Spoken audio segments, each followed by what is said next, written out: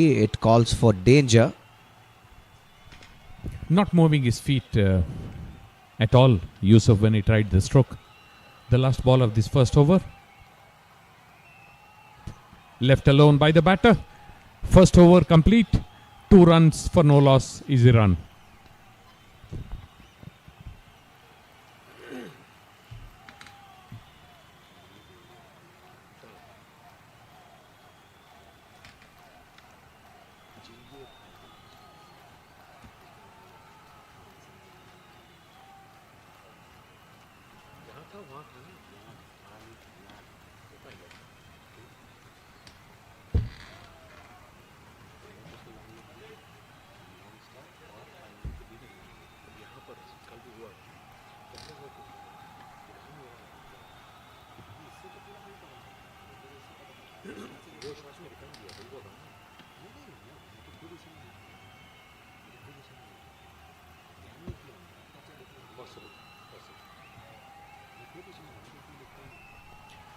Tenzin Wangchuk, right arm medium.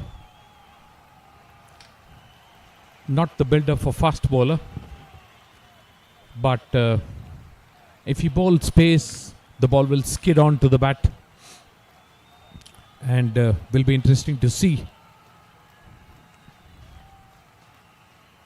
what happens in the second over. There will be some early moisture on the pitch that can be exploited. The first ball beats the batter. And nothing kind of a stroke, neither forward nor backward. Shabaksh. Indeed, they need to keep their feet moving and go to the pitch of the ball. That will comfort them. Middle a couple of balls initially. It's a feel-good thing for any kind of a batter. Shabaksh facing Wangchuk. Again beats the batter, flashing at a ball without getting back and across. And technique is a very important thing early on when you play good quality bowlers. And both these bowlers are bowling a wonderful line. Indeed, first 10 overs, it's very important to play to the merit and the line of the ball. And not losing a wicket in the first power play is a good thing to do. Tap this time towards the gully region. Does well the fielder to cut it short. No runs on offer. Again somehow puts bat to ball without moving back and across.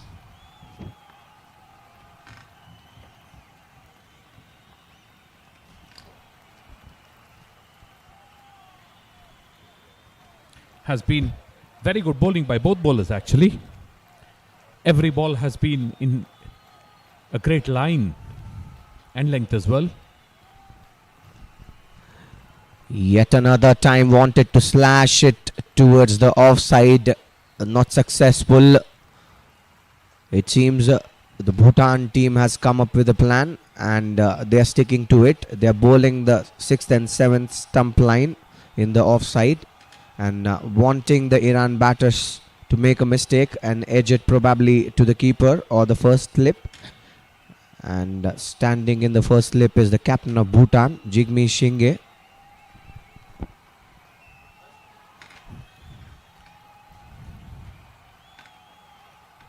Another ball on the stumps.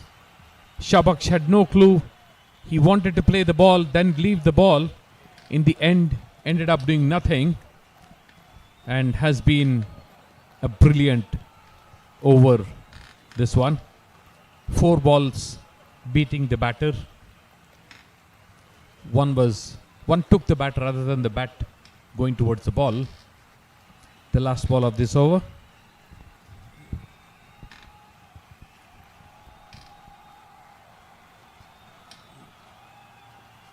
Yet another dot ball and finishes the over with a maiden. Wangchuk, pretty good first over to bowl.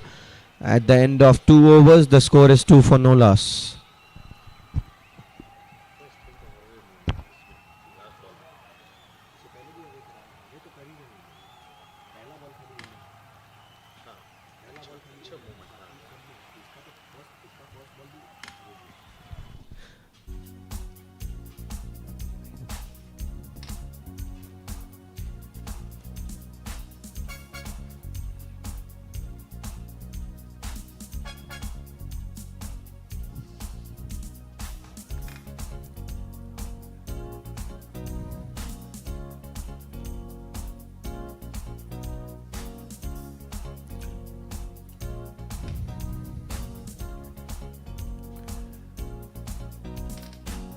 A quiet beginning to the Iranian innings.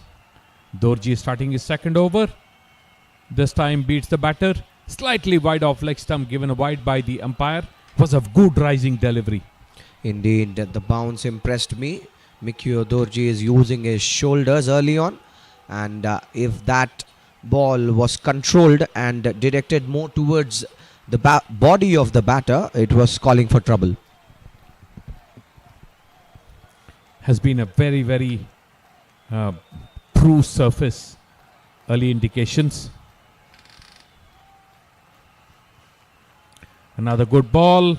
The ball taking the batter rather than the batter getting to the ball. Angling in fact, and hitting the body of the batter there. This is exactly what you got to do if you're bowling short. Aim for that and make the batter make a mistake. Bowling at a good pace as well, Dorji. Getting the ball primarily to move in.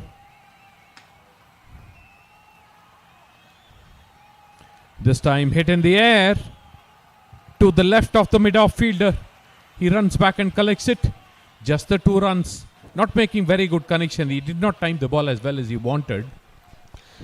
The intention more was to clear the infield this time. He waited for the ball to come in and used the bat to give it the direction. Went aerial, cleared the 30-yard circle and got 2 runs. Bowling off an open-chested action, Dorji. This time ball on the stumps, played towards covers. They think of a single, but retreat to their crease. 5 runs yet in this innings, and 2.5 overs have been completed. Shows the amount of control that the bowlers from the Bhutan team have demonstrated. And in fact, I'm impressed with the way they have worked their batting strategy in this match, Team Iran. They seem to be more cautious.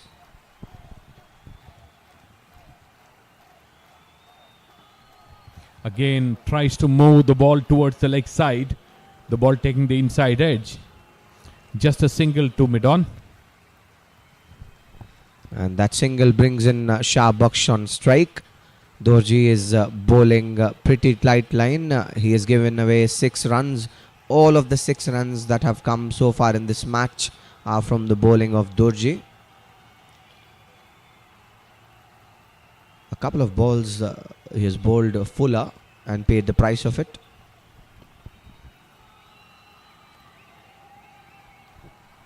Tries to slash a short ball outside the off stump. Shah Baksh late in the stroke. The ball beating him for pace. Has not been a technically sound effort by Shah Baksh. Has generally played beside the line of the ball rather than behind the line of the ball.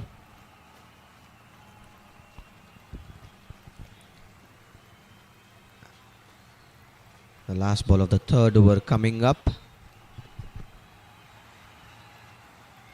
Fuller this time lets it alone. Shah Baksh will end the 3rd over with a dot. Iran are 6 for no loss.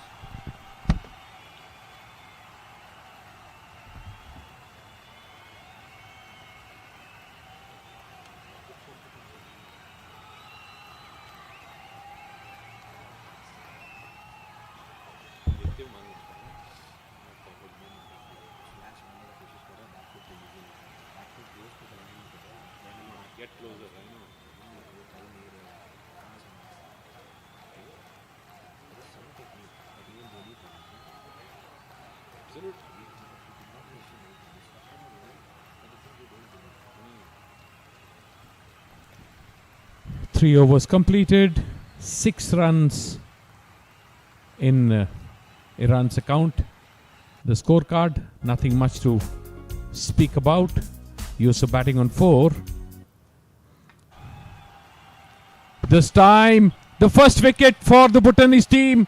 A rising ball, and this wicket was coming. We have been talking about it. They have come with that ploy. They were bowling the 6th and 7th stump line, and they were bowling it short, trying to hit the right length and trying to get the whisker of the bat of the batter there. He acknowledges that, tells his non-striker that it came in sharply and nicked the bat and went to the second slip. Happy that Bhutan team, that their ploy has worked, and with that Yusuf has to depart and is walking back to the dugout. Yusuf scored 4 runs facing 9 balls, and the first wicket for Iran falls at the score of 6 runs.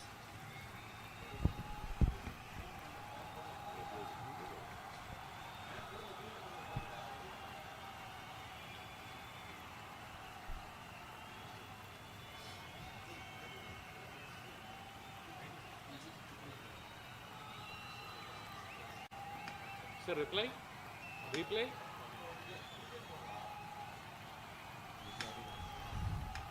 Raisi, the new batter in, tall, lanky, and the dismissal. Playing beside the line of the ball has this danger beneath, and this wicket was coming. The ball climbed on the batter, and he was helpless, just helped into the hands of the second slip. Easy catch. Indeed, a very easy catch, and 10 on 10 for Bhutan for that strategy and executing it to perfection.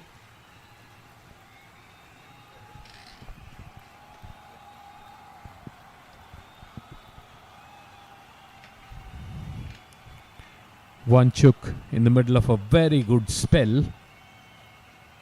Again, the ball hurries the batter. They think of a quick single, but very good fielding stops the run being taken. Remains on 6 for the loss of 1 wicket, Iran. Abbas looked very interested to run that one. Denied there by Shahbaksh, and rightly done so. You've already lost a wicket. Would not want to lose another. And on your screen is Abbas Ali, who is a right-handed batter. Was joined courtesy to the dismissal of Yusuf. Wide outside the off stump. The away movement creating the wide. The ball started from well outside the off stump, and the away movement ended wide of the stumps. And that's the first runs from the bowling of Wangchuk, courtesy to the wide.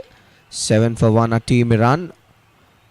It's important in the long run of the game that the top order clicks, and Iran would be expecting now this partnership to be scoring some runs for them.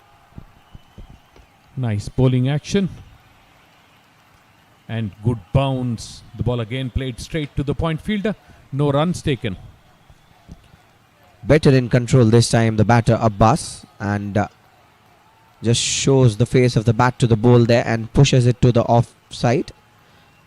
Well cut by the fielder. The fact that Abbas is pretty tall will make it easier for him to play the kind of bowling that is happening right now. Slightly shorter in length with the ball bouncing a lot.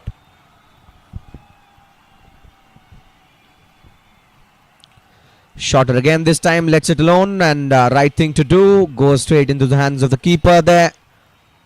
Will be a dot ball. Definitely height is the factor that is in support of Abbas currently. But not to forget, Wangchuk has bowled very well in this match, and he would not like to change the things that have worked for him so far. Good focus being shown by both the bowlers. Wangchuk keeping the ball there and thereabouts. Every single delivery. Ball on the stumps. Defended to the left of gully. A single taken. A wayward throw. Good backup. Doesn't allow an easy second run or an overthrow. I'm liking the way how the efforts are in place by the team Bhutan here fielding. They are going for anything to everything, and rightly so. Sometimes it works in your favor, sometimes it doesn't. But all you can do is give 100% effort onto something. So they have started this match with the right intent.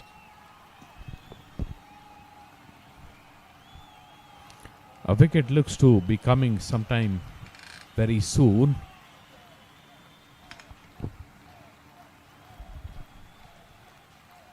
And we'll finish this over as well with a dot.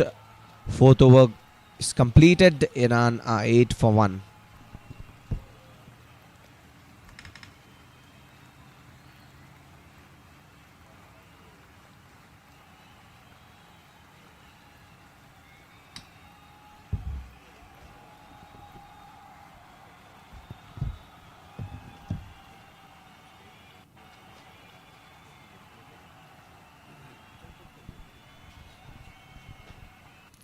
The scorecard, nothing much to show for their efforts, the Iranian team.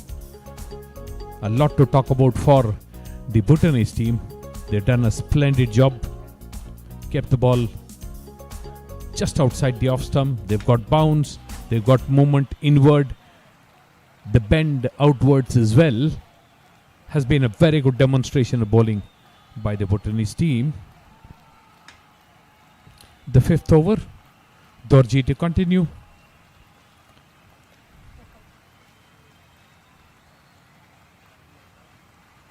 Beats the batter outside the off stump. This was hair's breadth from the outside edge. That was indeed a blinder of a delivery. Misses the stump and makes all of us astonished. We all are thinking, how did that one miss the stumps? And so is the bowler. He's happy of that execution, but that was a splendid delivery. Smile in his face.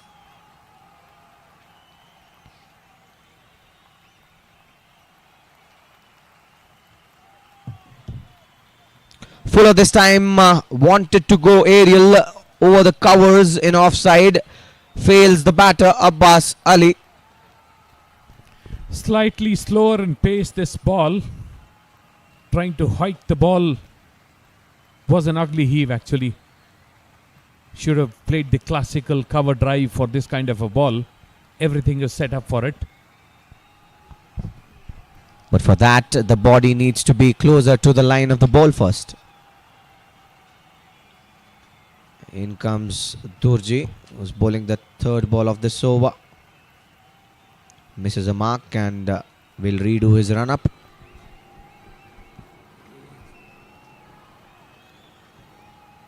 Outside the off stump, the ball holds its line. No movement either side. Left alone by Abbas. Has been a struggle for both batters. The good bowling continues. Not losing a wicket here should be the key for Team Iran. They can take some time early on, and that's right to do so even. Wear the new ball off and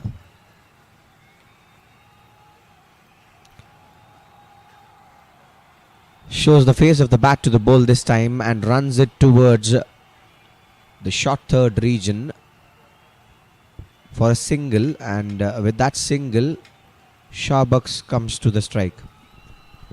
Looked a very elegant stroke. Got into the line of the ball. Played it elegantly. Got a single. Abbas has the ability but is not doing the technical things correct all the time. Well, indeed, it's a good start for them. I know that success would come to them because Rome was not built in a day.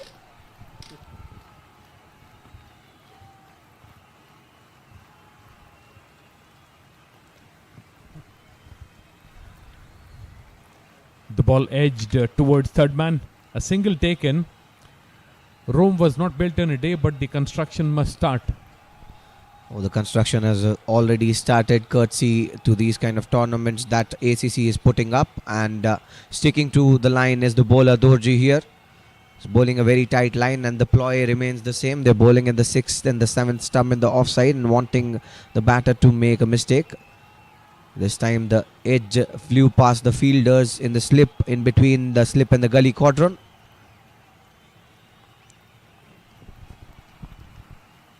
Dorji finishing off his third over. Another good ball. Trying to hike across the line. No runs taken. 5 overs complete. 10 for 1 is the run.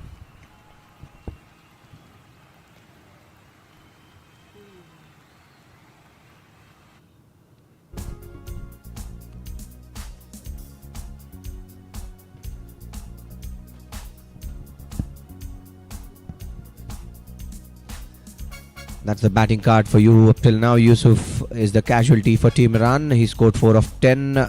2 extras have been bowled so far by Team Bhutan. 5 overs completed already. The 6th one to come up. And this is an important match in the course of the tournament. Both the team roaring to go and win this one. Shabaks is on strike, will be facing Wangchuk. He's picked up a wicket already.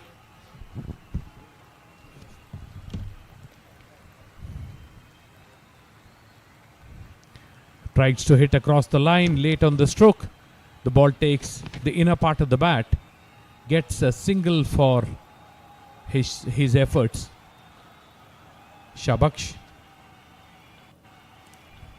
The ball was short, but hurried on to him.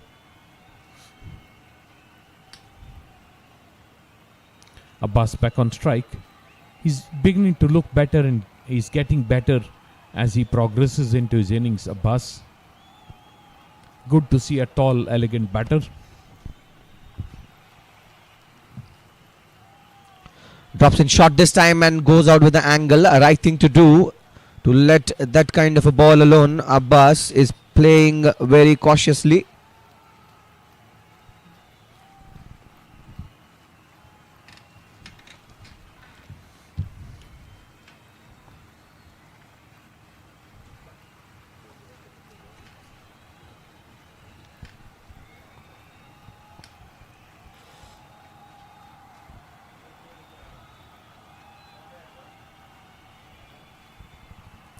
Another ball just outside the off stump. Both the bowlers have been brilliant. Just done this through the spell. And it's been very, very tough for the batters to score runs. It becomes important in this kind of games to wear the new ball off. Wait for your time when the ball is more predictable.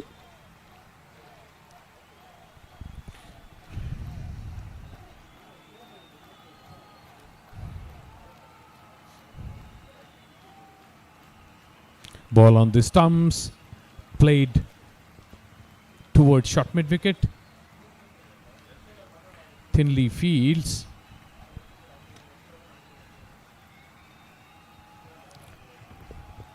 The ball has held sway over the bat through this innings. Have been relentless. Good quality bowling from the Bhutanese. Shorter one again. This time plays it with soft hands towards the offside. Goes straight into the hands of the fielder there. No runs on offer. Another good looking stroke from Abbas. Went up on his toes and played a rising ball towards the covers. He's beginning to look more and more elegant and more in control than when he started. Abbas. A couple of strokes will give him a lot of confidence. A boundary or two will give him immense confidence. Abbas. The ball on the stumps. Played back to the bowler. 6 overs completed at less than 2 runs and over. Iran 11 for 1.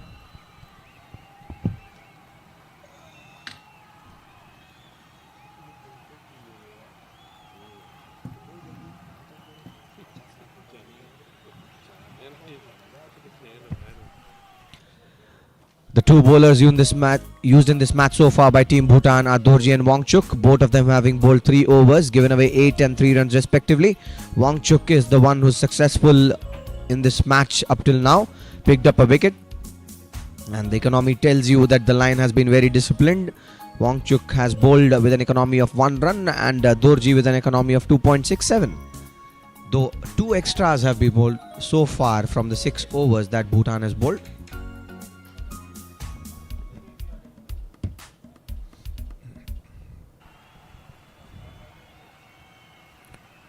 More of the same. Dorji comes in for his 4th over. This time wavered, given wide by the umpire. Not very wide from the stumps, but still wavered.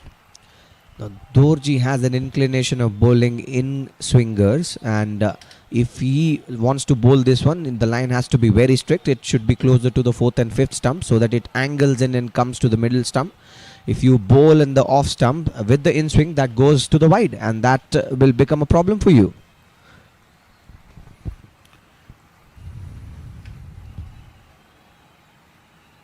Another ball, this time just near the line, and the line belongs to the umpire, given wide. That has been the only problem that the Bhutanese bowlers have created for themselves. Slightly wavered, the 4 extras. Still early days for them. They've generally done a very, very good job.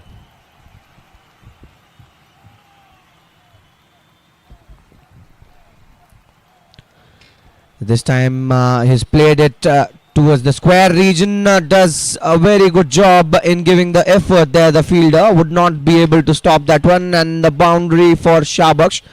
This is a must needed boundary. This will cool a lot of nerves. This is the first boundary for Team Iran, and with that the score moves to 17 for 1. Shabaksh looking good now, playing at 7 of 13. The ball was there to be hit, had the pace. He just had to help the ball to the left of the gully fielder, and the ball races to the fence. The first boundary for the Iranian team. This will make Shabaksh feel better. He's been struggling in this innings.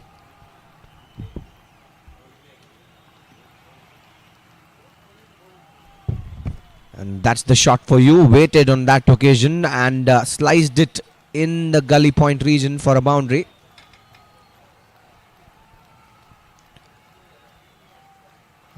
A little brainstorming session that happened after that shot with Mikyo. Senior players of Bhutan team having a word with him. Shot again this time, and this time it strikes the timber. Plays it on to the stumps. The batter there, Shabaksh. Redemption for the bowler as he picks the wicket of Shabaksh.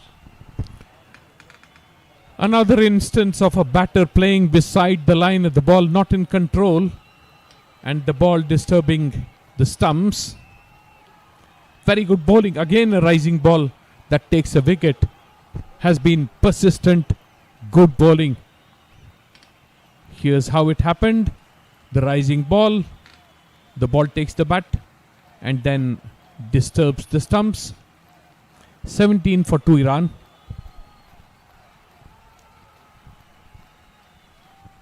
Getting out after scoring a boundary. Shabaksh gone for 7 of 14 deliveries. 2 wickets down already, Team Iran, and would have to give it to the bowlers of Bhutan. They have been pretty impressive. They have sticked to their line and bowled to the merit of the pitch as well. And the ploy is working of the shorter balls. Both a similar kind of balls that got them the wicket. One which went out took the feather of the bat of Yusuf. The other which came in took the inside edge of the bat of Shabaksh, and both of them have been pretty impressive. Dorji reaping the benefits of good disciplined bowling, has bowled Wonderful lines. And then got bounce as well.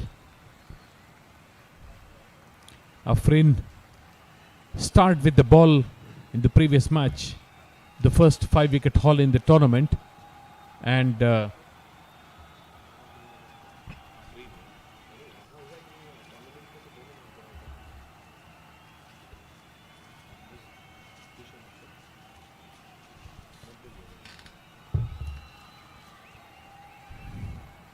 also played a very good innings when he batted Afrin.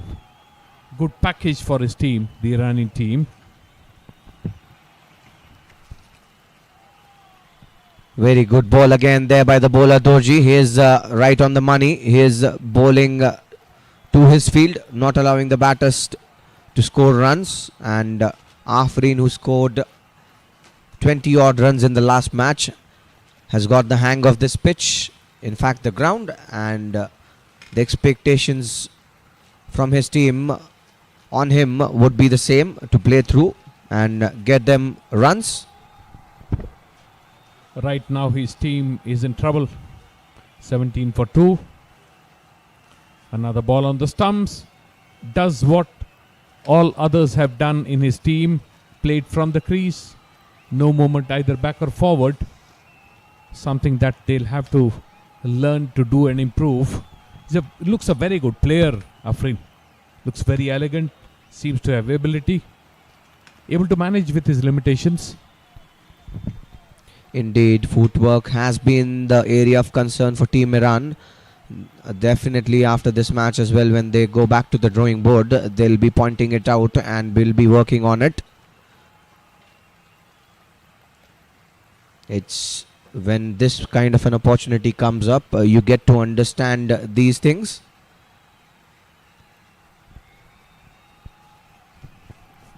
They're playing on a very good pitch, so that's not a problem for them. Should learn to do the right things technically. Dorji, last ball, bounces taken near his shoulders by the keeper. The over end, 7 overs completed. 17 for 2 is Iran.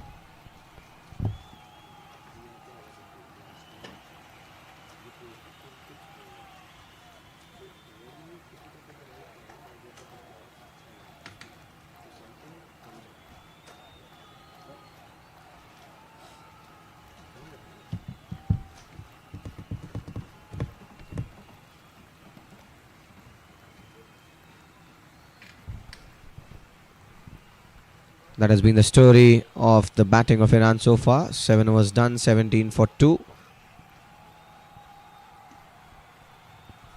1 boundary and 2 singles tells a story. And the boundary was lucky. Indeed, the boundary was lucky. In fact, I think it was more in control by the batter there. And the 8th over of the play is coming up. 2 wickets down already for Team Iran. Wangchuk to continue. Ball on the leg stump, turned towards the leg side. Gets an easy single. Mid-wicket had to.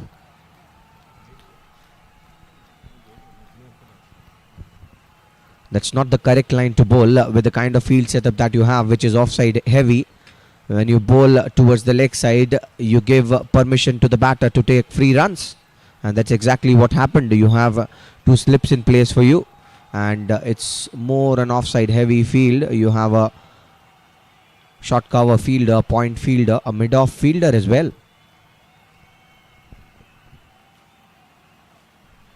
Much fuller this time. Does well to find the bat in front of the ball there, the batter Afrin.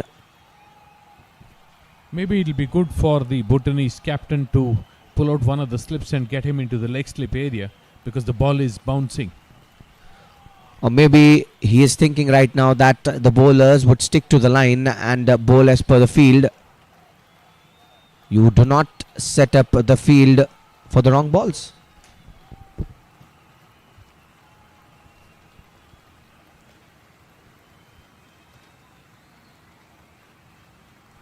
Another ball, another edge. The ball going through the fielder's hands. This was a sitter. as easy as you get in the slips. And the fielder at second slip spills this. The timing of the jump is very important when you are a fielder at the second slip. That was the issue, I think. Again, a similar ploy that works in the favor of the bowler, but not completely, as the second slip drops the catch there. I felt the jump created the problem. The ball was heading straight towards him, and I think he misaligned himself the moment he took the jump.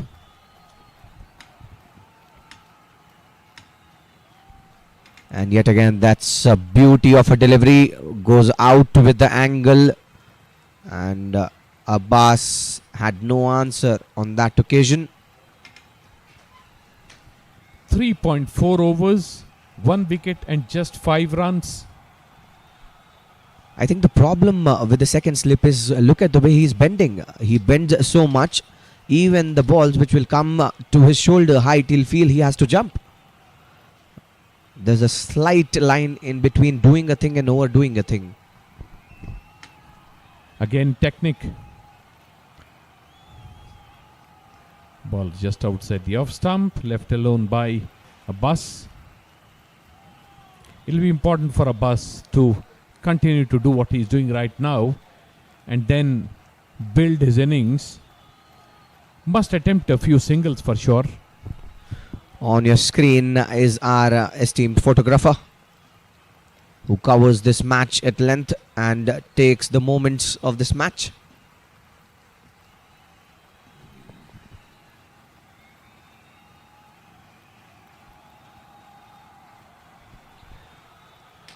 Again, a very good length ball. Taps it this time, the batter Abbas. That settles the 8th over for Team Iran, and they are 19 for 2.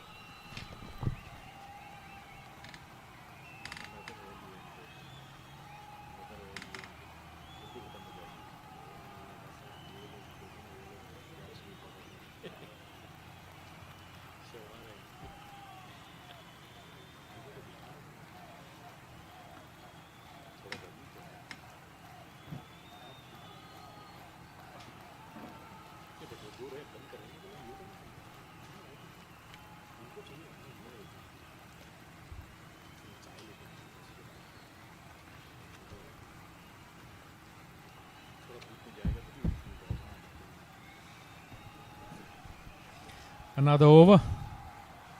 The 5th for Wanchuk. Ball on the leg stump. Turn towards the leg side, the square leg. No single, no runs on offer. Point to be marked here is how both the bowlers of Bhutan are complementing each other. Wanchuk is predominantly an outswinger. Dorji on the other side is an in-swinger. Bowling in partnerships. How many times have we heard that? Such an important thing in cricket, all kinds of cricket. Indeed, so this time again a bouncer directed towards the batter there. The batter lets it alone. First bounce for the over as signalled there by the umpire. It's a soothing sight to see as a spectator when a bowler of this sort uses his shoulder and showcases his skills. That's some skill at display. They must get a lot of credit for just keeping it there right through the 5th over. He's bowling of his Dorji. The ball turned towards mid-wicket. A single taken. That was a much slower ball this time by the bowler Dorji, and much fuller as well. Had so much of time in the earth to play that one, the batter Afrin, and does well to take a single on that. Mid-wicket had to come in, and that took a lot of time. The pace of the ball was the reason the single was conceded.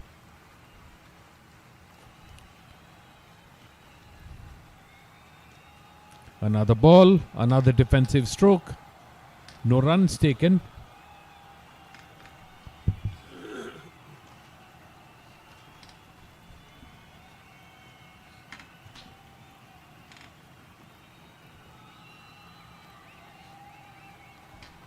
It'll be important for Dorji to close off this over without conceding any runs. He'll be happy to take a wicket, but has put in a lot of hard work. Dorji. This is what I was talking about, exploring too much. The ball turned towards mid-wicket, concedes a single. Should have just kept the ball on the off stump. Experimenting too much is what I would like to put it for the Bhutan bowlers, and especially Dorji. When things are going in your favor, you need to stick to what is working for you.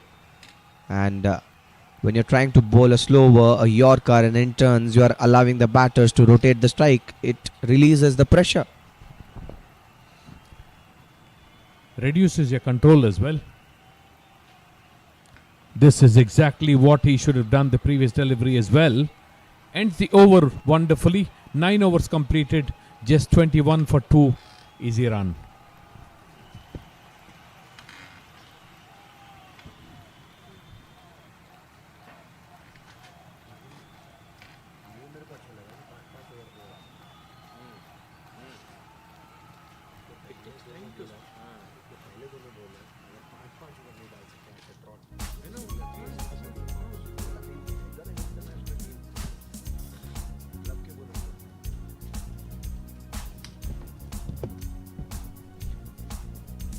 Exciting playing conditions here at the third Thai cricket ground, Bangkok, Thailand, as we bring you the match number 6 of the ACC Men's Challenger Cup, Thailand 2023.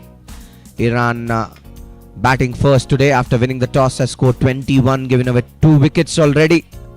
And the 10th over and the final one of the first power play is going to be bowled by Wangchuk.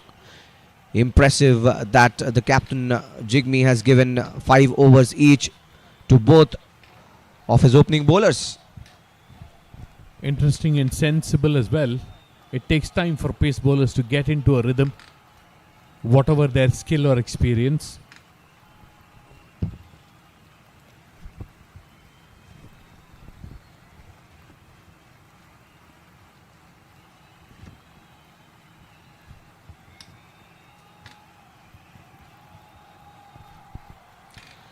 Starts off again with a length delivery, Wangchuk. He has been the pick of the bowler so far for Bhutan. His bowl very tight line and has some good pace as well. Makes it very difficult for any batter to bat. And Abbas has already played 21 balls in this match so far.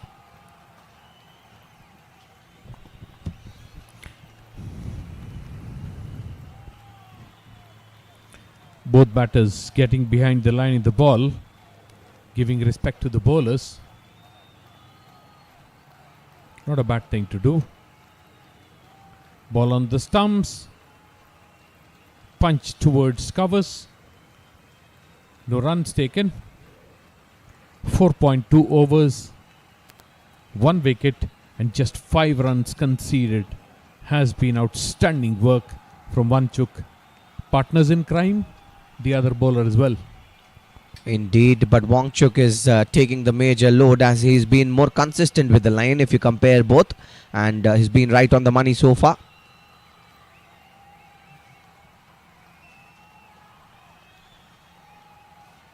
Shorter one this time and slaps it towards the offside. That pierces the gap in between the cover and the mid-off fielder and runs to the boundary for a 4. Commentators curse as I was talking about the disciplined line of Wangchuk. Gets slapped this time by the batter Abbas, and another boundary. This is the second boundary of Iranian inning, and they move to 24 for 2, and that's how the shot was played. It was a very short ball, had so much of time to play that shot, and pierces the gap in between the short cover and the mid-off fielder. The line was the lesser problem. The length gave a lot of chance for the batter Abbas. He played a forehand past the mid-off fielder. In fact, the line was also the problem. You cannot provide so much of room to the batter there. Length and line both needs to be corrected, and that's a rare mistake that we have seen so far from Wangchuk. Now both bowlers have conceded 1 boundary each. It still is a very conservative score, 25 for 2. Short ball again, tries to cut it off. The cover fielder will not stop from the batters taking a single. And now they started to feel good. The ball has stopped moving as it was moving earlier in this match, and this is advantage Iran now. Now they need to play well and build a partnership. Showing some fight, the Iranians. Was a very well run single, the previous one.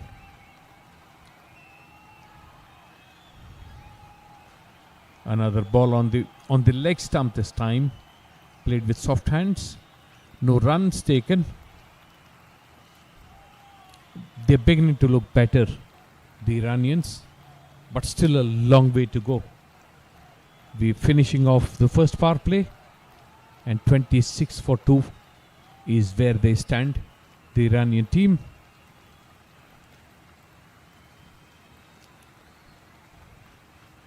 Seems to be tiring a little bit, Vanchuk, conceding a boundary. The ball was not very, very quick.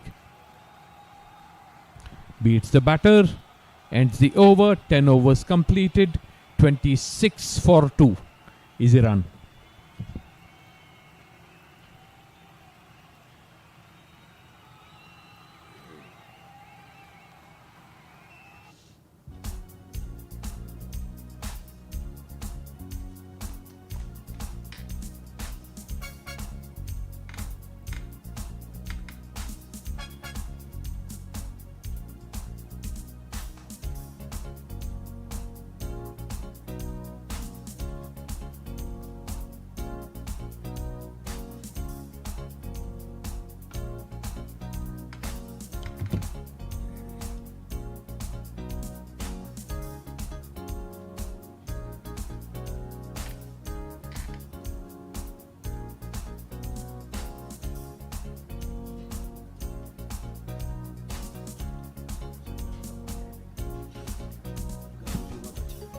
The scorecard, 10 overs completed, the 4 extras conceded, 26 for 2. None yet with a double-digit score of the 4 batters who were on view.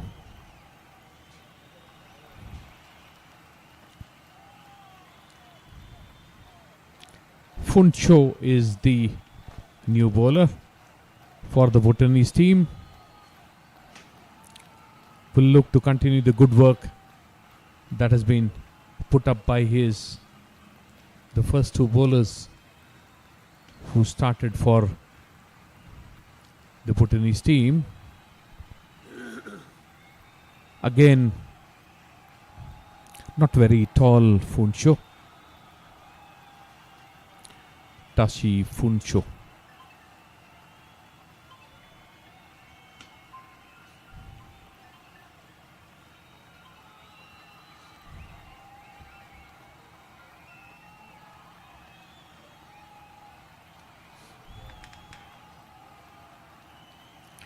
Ball moving in from outside the off stump.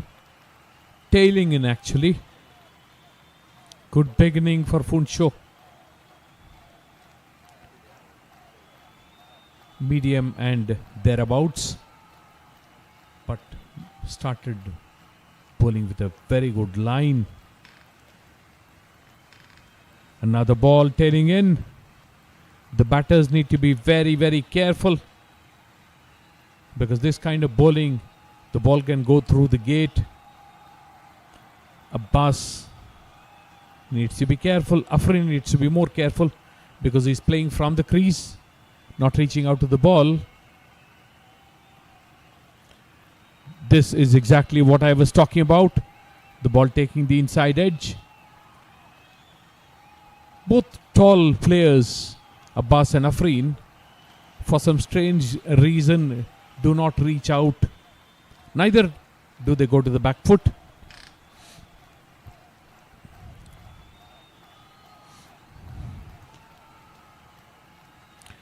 Funcho, another lovely delivery. Played with soft hands towards short mid wicket. Enough time for both the batters to exchange ends has been very impressive from Funcho. Looks very, very likely to take wickets because of the amount of swing that he's getting.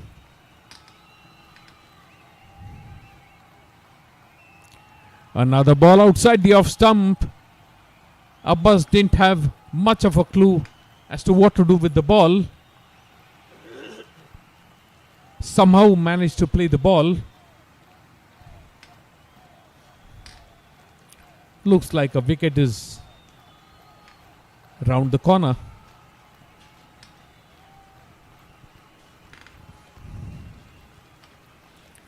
Another impressive ball. Turned towards short mid wicket. The end of the over, 11 overs completed. Iran battling it out at 27 for 2.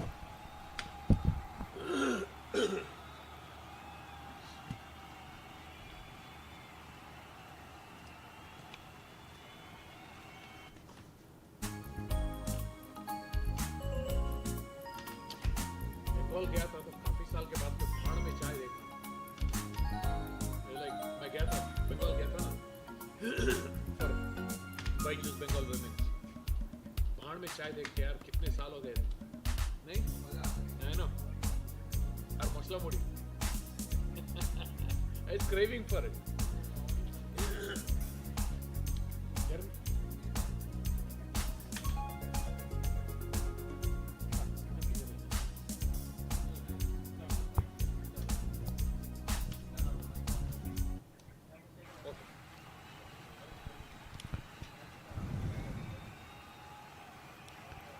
Another bowling change.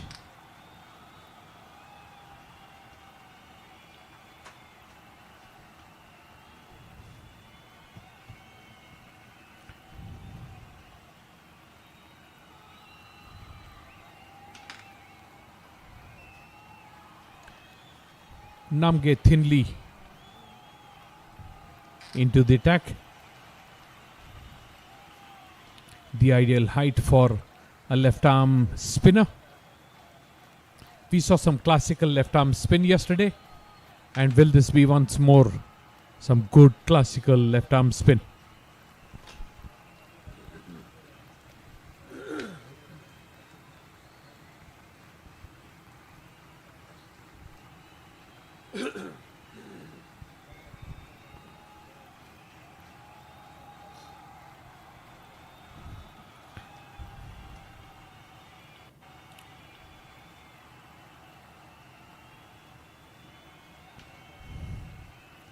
Long discussion between the two umpires, on-field umpires.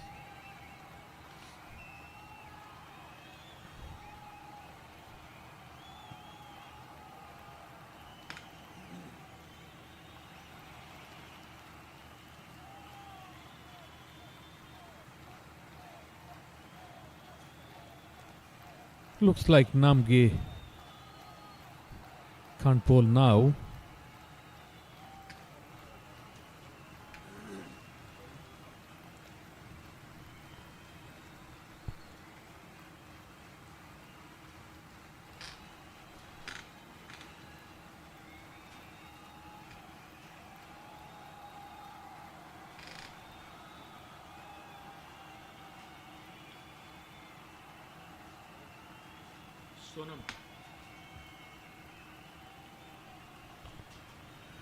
Sonam Yeshle it is.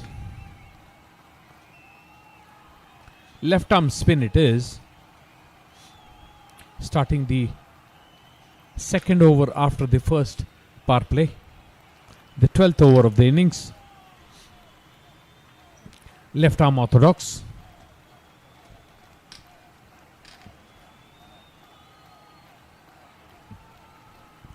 The pitch has been conducive for good spin bowling. And here comes the first ball. Good nice loop. Played straight towards long off. They amble through for a single. Afrin on strike. Was a good first ball going between the umpire and the stumps. Good to see old school left arm spin.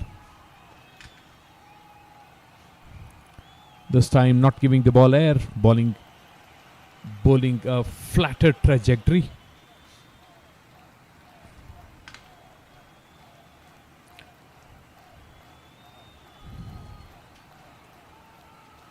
Again firing the ball in a little bit. Yeshi, Sonam Yeshi it is.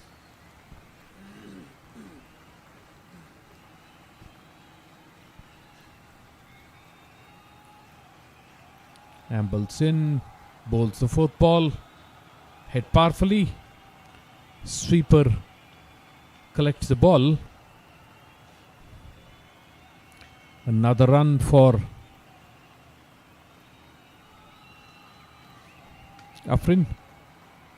Abbas back on strike.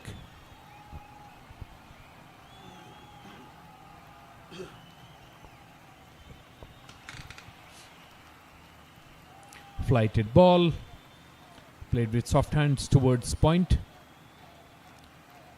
No runs conceded. Has been a good beginning for Sonam Yeshi.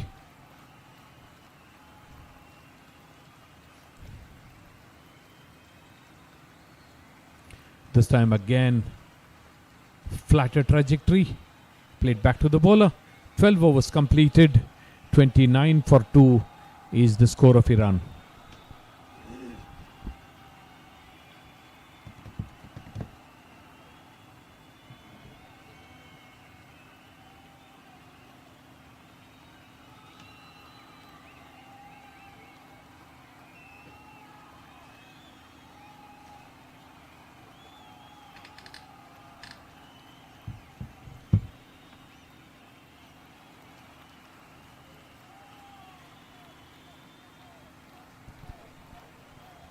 Yeshi bowling his second over. Keeps doing what he has been doing. A loopy ball just outside the off stump. Swinging in. Funsho.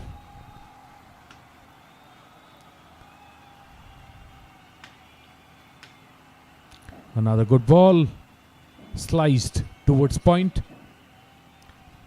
by Afrin.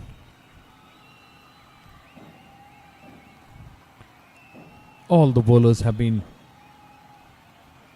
bowling in line, very good lengths, bowling to their field.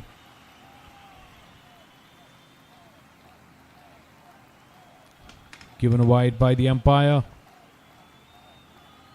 The fact that he didn't get the swing this time, because he starts from a wide outside the off stump line, resulted in the wide. Funsho again the same. This is what he has done through from his first over. Has been very impressive. Funsho bowling wide off the stumps, getting a lot of swing in.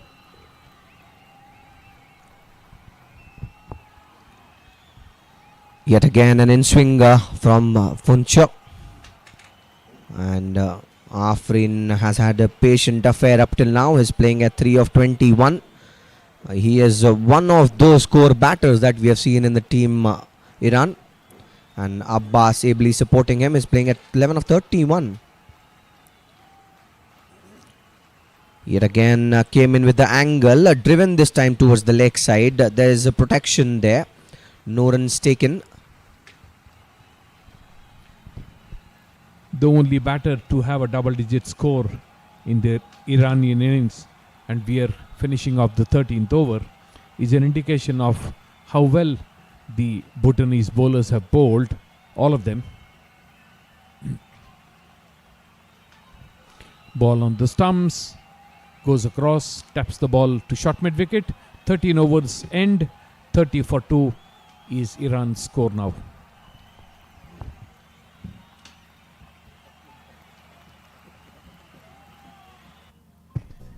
That has been the story of the bowling for Bhutan team so far. Dorji bowled 5 overs, gave away 16, picked up a wicket. Wangchuk has been the pick of the bowler for them. 5 overs, 1 maiden, 10 runs and a wicket. Phunso and Yeshi are the two bowlers who were introduced later in the later part of the match by Bhutan, and both of them, having bowled 3 overs, have given away only 4 runs. And 5 extras so far by Team Bhutan in their 13 overs. 2 wickets that fell in this match came at the score of 6 and 17. And another change in bowling. Singye comes in. Just 1 over of left arm spin, classical left arm spin. And here's the change. Jigme Singye, the captain of Bhutan team, introduces himself to the bowling attack. Right arm leg spinner, likes to toss the ball up and gets drift and the spin both. Has a lot of skills, would be eager to go. Starts off with a flatter one and drives the batter. Abbas there. Both batters need to be very careful because they're playing from the crease. Playing leg spin from the crease can be hazardous.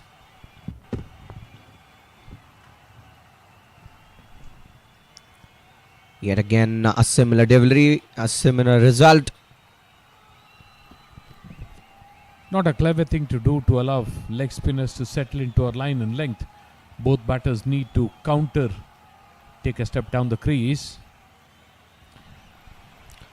That was the wronger one, I reckon. Did not spin, instead came in a little with the angle.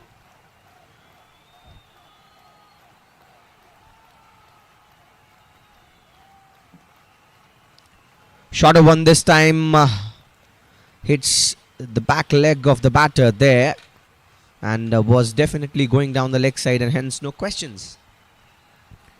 Trying to hit across the line, a bus doesn't connect at all. This time shot and swung towards mid-wicket. Easy boundary for Abbas. He's not going to spare bowling like this. Oh, absolutely, and it's a criminal offence to bowl with this kind of pace, a short ball, allowing the time to the batter, and he had all the time in this earth to wait, swivel around and hit it to the area of his choice. Happens to leg spinners. He couldn't control the length of the ball. The ball got stuck in his hands. Singye, he'll be disappointed himself as well. And he should. I think now what I've not seen so far in this over from him is tossing the ball up. That's exactly what he should focus in doing. Create some more chances and let the batter take the chance and make a mistake.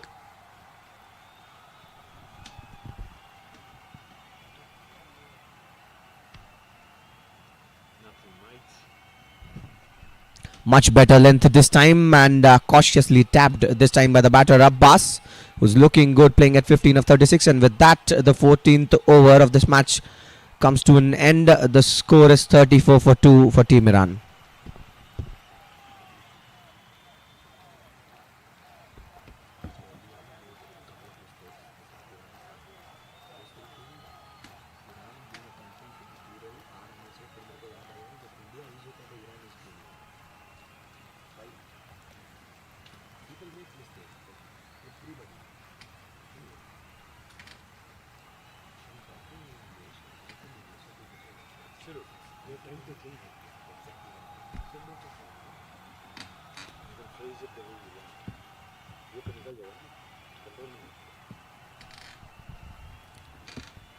Phuncho, 2 overs, 2 runs conceded. Has been good, honest bowling. Again, this time the ball takes the edge. Goes in the air, falls well short of the fielder. Clearly beaten by this swing that Phuncho is able to get. Afreen it was. Very natural action that Phuncho has, adds to the swing that he gets.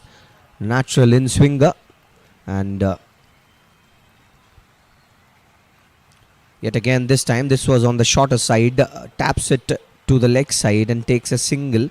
Now this is good batting effort by the team Iran. They have started to rotate in the strikes and they have started to make their feet move. And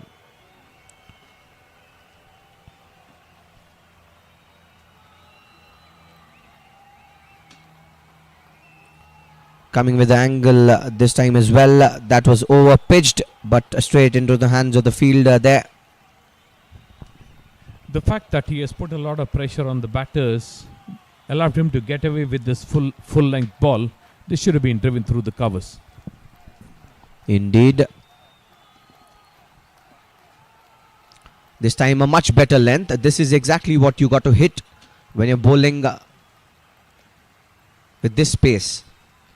You should not give so much of room and time both to the batter. That makes it difficult for the batter to play you. And Funsho has been good up till now.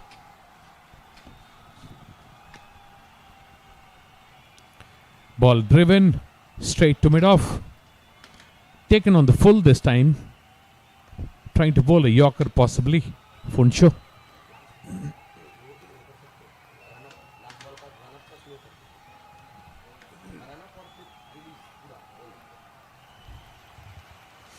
Finishing off his third over. Just has given away 4 runs. Funsho. Ball on the stumps. Defended back to the bowler. The over finishes. 15 overs completed. Iran 36 for 2.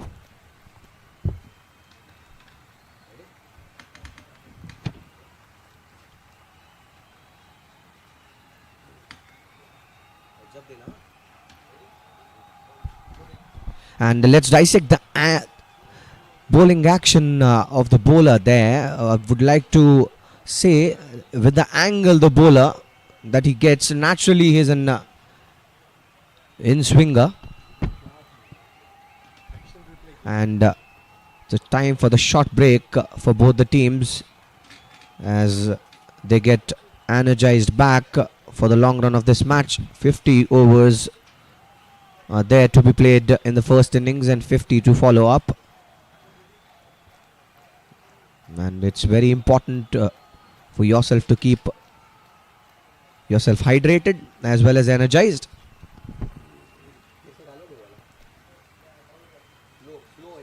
Like action replay.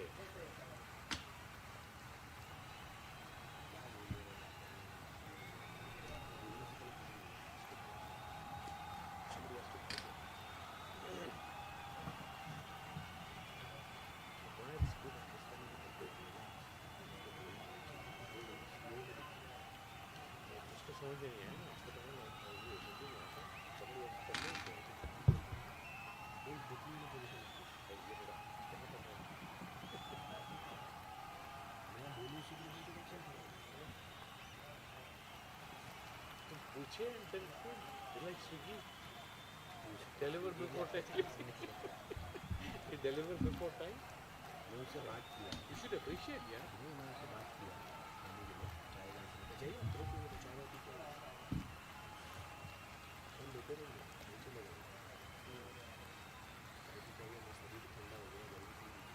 कहाँ पर है देर lunch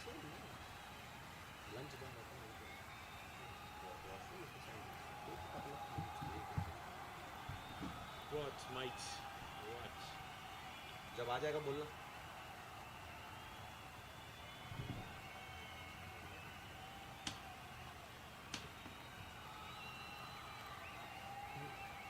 ये भी नहीं पहुंचा ना तो ये वही है. Somebody is to convey it.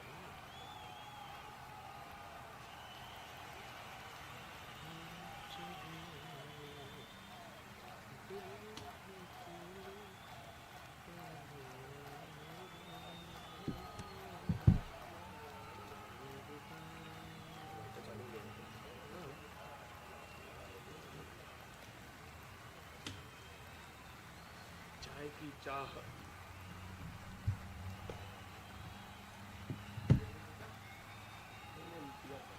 ठंडा हो जा रहा है यहाँ पे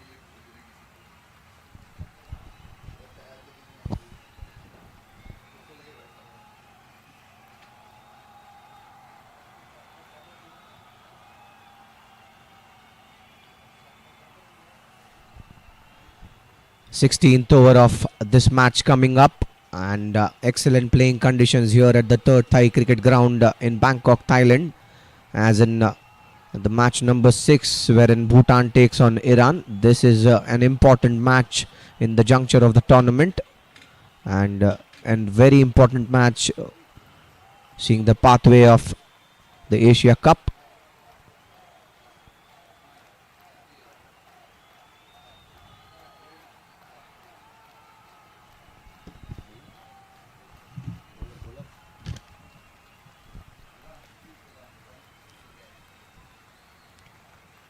Supreet Pradhan has started the fresh attack for Bhutan. He starts off with a wronger one. Looks like an off spinner, but that went out. The first delivery, bowling to Abbas, who's playing at 16 of 38. And this time it kept low, and the batter hits it straight back to the bowler.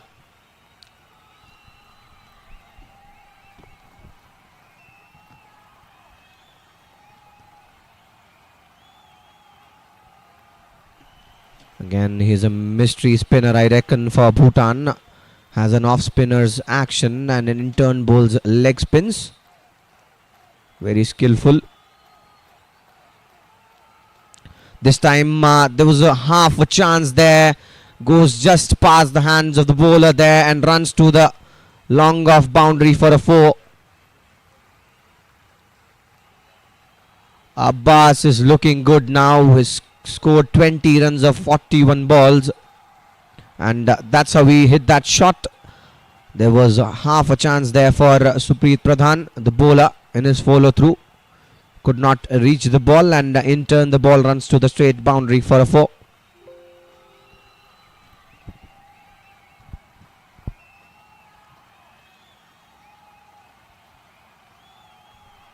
Taps it with soft hands this time, Abbas. Very cautious effort by him. He is scoring runs on the deliveries he is confident at. Very good batting by him at this play. Short one this time, and leaves alone the batter there, straight into the hands of the keeper. 16th over of play comes to an end. The score is 40 for 2 for Team Iran.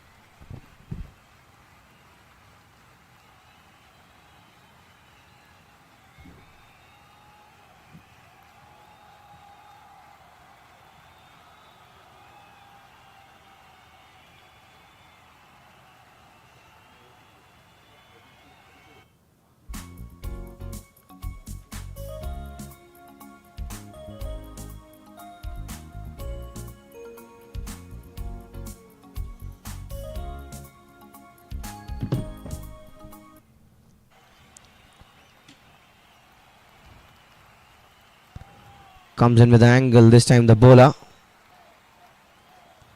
was interested to take a single there. The batter Afrin, denied there by Abbas, and rightly done so. That was suicidal.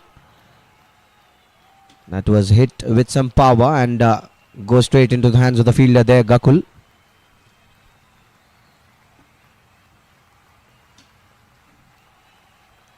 Tashi Funsho is the bowler.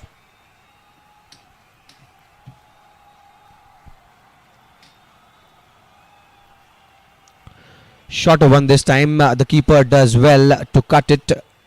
Will not stop for 1 run added courtesy to the wide in the last ball by Funcho. With that, the score moves to 41 for 2.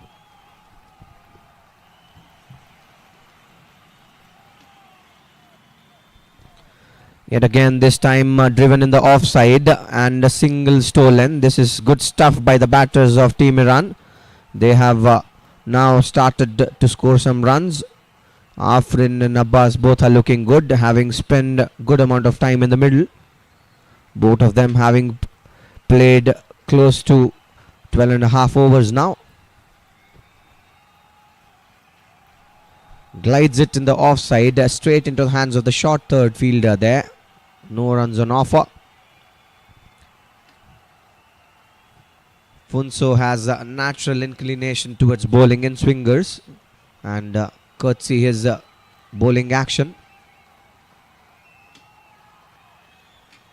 This time taps it in the offside, is entrusted to run for a single. There was definite chance if that throw would hit the stumps. The keeper is not happy.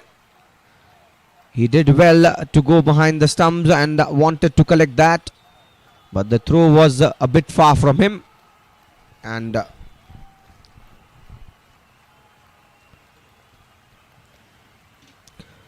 Fuller this time misses the keeper on that occasion. A chase for the long leg fielder, long stop fielder in fact, will not stop that ball from going to the boundary. 4 signalled by the umpires. It's 4 byes. And runs are coming for Team Iran. Not in the manner they would like them to come, but they would not mind them.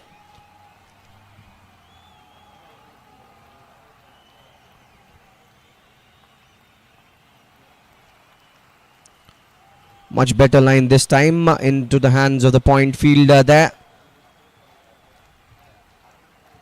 An expensive over for Bhutan comes to an end at the end of 17. The score is 47-2.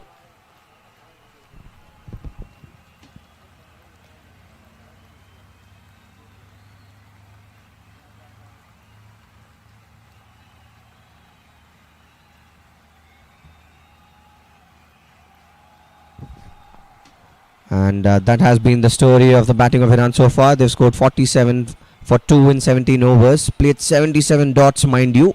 19 singles, 1 double and 4 boundaries in that 47.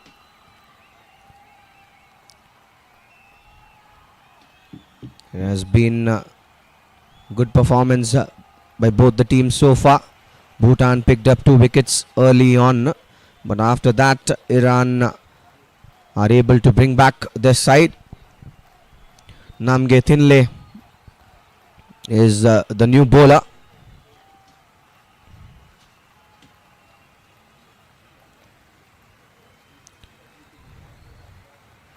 Sloppy work and the follow through there by the bowler. Questions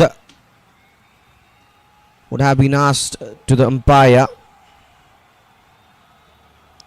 The batter had made to the non-striker's crease and a single taken. That's very good running in between wickets by both the batters.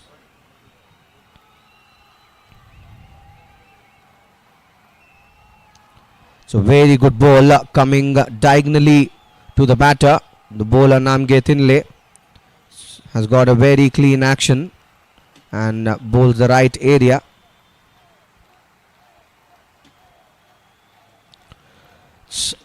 Very good left arm spin at display by the bowler Thinle.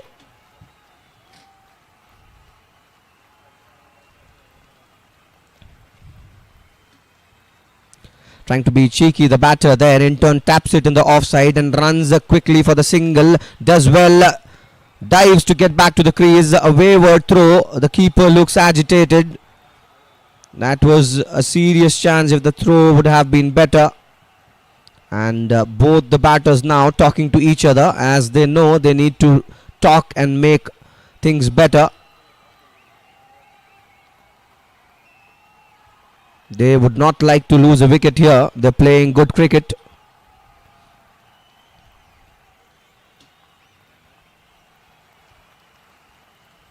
And the question asked, was it the pad first or the bat? Bat, says the umpire, as he denies. Namge was entrusted. He thought the pad came first, and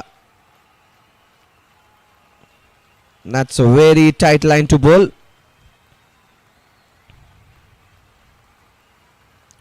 Fuller this time, driven towards the leg side. Chase there for the mid-on fielder. The ball wins the race and goes to the boundary. And with that boundary, 50 comes up for Team Iran. They are currently at 52 for 2. Afrin playing good as well. He scored 9 of 36. Both of these batters have now given a foundation to Iran's innings, and they need to take the total to a very good place from here on. And that's the shot. Take it on the full, said the bowler. Yes, says the batter, and puts it towards the long on region for a boundary.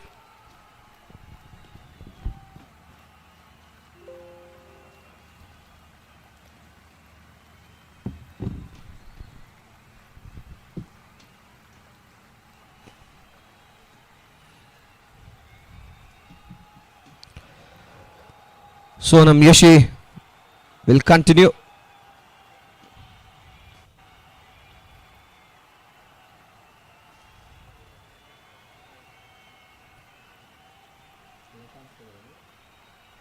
So left arm spin now from both the ends. Good length ball to start the attack of the 19th over here by Yashi. Abbas on strike, who's playing at 22 of 48. Fuller this time cuts it, the batter goes into the hands of the gully fielder. There, chance there, asks the question and given, pays the prize. This time the batter, as they wanted to sneak in a single, does well the fielder there, and this time the throw is right on the money. The keeper collects it and dislodges the stump. Agitated is the batter Abbas as he walks back to the dugout, and so very good throw there by the gully fielder, and would have to give it to the umpire for this decision. It's not that easy without any support to make these kind of decisions, and that's fantastic umpiring skills at display. Abbas walks back scoring 22 of 48. He was looking good.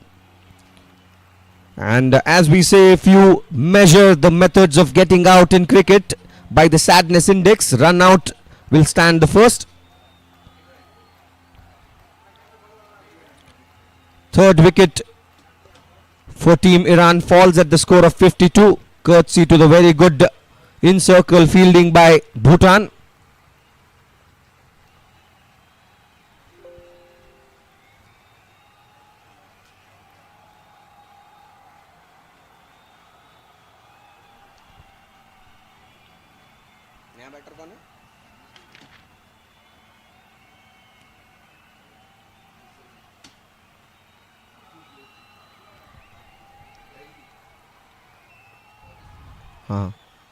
Masood Jaisi is the new batter who has joined the crease with Afrin. Both of these batters are middle order batters and spinners. Picked up 8 wickets together in the last match.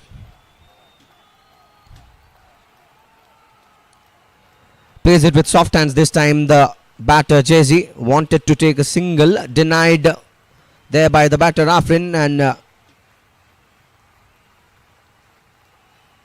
this is becoming interesting.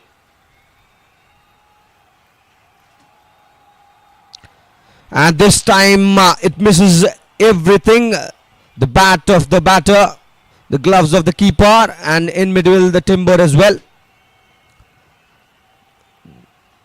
That's some skills at display by the bowler Sonam Yashi. Very good bowling in this over so far.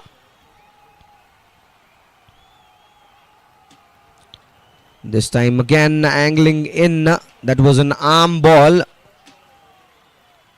And with that, the 19th over of play comes to an end. The score is 52 for 3.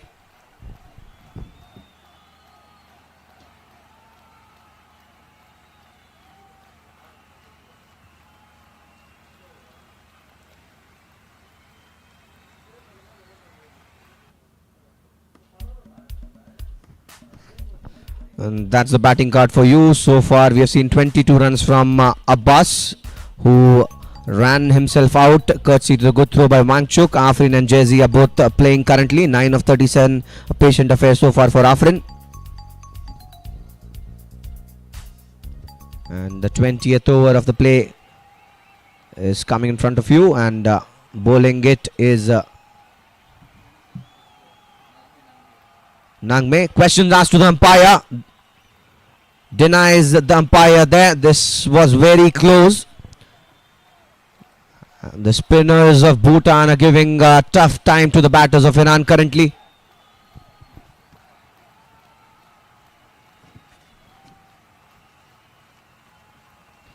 Yet again a very good ball. That's the correct length, being a left arm spinner to bowl. You're not giving any room to the batters there. Now Afrin has almost played 40 balls now. And this time again, he waits for the ball cautiously and taps it back to the bowler.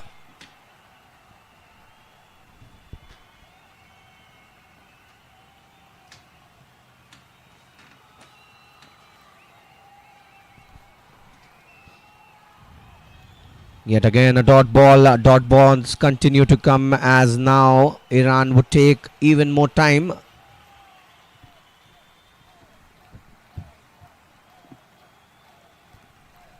And this is the 5th dot ball in a trot. Good effort there by the bowler in his follow through.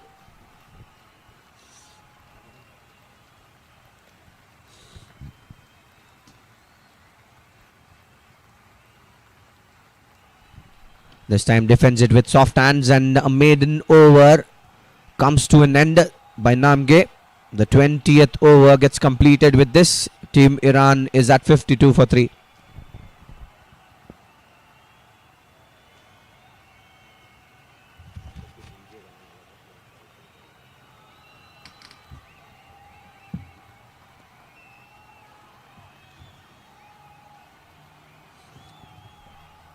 At the crease are two players who gave a very good chance for their team to win the first match.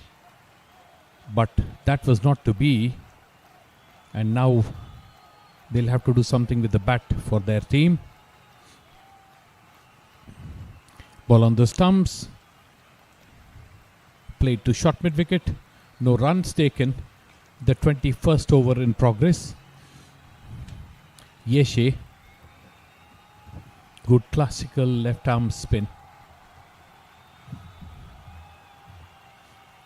Giving the ball a loop, and the batter gives it a loop. The ball going to deep cover. Collected by the fielder there. 2 runs taken. Good batting by Jaise. I like the way how bowlers partnerships are made by the team Bhutan. The partnerships are actually complementing each other. Both the left arm spinners, you see both of them have different skills. Namge likes bowling the left arm spinners. Yeshi likes bringing in with the angle, the arm balls. And yet another time we see Yeshi using his arm ball. That came in sharply with the angle.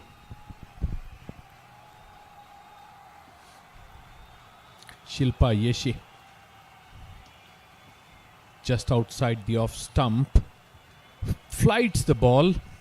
And the other spinner. Sonim Yeshi. My sincere apologies. This time he fires the ball in. Trying to change things. Doesn't give a run. 21 overs are completed. 54 for 3 is where Iran stand now.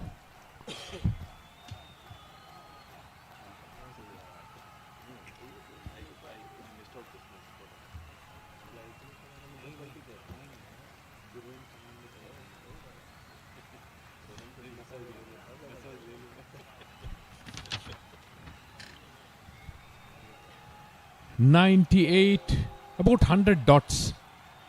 20 singles, 2 twos and 5 boundaries. So there are more boundaries than twos. Another fresh over Namge. Namge was stopped from bowling by both the umpires when he began for some reason, but is now hunting in pairs. Yet another dot ball, and this is the 100th dot ball. Now simple mathematics, 21.2 overs tells you 128 balls have been bowled. Out of them 100 have been dots. And this time he plays it towards the offside, and fielder there, no runs taken. Now the 54 runs that have come are courtesy to the 28-29 balls that they have played. And the extras, not to forget. The bowlers of the Bhutan team deserve a lot of credit, but the blame also to be taken by the Iranian batters. They have not attacked the bowlers. This time playing the ball to the point fielder. It's important to actually reach out, take a step or two to the pitch of the ball early on when the bowlers are in their spell, or else they settle into a line length. It can be misery. Yet another dot ball. Now the last ball, if you could recollect, was played towards the point region and a single denied. At the end of 22, the score is 54 for 3.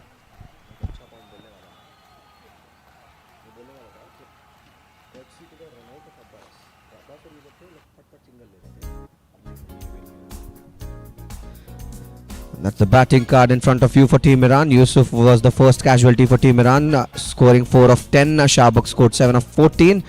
Abbas, courtesy to the run out by Wangchuk, scored 22 of 49, was looking very good. Afrin and Jazzy are the middle order batters for Iran, and they're playing at 9 and 2 respective scores. Hoiks across the line, misses. This ball could have rattled timber. Dangerous stroke to play. Impatience at this play currently by the batter Jazzy. He has played only 11 balls. Nowhere near of the line of the ball. Much better. Comes to the line of the ball and taps it. Just one double-digit score and we are in the 23rd over. And this time it's aerial. Will it be a catch? No. Falls short of the fielder there. A couple of bounces into hands of the fielder. Only one run. Now this is risky. Got a lot of height but no power in it. Jayze. Just a single for such a powerful shot.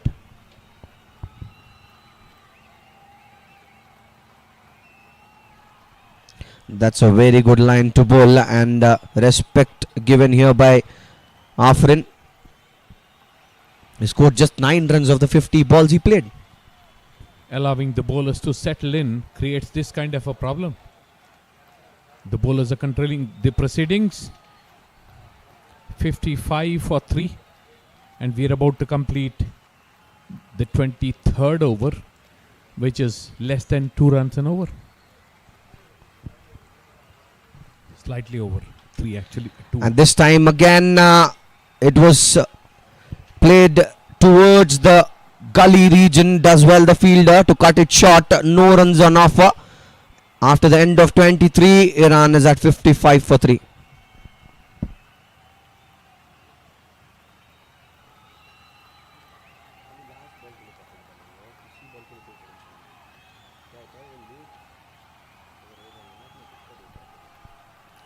Apologies for the reference.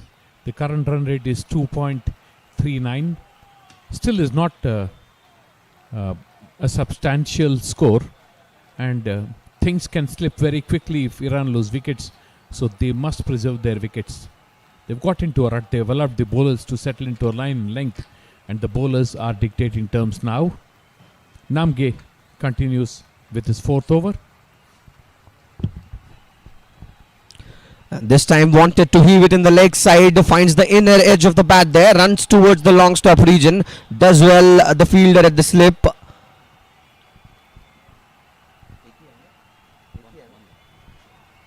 Only a single taken on that occasion. They are living risky currently, I reckon, the batters of Team Iran. Afrin on strike, hits the ball straight to the point fielder, doesn't get anything for his efforts. Afrin, 9 of 53 deliveries, 1/6 is the strike rate. Again the ball on the stumps, defended back to the bowler. The kind of innings we have seen so far from Afrin tells you he is somebody who likes spending the time in the crease.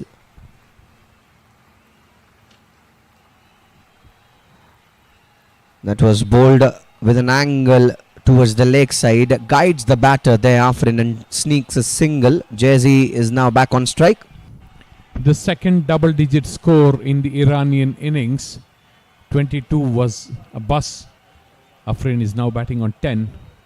He's played a ton of deliveries.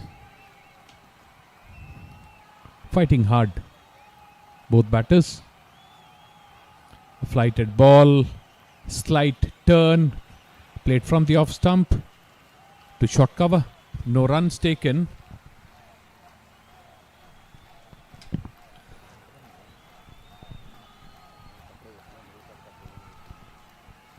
A full toss, David, and taken with both the hands. The batter there, Jersey, and finds the fielder. Was not able to take the advantage of the bat ball there, the batter, Jersey. And with that, the 24th over of play comes to an end. Iran is at 58 for 3.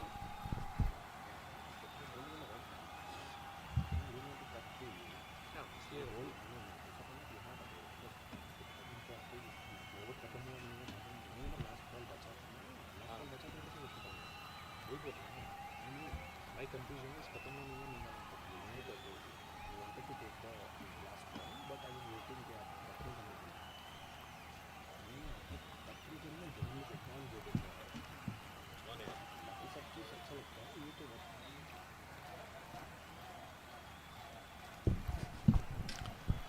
And this time he hoiks it in the leg side. It was a bad ball asking to be hit, and pulled it this time towards the long stop region for a boundary. There, the batter, Jersey, finally gets some runs against his name.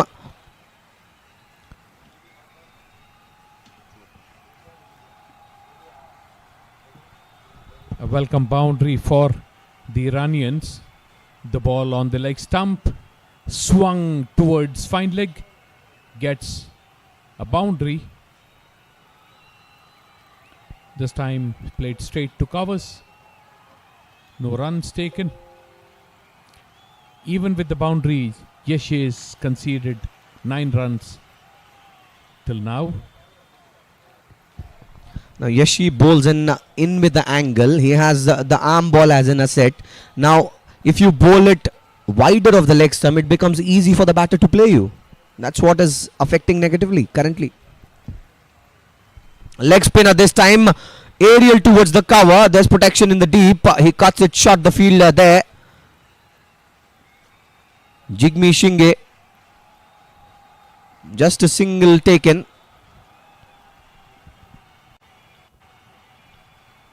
Completing his 5th over, Yeshi.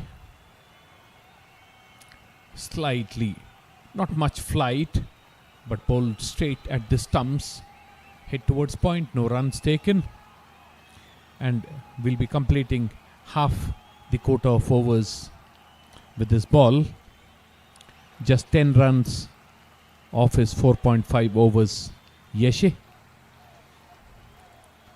fires it in, defended to short cover, no runs taken. 25 overs complete. 63 for 3 is Iran's score.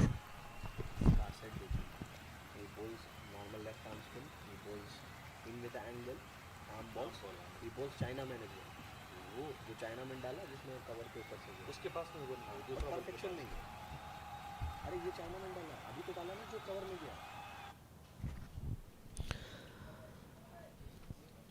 7 bowlers used by Bhutan so far in this match already. 25 overs bowled. Dorji and Wangchung have been successful in picking up a wicket.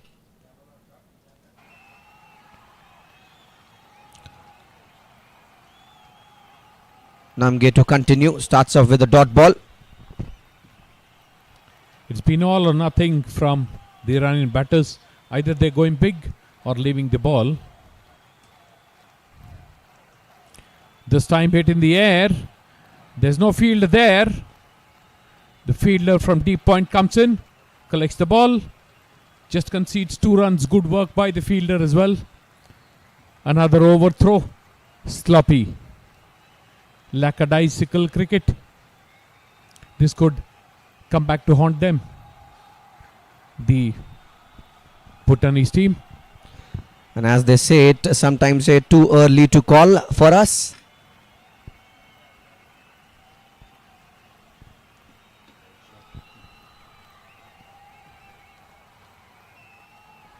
Cuts it this time towards the point region. There's fielder in the deep who'll cut it short.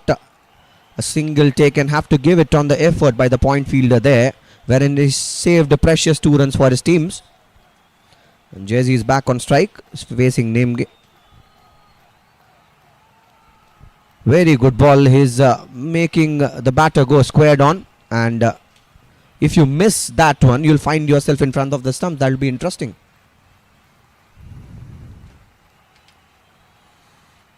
Namge continues the stranglehold. Ball on the stump, swung across the line, goes past mid-wicket. This looks to be another boundary. Good fielding by the fielder in the deep.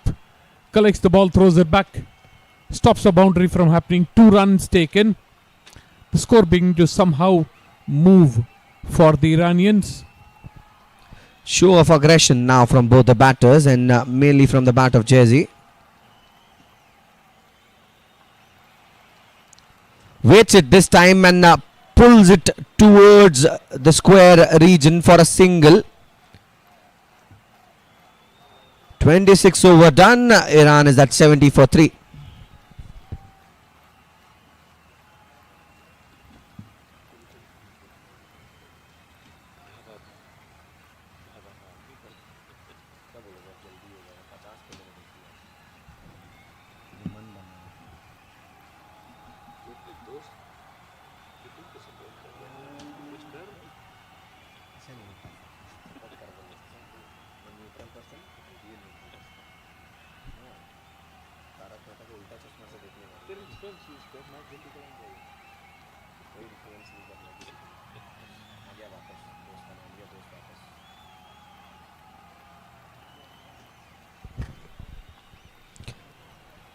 Jigme Shinge, the captain of Bhutan, is backed on the attack.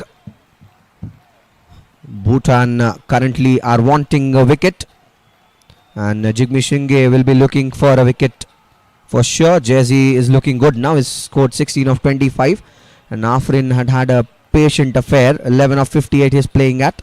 70 for 3 is the score of Iran currently. 5 overs bowled by each bowler, and now comes Singh for his second over. Flighted ball played on the full. Doesn't get a run. This should have been whacked wherever he wanted.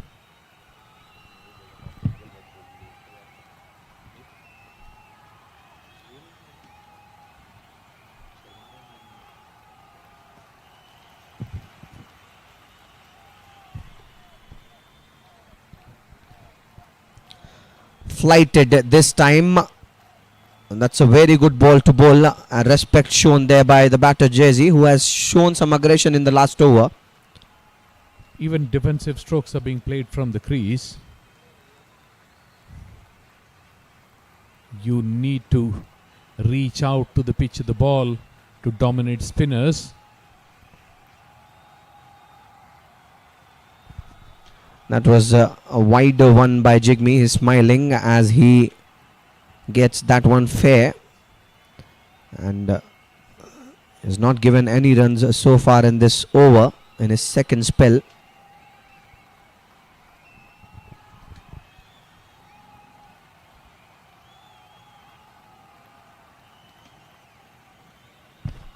Hit in the air. Into the crowd. Is this the first 6 of the match? Given a 6 by the umpire.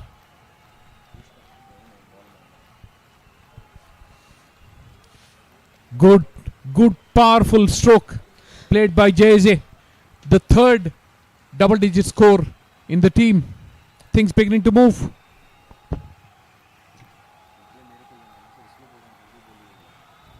Taps it this time towards the short mid-wicket region. And that was some shot for the first 6 of the Iranian innings comes from the bat of Jersey.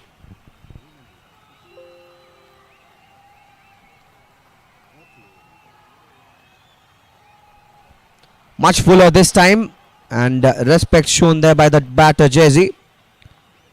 Jersey pounced on that opportunity the last over, and with that dot, the 27th over comes to an end. The score is 76 for 3.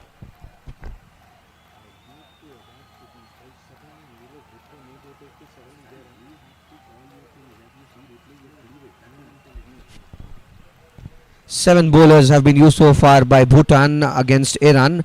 Dorji bowled 5 overs, gave away 16 runs. Wangchuk bowled 5, gave away 10 runs, picked up 1 wicket. Both Dorji and Wangchuk. Phunso 4 overs, 7 runs. Yashi 5 overs, 10 runs. 2 overs by Shinge, gave away 10 runs. Pradhan bowled 1 over, gave away 4 runs. And Namge bowled 5 overs, in which there were 2 maidens and gave away 15 runs. And the fall of wickets for Iran have been in the manner. At the score of 6, the first wicket came in. At the score of 17, the second. At the score of 52, the third. There have been 10 extras in the score of 76 by Bhutan, which will be concerning in the long run for them. 27 overs have already been bowled by Bhutan, and they are in the search of a wicket now, while Iran looks good.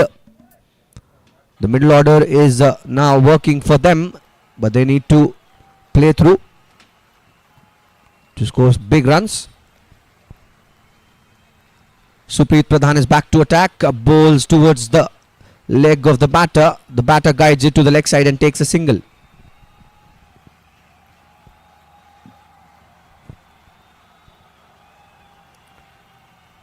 Expensive compared to the rest of the bowlers. Pradhan, still early days for him, bowling just his second over. Defended back to the bowler. Also, with both the batters in attacking mode, you will see more runs coming in now. The run rate has jumped from 2.39 to 2.82. Yet another ball where that was fuller and driven this time by the batter Jayasee towards the long off region and a single taken. And indeed, last over was expensive. Courtesy to that, now the score comes to 78 and the current run rate is at 2.84. Much fuller this time, driven towards the cover region. There's nobody there. A boundary taken. Middle order of Iran is scoring some runs as Afrin moves to 16 and Iran at 82 for 3.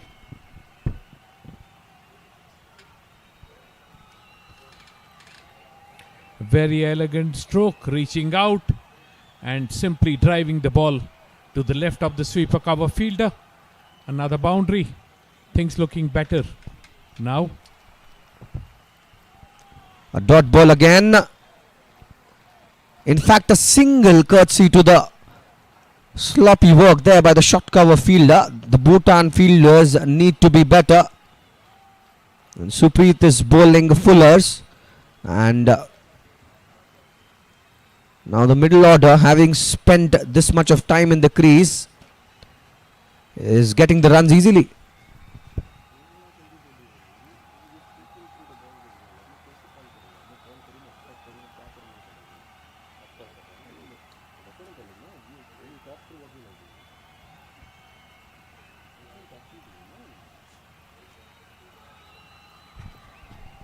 Again a full toss, this time by Supreet. Goes aerial. The fielders there in the deep will cut it short. A single. Bad bowling in this over at display by Bhutan. They have been pretty disciplined before that. And with that, the 28th over of the play comes to an end. The score is 84 for 3.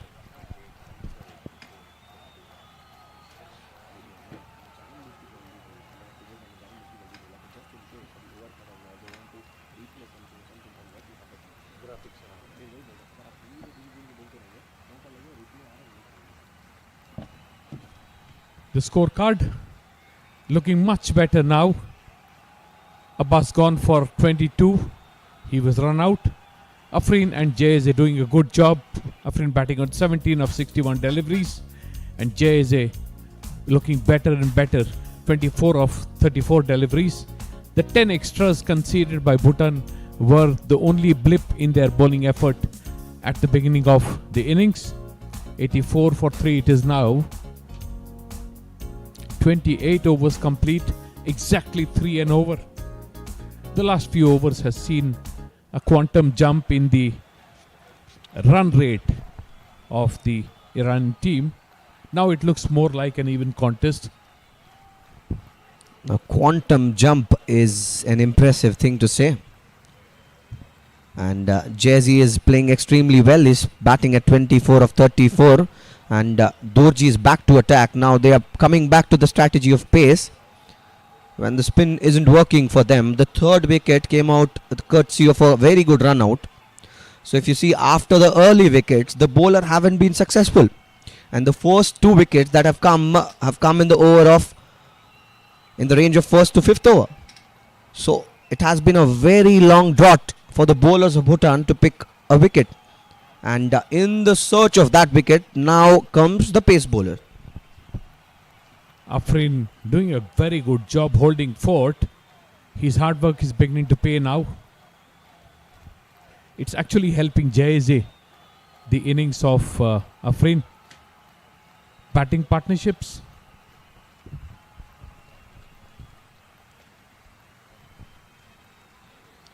Starts off with a short ball, pulls it this time, the batter Jayeze. Is there a chance? No, there's enough length for the ball to cover and go for a maximum. Jayeze is on a roll. This is the second six of this inning, as well as it has come from the bat of Jayeze.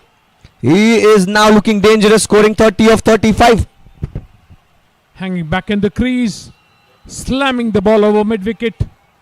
Because he was stuck, he was back in the crease, he could swing the ball, a short ball. The ball wasn't too short. Excellent stroke from Jayeze. Good work. Much fuller this time, and goes past the leg side for a wide. Now this is some pressure that the Bhutan bowlers are facing, courtesy to the hitting that Jayeze is doing. That kind of batting can create this kind of pressure, and for the first time Dorji is seeing an attacking batter who wants to dominate.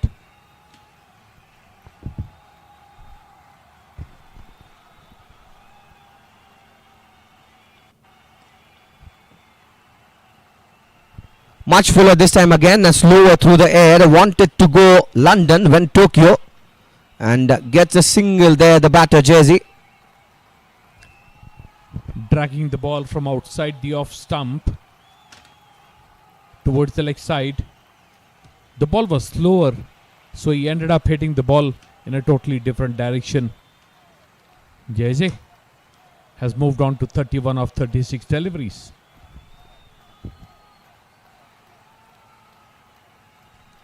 A length ball this time, almost gets to the stump. The nick there. Very lucky the batter Afrin that did not ricochet to the stumps. And both the batters are talking. Here's what happened. Nothing much to worry about, just that he was stuck in the crease. The ball could have gone onto the stumps. Determined batting by Afrin.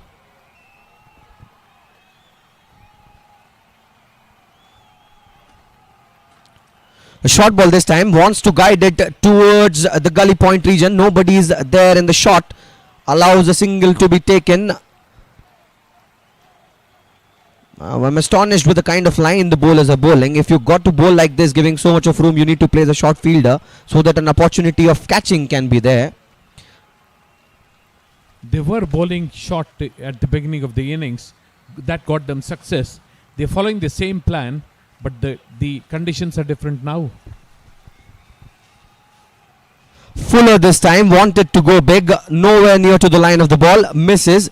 And another thing that has changed recently is the fielding position. Early on, there were fielders in the shot, so there were opportunities. Now what you have done is you have taken out the fielders that were there toward the gully point region. You only have a point. In fact, two fielders who are more straighter towards the point region. There's nowhere in the short gully, right? And when you bowl with so much of room and a shorter one, the batter just needs to show his bat and place it. Easy runs. Need to adapt the Bhutanese bowlers. Afrin doing a good job. Jayeze is on strike. Goes outside the off stump. Caught and bowled. The slow delivery doing the trick. What an important wicket and what an important moment. Redemption for Jayeze. In fact, redemption for Dorji as he gets the wicket of Jayeze after getting hit for a 6 at the first ball.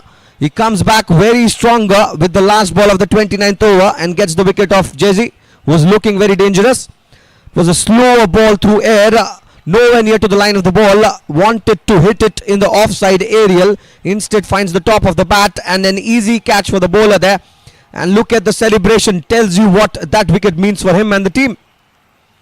Jay-Z, after scoring 31 runs of 38 ball, departs and gets back to the dugout, caught in ball by Dorji, and hits 2 sixes in that inning.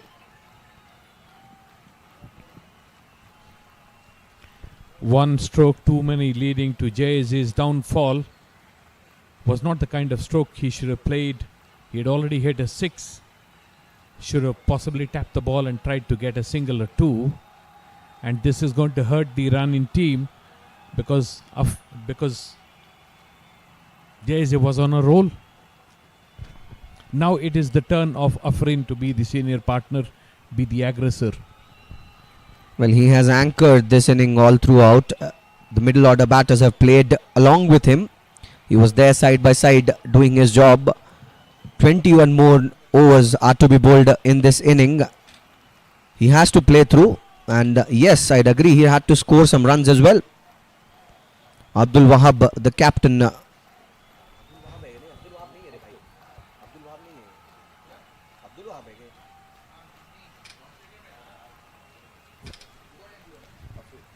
Afrin is on strike.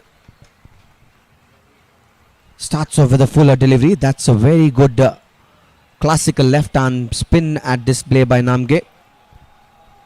Testing the batter with the flight. Left alone by Afrin. Wanted to cut this time. The batter Afrin finds the field. No runs on offer.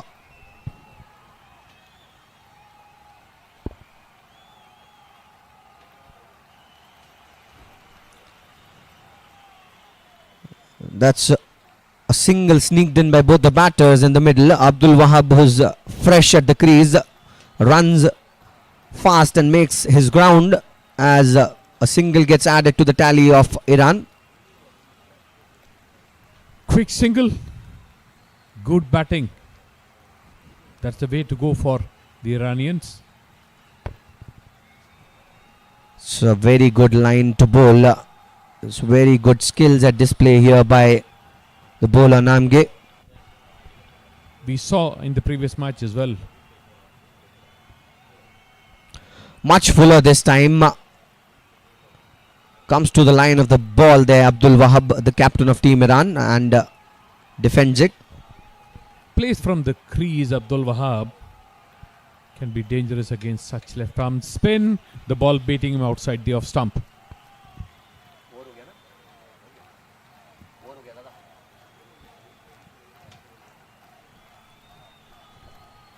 And with that, the 30th over of play comes to an end. The score is 94 for 4.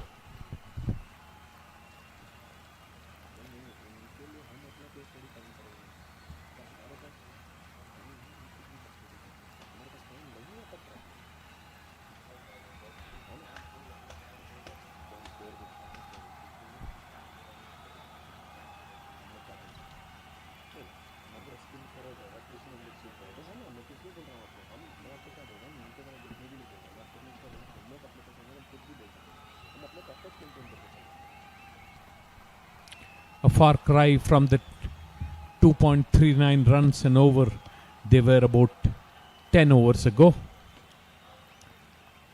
They need to preserve their wickets. The Iranians. Dorji comes back, defended back to the bowler by Afrin. Afrin will need to begin to attack a little bit, not hit the ball in the air, but try to gain an upper hand over the bowlers, or at least equal terms. The bowlers have been generally dominant, except for the last 10 overs. Again defended, played straight to point. No runs taken.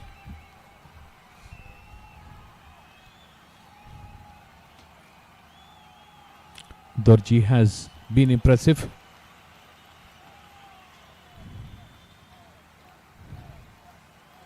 has taken important wickets at important junctures in the match. Dorji. Another ball on the stumps. Again played back to the bowler.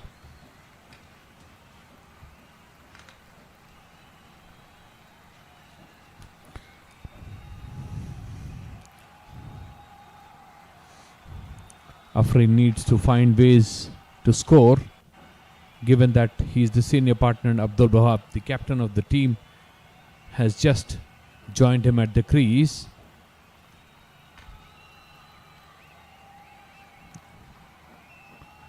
Short ball outside the off stump. Brilliant fielding by the fielder at the gully position. Restricts the scoring to a single. Would have been a boundary if the fielder had not stopped the ball.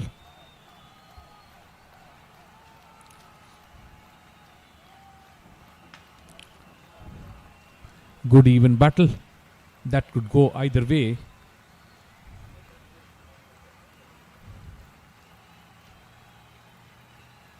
Another short ball given a wide by the umpire.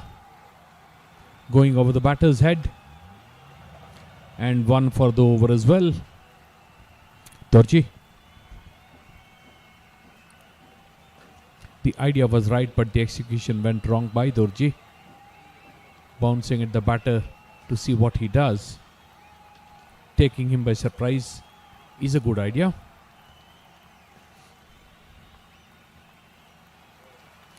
Ball played in the air. Just short of the fielder. His heart would have been in his mouth. Abdul Wahab.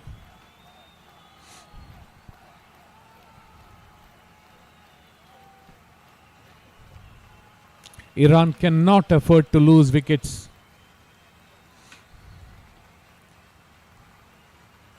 Over the next 5 overs at least, they must not lose wickets, the Iranians. Ball taken on the full. Driven towards long off. Sugar also. Yes.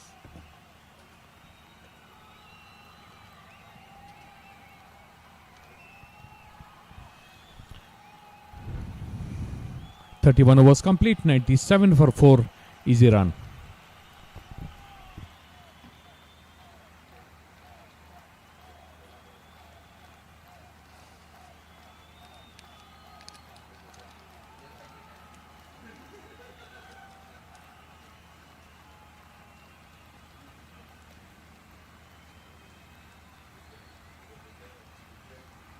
Just imagine showing a replay like this.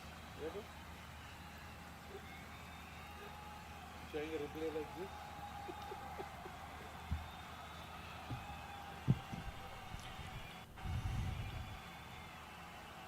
The battle continues. Left arm orthodox. The ball bouncing a bit unkindly for the fielder in the deep. No damage done. Afrin gets one more. Abdul Wahab gets one more. Afrin back on strike. Namge in the air for a moment. Far away from the fielder. Namge bowling his 7th over. Has given away just 17 runs. Tapped towards the offside. Risky single. They make it easily in the end and get an overthrow as well. Good cricket by the Iranians.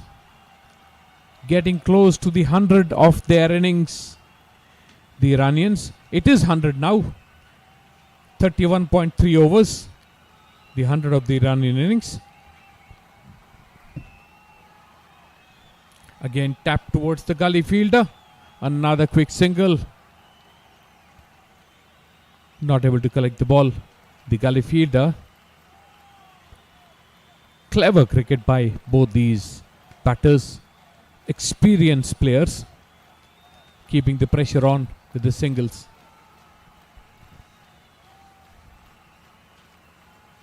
Namge, another ball. This time played straight to the fielder. No chance of a single. Looking for singles, trying to put pressure on the close-in fielders, the Iranians. Defended this time. The ball goes just close to the wicket keeper. 32 overs completed. 101 for 4 is where Iran is now.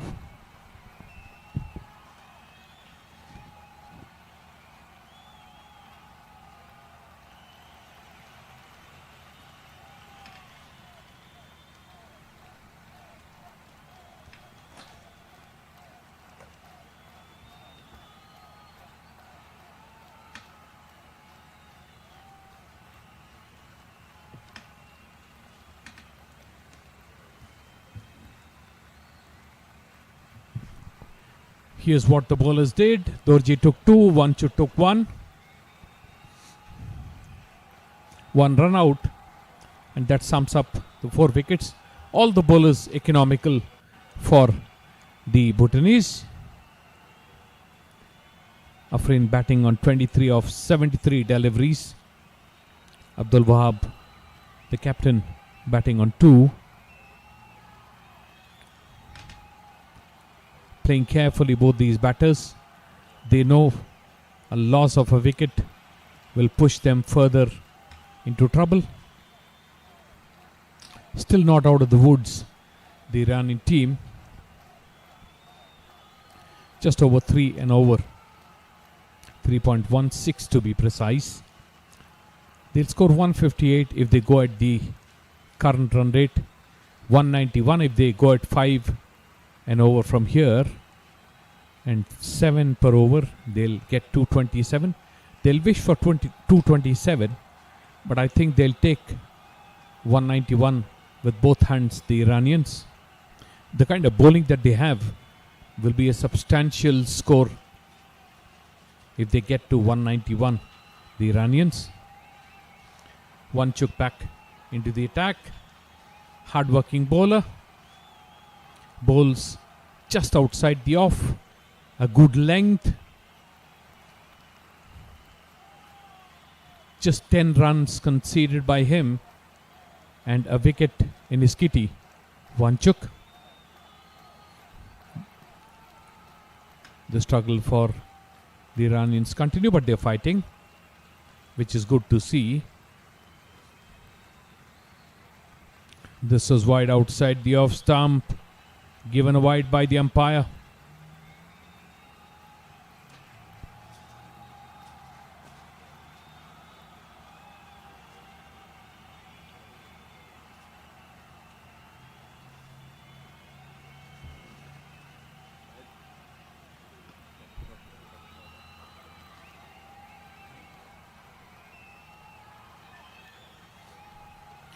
Beats the batter. Good ball just outside the off stump. Bounce for Wanchuk. That's been the feature of his bowling right through. Good, honest, focused bowling has kept things very difficult for the batters. Wanchuk.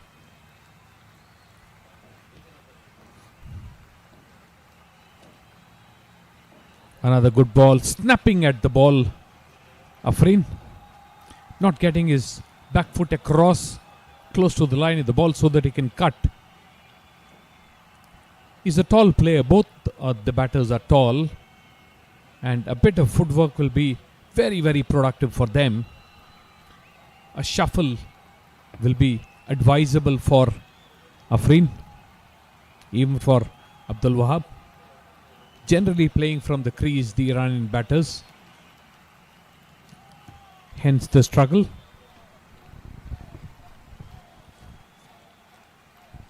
Much fuller this time. Drives it straight to the bowler. Fumbles the bowler there in the follow through and allows a single. Afrin goes off strike courtesy to that single. Abdul Wahab is the one who will be facing Wanchuk.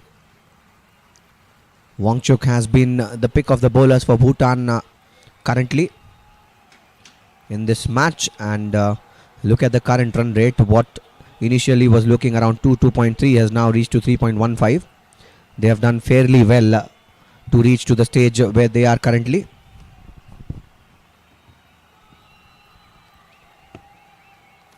Trying to leave the crease. Good thinking.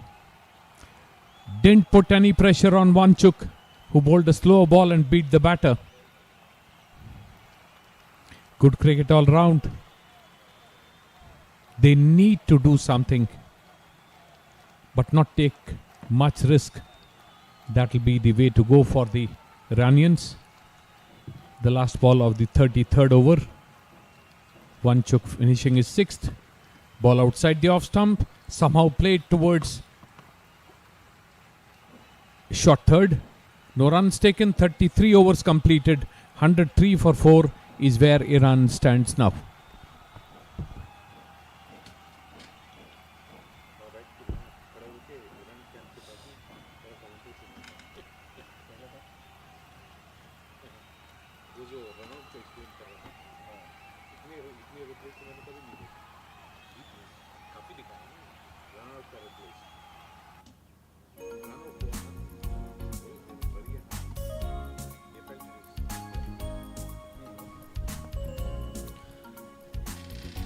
Seven bowlers have been used so far in this match by Team Bhutan. Dorji picked up 2 wickets. Wangchuk picked up 1.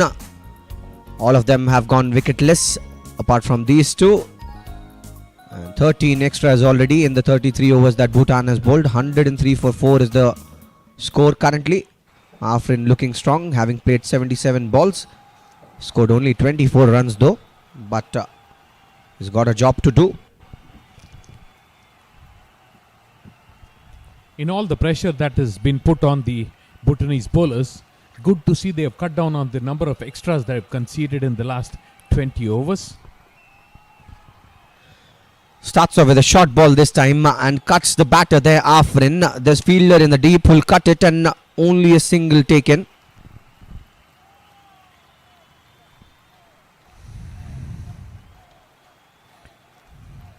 Abdul Wahab on strike.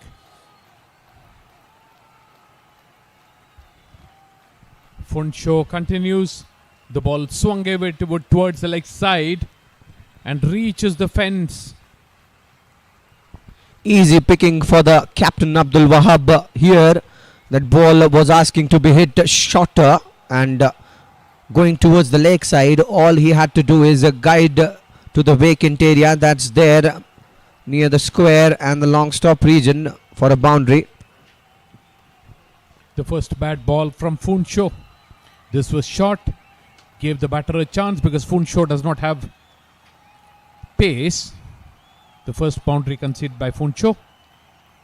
Again, this time blasted.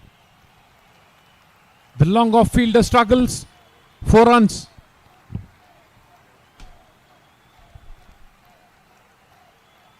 The runs have started to come for the Iranian batters now. Abdul Wahab joining the party with 2 consecutive boundaries, and this was asking to be hit. An over-pitched delivery. Slogs it towards the long off region for a boundary this time, Abdul Wahab. 112 is the score of Iran. This is not good bowling currently by Bhutan. The lack of pace of Funsho hurting him now.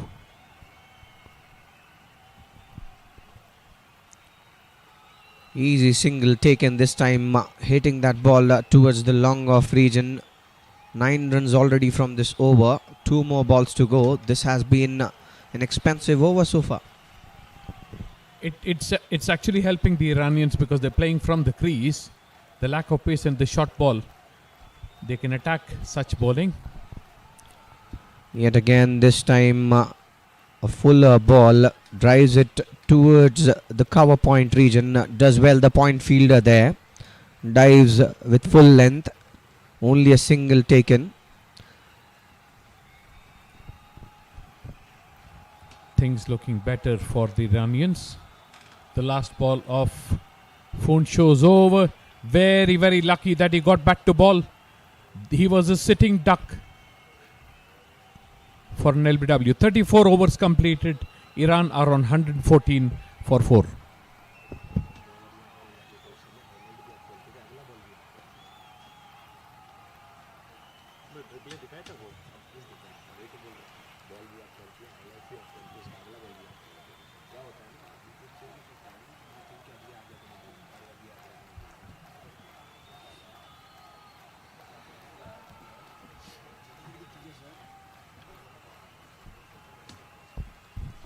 34 overs done. Iran are standing at 114 for 4.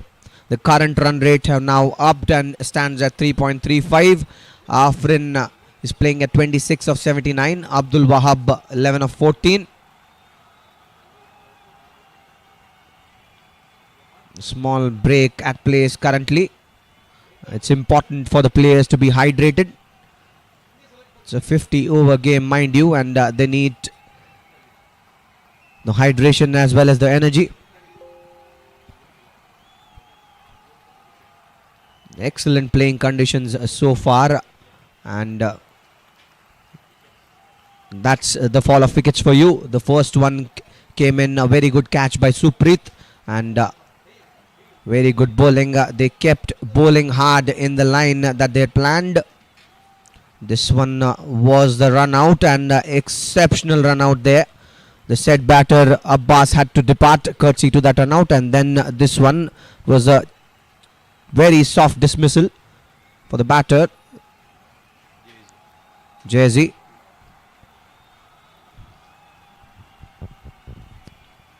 As things stand, both teams have an equal chance. This match could go either way.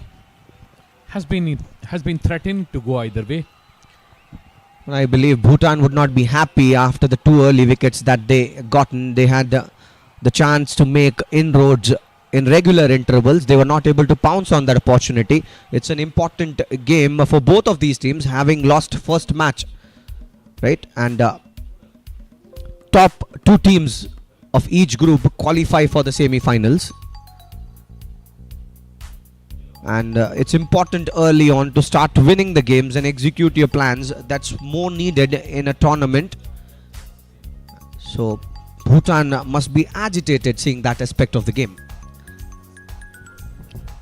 The team that loses this match will slip further behind and they'll not be in contention for a place in the last 4. Important match for both teams. Well, they might not be in contention, I'll agree with you on that, but just in case, since it's a 4 team in a pool, just in case if 3 teams ends up just winning 1 match, then the run rates comes into the picture. So every team would want to avoid that, and the players have started to take the field again after a short break. Very good point, Vineet. Also that both these teams will actually look forward to at least one of the top teams slipping up and then giving them a window and opening into the semi-finals. But they must do enough to earn that opportunity. Indeed, and that is the reason I'm telling Bhutan would not be happy of their effort today. They bowled well but didn't pick wickets at important moments after the initial wickets. We saw a catch being dropped by Supreet Pradhan there as well. That did hurt them. No.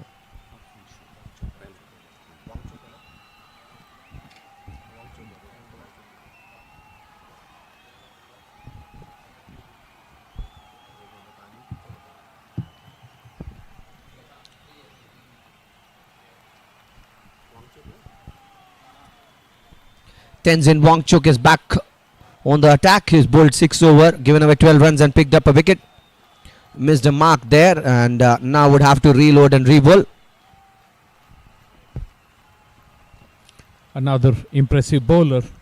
6 overs, 12 runs and 1 wicket. But he's come in when both batters are on attack.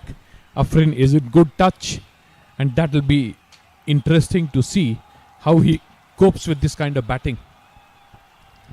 There's some disturbance toward the side screen that the umpire and the bowler both are now trying to fix. And how many teams have we seen a turn of events after a break and the wicket falls in? Breaks are usually a momentum breaker, and it's the reason now why Iran team needs to play with more carefulness. And Bhutan will be looking to take advantage because of the short break that causes lack of focus. Short ball again, taps it in the offside. There's fielder guarding that area in the gully. Denies the single there, and rightly done so. Afrin denied a single there. Abdul Wahab, and it becomes difficult when you play from the back foot to be ready for the single. When you play in the front foot, you're already in the momentum and you can run. But in the back foot, you need to stop, get that momentum and then run.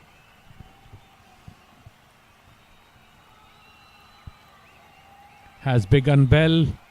Very, very good beginning to this spell. Both the first two balls just outside the off stump, not giving any room. Beats the batter twice.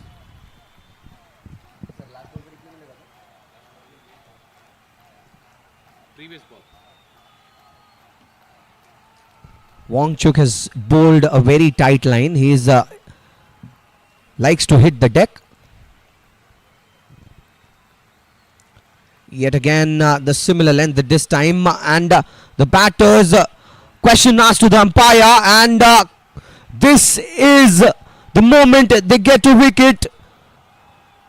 Impatience shown there by both the batters. There was nowhere a single. Tried to steal a run there and pays a very heavy price, the team Iran, as the set batter Afrin departs. Disaster. Wonderful work by the bowler. Picking up the ball, turning and hitting bullseye. What an important wicket, and what a moment to get the wicket in. The momentum shift. This is what is momentum shift.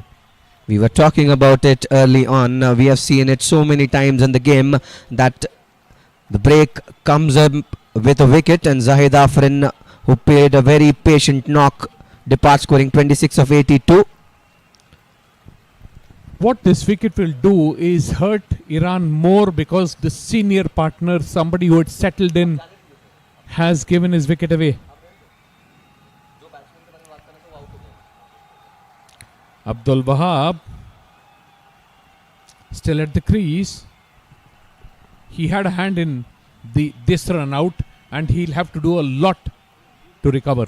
Absolutely, he's the captain of the team, and he knew how important Afrin's wicket was there at that juncture. He was playing for so long and eyeing the ball well. Now, why don't you deny that kind of a run? Sir, non-striker's reaction to the run out. The other batsman. A fuller ball this time. Mazarzai is the new batter. Taps it and finds the fielder. No runs on offer. He looked gutted. Abdul Wahab, the captain, knew how important that wicket was. The second run out in the innings, and run outs are not good news for any team, particularly in the position that the Iranian team finds itself in right now. The current run rate continues to be good, but the fall of wickets, the strike rate, doesn't look good at all. Well, that was a very important wicket, I reckon, in the progress of the match, and Iran are gutted with it definitely. Arshad Mazarzai is the new batter in the crease. Abdul Wahab facing. That's a fuller ball towards the leg side, guided there by the batter. And a single taken again. A risky single. Skating on thin ice, the Iranians. Too much of risk for too less return. A run out has not taught them a lesson. Oh, absolutely. They need to rethink about their running strategy. Sir, the captain's response is like, oh no. That's what he did. The other batter was not run out. A short ball this time. Question asked to the umpire. Finds the leg in front of the stump there. And Wangchuk strikes as the sixth wicket for Iran falls. Mazarzai departs for a duck. A golden duck, in fact, the first ball duck. And that's exactly what you got to do with a new batter and at crease. And buy one, get one free. One wicket leads to another. This was plumb in front. Sitting duck. What wonderful bowling by Wangchuk. He caused a run out early in his over, and he earns this wicket. The new batter. The sixth wicket gone for the Iranian. 35 overs completed. 115 for 6 is Iran. Sir, that run out is important now because that caused this wicket. If you still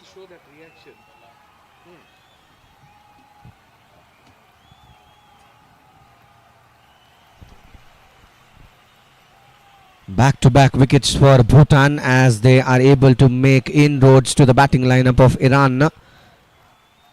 That break indeed was a break for them. They braked the streak of not picking up a wicket and picked up two instead. Mohammadi now joins Abdul Wahab. Abdul Wahab has to take his team to a very strong position now.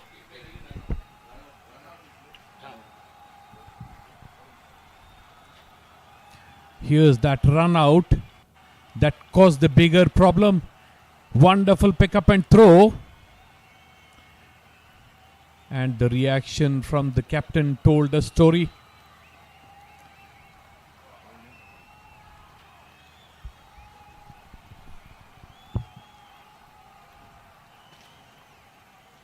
So very good bowling. Namge has been a classic left-arm spinner in this match all throughout. He has bowled a very tight line. And facing him is Abdul Wahab, the captain of Team Iran.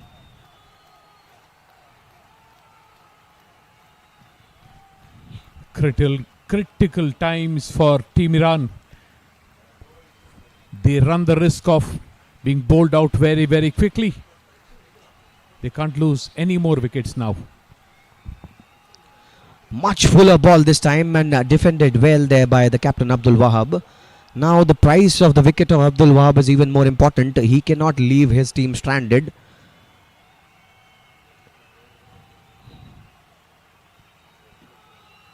Yet again a similar ball and a similar stroke by the batter. And not to forget, now he has an unfinished business. He needs to take his team to a respectable total first.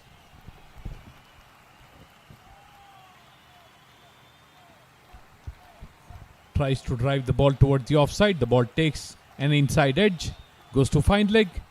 A single for Abdul Wahab.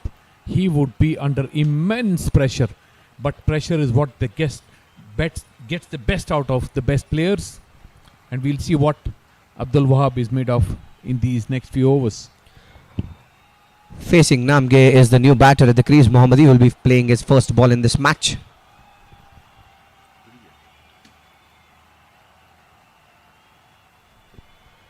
That's a fantastic ball. They are bowling the stump line altogether, and with that dot ball, the 36th over of the play comes to an end. The score is 116 for 6.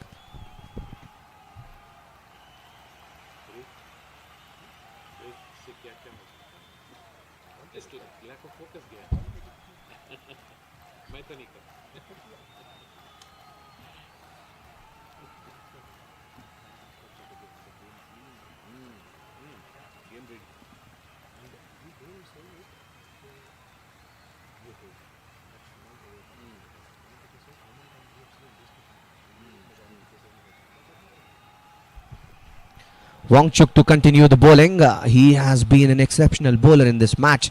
Picked up 2 wickets already. Starts off with a fuller ball this time. Unlike how he likes bowling, he is usually a deck hitter. Likes to use his shoulder and generate some pace and bounce both. But this time it was quite fuller. Tells you that now they are wanting to finish the Iranian innings as soon as possible. What is remarkable is Wangchuk has come back and bowled again in the same areas. That is very, very good work. A shorter ball this time. Wanted to come down the track and glide it in the offside. No connection whatsoever. And would have to give it to the precision of Wangchuk. He is one of those bowlers in this match so far who has shown good amount of accuracy, and accuracy comes from practice. Brilliant work by Wangchuk. Another ball on the stumps, played straight to the gully fielder, thinking of a single. Another run out was on the horizon. Well, absolutely, Team Iran is not learning of his mistake. They are trying to sneak in a single, a very risky single. At this point of time, the last thing that they can think of is a run out. And Abdul Wahab, being the captain, should take major responsibility there.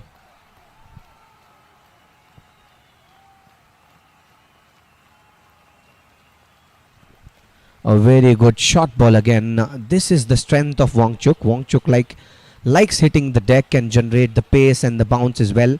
And when it's directed towards the body of the batter, it's very difficult for any kind of a batter to play. And if you're facing a bowler like Wangchuk, you need to have a very good cuts and very good pulls.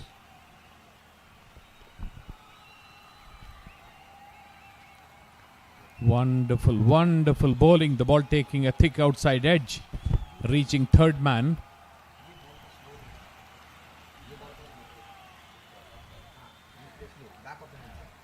And Vineet, Wangchuk created the pressure that led to the run out. He dried up the runs, and then the run out came. Indeed, and that he has done so far in the complete tenure of this match. 7.5 overs bowled, almost 8 overs, and that's the replay. You can see that ball came the back of the hand from the bowler. Tells you how skillful these days the bowler have become. Much fuller this time. Question asked to the umpire. This one definitely was going towards, and again a run out opportunity there given there by the umpire. Misery struck the Iranian dugout as they lose the 7th wicket. This is exactly what we are talking about. Run out is the last thing that they should think of. They are living in the edge of a hill and falling down. Another run out. And not the right time. Not at all the time for Iran to be losing wickets. Indecisive running. Wonderful fielding. Hitting bullseye once again. Wangchuk creates the pressure. The fielder takes advantage. This is how teams play. This is teamwork. 37 overs done. 117 for 7 are his team Iran. Ali Mohammadi departs scoring 0 of 2 runs run out by Dorji. And Bhutan is on fire currently. They are so happy with the way the turn of events have happened after that break. 3 wickets have come in very quick succession, and courtesy to brilliant bowling by Wangchuk, and he is hitting the deck precisely where it needs to be hit in this pitch, and he has read the pitch very well is what I can say. He's read the pitch well, and the fielders responding. Outstanding work as a team. Wangchuk creating the pressure, the fielders taking advantage. Also to blame, the captain of the Iranian team is running indecisively. That's a problem. We saw this in the previous match as well. Indeed, he needs to take some ownership now and decide. And this time it's again striking timber. The left arm spinner now comes and joins the party as he strikes the timber. The ball is missed by the batter and hits the top of the middle stump. 8th wicket for Team Iran falls at the score of 117. Abdul Khalik departs for a golden duck, and Namge is happy. Deserves this wicket. Brilliant bowling through the gate. First ball dismissal, Abdul Khalik. An ugly hike across the line. Wasn't the kind of stroke that you'd play to a classical leg spinner. And the 8th wicket gone. Gone for 1. Gone for nil of the first ball that he faced. Abdul Khalik. That tells you it was a golden duck. And Namge is very happy. He has bowled a very consistent line.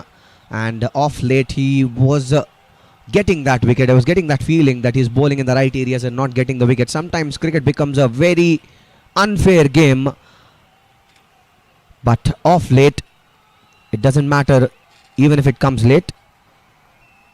The breaking the back of the Iranian team. 4 wickets lost after the break.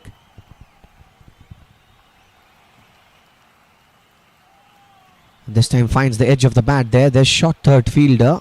Glad they did not run for it. It was definitely suicidal. And facing Namge is the new batter, Dad Rahman Raisi. The best Abdul Wahab can do is just not take any runs anymore. Flighted ball. Played defensively back to the bowler. Namge continues to keep the pressure on and gets his first wicket.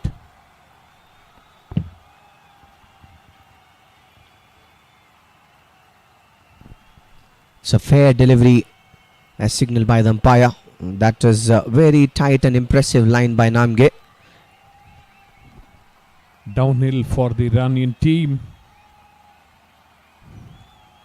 The ball hit back to the bowler, and for sliding down, the Iranian team needs to take the blame on itself. Poor running, very poor running it was. Absolutely. Now 2 more balls to go in this over. Dad Rahman facing Namge. Yet again a fuller ball. Since the tail-enders are now at the crease, it will be interesting to see who bowls the next over. If the next over is bowled by the bowler who likes bowling the arm balls, it will be difficult for the tail-enders to play. At the end of 38, the score is 117 for 8 for Team Iran.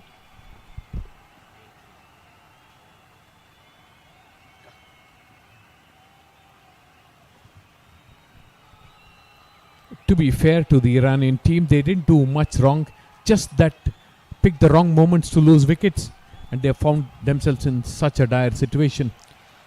I think it's the indecisiveness that needs to be blamed here. They have given away a couple of wickets by not being smart and running in between the wickets and deciding to go for that quick singles when they were not. And continuing the attack is the spearhead Wangchuk, who's literally on fire. Facing him is Abdul Wahab. Starts off with a wide. Does well the keeper there to cut it off. An effort ball this one, trying to finish off the rest of the Iranian innings very quickly, and hence bowling slightly wide. Wangchuk the first wayward delivery from him. And I believe unlike the last 8 overs, this over will be more fuller, trying to attack the stumps. And as I said, this is towards the leg stump. The runner seems to be interested. Denied there by the captain Abdul Wahab. Now the pressure is peaking from what we are seeing from the Iranian batters. They are currently very confused, is what I can say. Not able to decide which one to run and which one to not. Another instance of running that was not of the highest standard. Lucky that they didn't lose a wicket.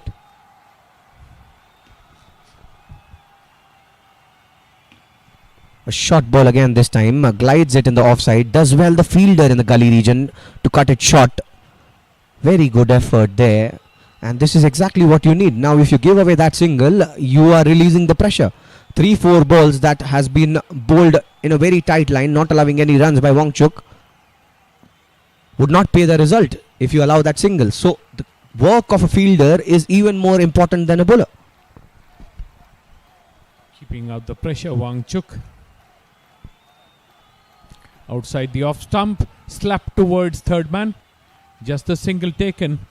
Doing the good thing because he will take the strike for the next over. Just one ball to survive for the other batter. Indeed, I think that would have been the intention. And even then, this brings the tail ender back on strike. Dad Rahman, who will be facing Wangchuk now. There's in fact, 3 more balls to go.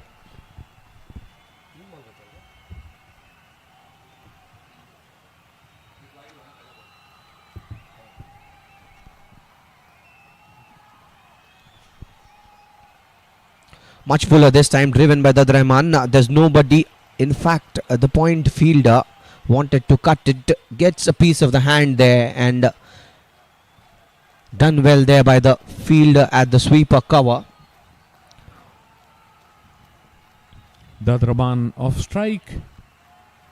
120 for 8 is Iran. The 39th over being completed. The last 2 balls being bowled.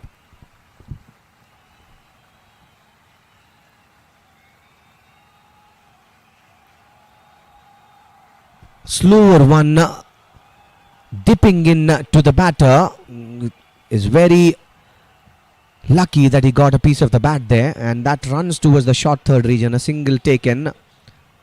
Last ball of the 39th over coming up, and facing it would be Dad Rahman. This will be an interesting ball, I reckon. He'll go for the stumps, and Dad Rahman has to do something to avoid that wicket in this ball. Clever change of pace from Wanchuk. He knew the batter was expecting a pacey ball. Almost got the wicket with his cleverness. Much fuller and faster this time. In the offside, fifth stump line will finish off this over with a dot ball. The score is 121 for 8 for Iran. Baker गलत choose किया। ये वाला ball अगर बदरहमान को डाला रहता तो उसको समझ में नहीं आता कि क्या डाल दिया। शॉट बॉल बड़ी पे गया। अरे क्या है कि देखो अब्दुल वहाँ कल भी हम देखे तो थोड़ा रन बनाता है, वो बैटिंग कर सकता है एज कम्पेयर टू अदर्स। तो ये चीज़ अगर अब्दुल वहाँ पर डाल रहे हैं तो गलत है ना, आपको ये चीज़ डालना चाहिए कि बदरहमान तो ऑलरेडी वो प्रेशर में है, रन निकाला नहीं है, नया आया है, 10वां नंबर का बैटर है। 11 overs left, 2 wickets to go, and here's the scorecard. 22, 26 and 31 being the lead scores for the Iranian teams. 2 run-outs hurting them, actually 3 run-outs. Namge to continue the bowling attack. Starts off with a dot ball. Is bowling well against Abdul Wahab. Abdul Wahab is facing some difficulty in playing the left arm spin.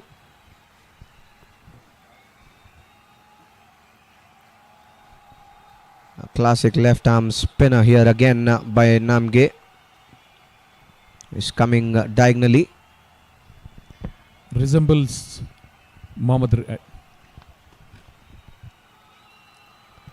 This time again taps it towards the Kali point region. Will take a single. There's protection in the deep there. It's much straighter sweeper cover towards the point. A pointish sweeper cover in fact, who cuts it off, and that's a good placement there because of the angle that Namge gets.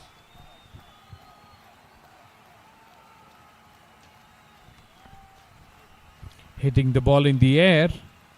A few bounces down to the long off fielder. Just a single taken. Has been good classical bowling by Namge. Abdul Wahab back on strike. That's again an amazing line to bowl. Chance again of the run out. The questions would definitely be asked to the umpire if that would have been a directed throw. Not to be. Single taken. And Dad Rahman comes in strike now, facing Namge for the last ball of the 40th over.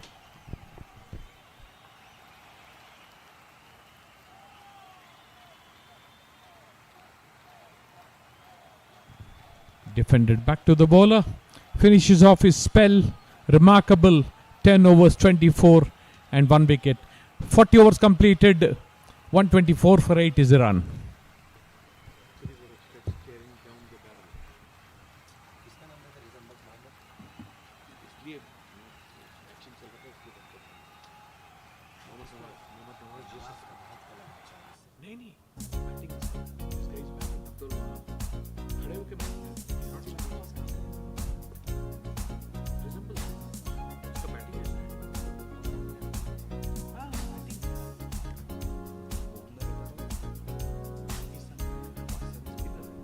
And that has been the story of bowling so far for Bhutan. Dorji picked up a couple of wickets. Wangchuk up a couple of wickets as well. Namge picked up 1 and finished this quarter of bowling.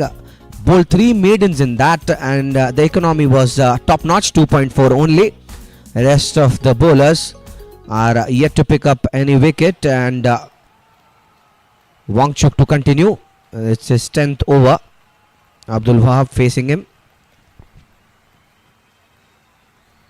Starts off with a peach of a delivery. That's a perfect line to bowl.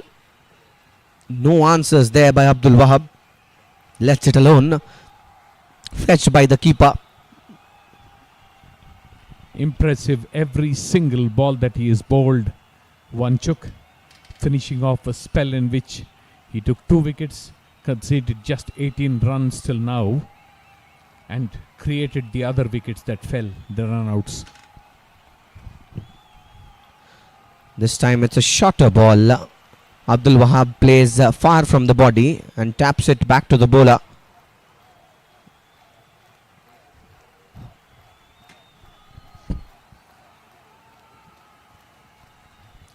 Very, very impressive. Wanchuk has not been the only impressive bowler of the lineup. They bowled well as a team, fielded outstandingly well. They got the chance, they hit the stumps to create the run out 3 runs. Lot to speak about. Wider of the crease this time, the bowler. Fair, says the umpire. And Abdul Wahab wanted to hit that one, but was so far from the pitch of the ball. If that would have touched the bat, it was definitely an opportunity, I reckon. Not a good strategy to play this far.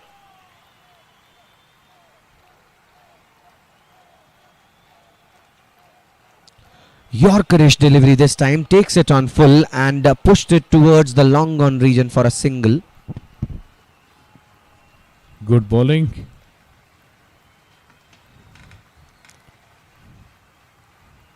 Remarkable how he continued to focus. Didn't do anything fancy, didn't try to experiment too much. But for a couple of slower deliveries, he even got them right. Wanchuk. Yes, his execution has been top notch, must say.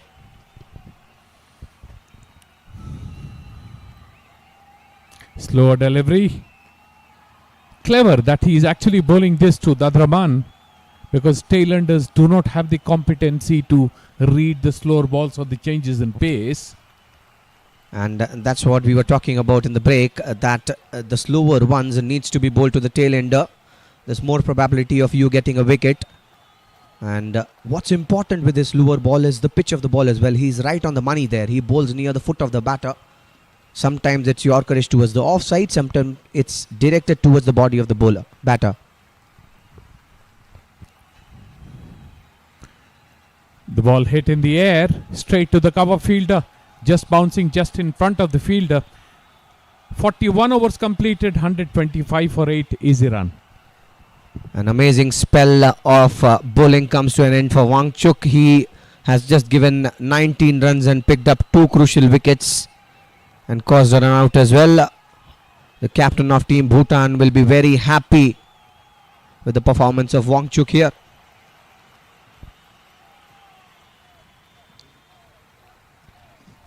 And in comes another left arm spinner now.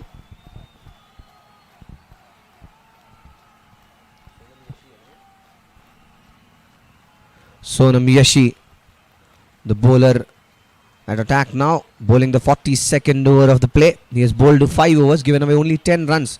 Now his skill is to bring in the ball with the angle. He likes bowling the arm ball, at least a couple of them in an over. It'll be interesting to see how the tail enders play against Yashi. And currently at crease is Abdul Wahab. It'll also be interesting to see how Abdul Wahab plays Yashi. He has to go for it now. Abdul Wahab doesn't have an option. He spent enough time in the crease. I think the Bhutan team right now will be considering taking the tail out and letting aside Abdul Wahab for the moment. That would be a smart strategy. Maybe giving away an easy single, like you say, is a good idea. Slash towards the offside, finds sweeper cover, and just a single. And now Dadraman is on strike. This will be interesting. This is a very important ball, I reckon. If it's a loosener, it releases the pressure of Dadraman. Decides not to bowl on that occasion. Probably would have missed a mark and hence needs to reload and re-bowl. Now why this ball is important is because if he bowls the right line, he'll add to the pressure that Dadraman is currently feeling. Much fuller this time, and with the angle, this is what he's come to bowl for. Has not bowled a single loosener Yashi as yet in this innings. Brilliant, good left arm spin. Almost beat the batter again. Oh, I'll remind you, he bowled one that was angling towards the leg side and was put towards the long stop region for a boundary early in this inning.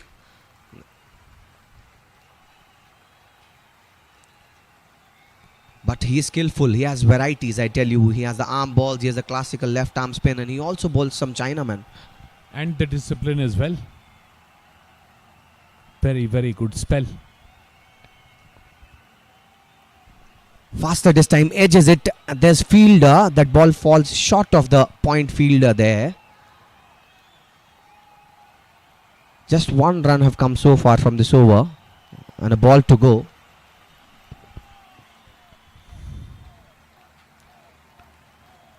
Beats the batter. Gets the wicket. Classical left arm spinner dismissal. We were talking about this. Come at the moment and come at the man to take the wicket. Yashi was brought for a reason and he delivers in style. Dad Rahman, who was facing the difficulty, now is walking back, scoring 2 runs in 16 balls, bowled by Yashi. That's what arm ball does to you. You be prepared for the arm ball. The classic spinner takes you. Also notice how Vineet he changed the line a little bit. 42 overs completed, 126 for 9 easy run with just the 1 wicket left to be taken.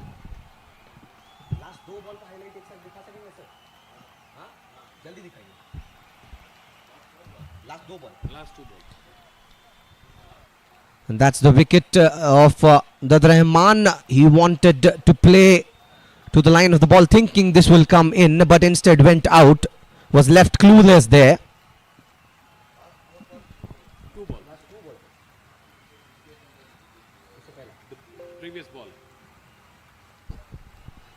The last batter of the Iranian team is coming to bat now, Zahidi Afzal, and will be facing the pace bowler Dorji now. The break has done wonders for Team Bhutan as they cling back to this game after giving away some runs. What sometime was looking like 180 and 190 has now been reduced to 126 with the last wicket to go. Broken their momentum, broke their back, a bit of brain fade, and here they are battling it out.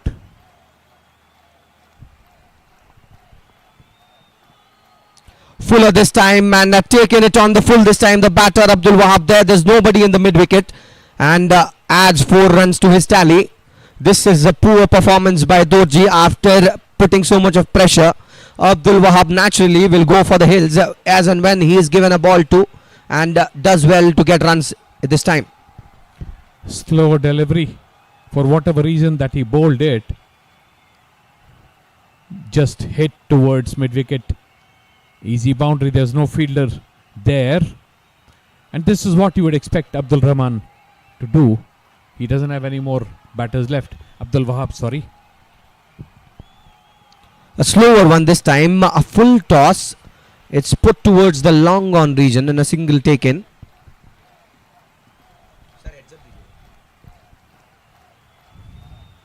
What was good about the last wicket also was the change in line, allowing the turn to clip the wickets. That is brilliant bowling it was. Indeed, that was some skill by the left arm spinner Yashi. And now facing the first ball of this match for himself is Zahidi Afzal, who's the number 11 for Team Iran.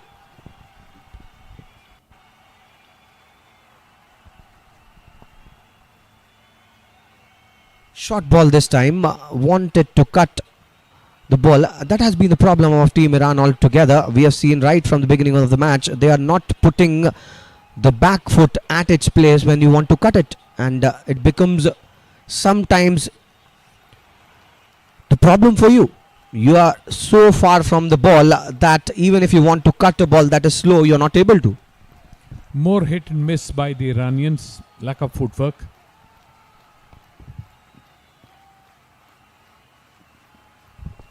And that was a short ball directed towards the leg side. The batter had just to place the ball towards the leg side and does that, takes a single, brings back Abdul Wahab on strike, who's looking good. He scored 25 runs now of 41 balls that he has faced. Important for Dorji not to explore too much. Just keep doing what he did well from the beginning of the innings. Keep the ball just outside the off stump and keep it slightly short. Fuller this time does well, Abdul Wahab, to bring the bat to the line of the ball. And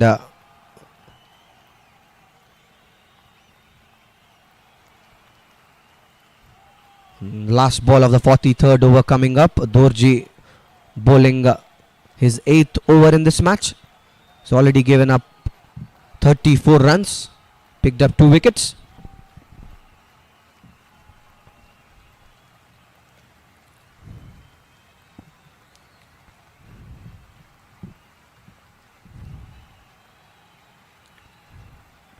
Tries to swing the ball, hit straight to mid-off, gets no runs.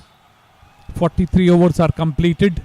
Iran are 132 with just the 1 wicket left in their hutch.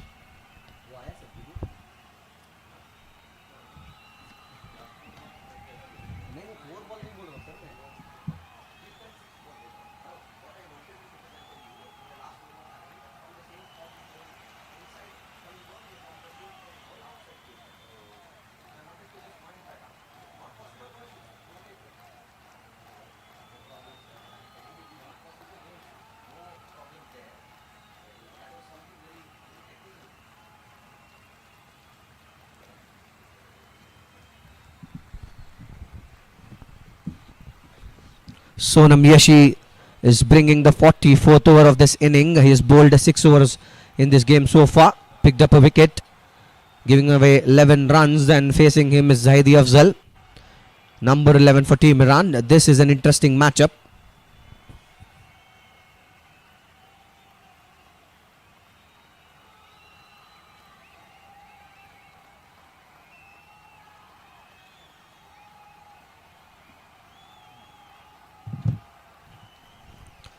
Starts off with a fuller delivery, and that's put towards the leg side. A single taken, a quick single instead. Nothing more beautiful in cricket than seeing a classical left-arm spinner setting up a batter and then dismissing the batter with clever changes, line and length. It is beautiful. Treat to watch. And how about the tall, lanky pace bowlers using their shoulders and inflicting an edge?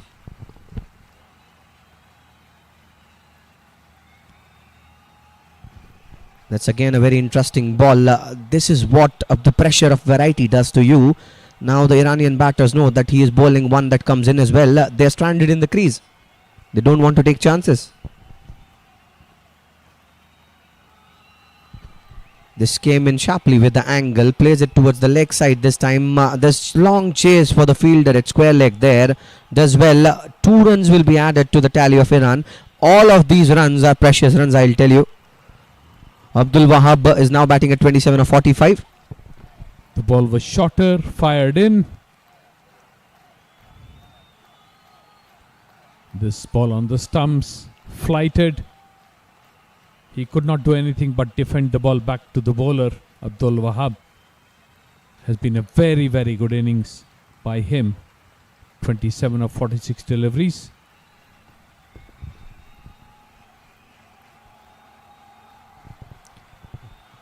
Yet another dot ball, and looking at Yashe, I can tell you he's got a very bright future. I reckon he is very young and is playing senior men's cricket.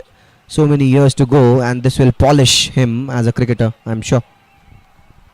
Has a calm head on his shoulders as well, and that's a very important trait for a left-arm spinner. The last ball tries to hit the ball out of the stadium, gets the ball straight to the cover fielder. No runs taken. 135 for 9 after 44.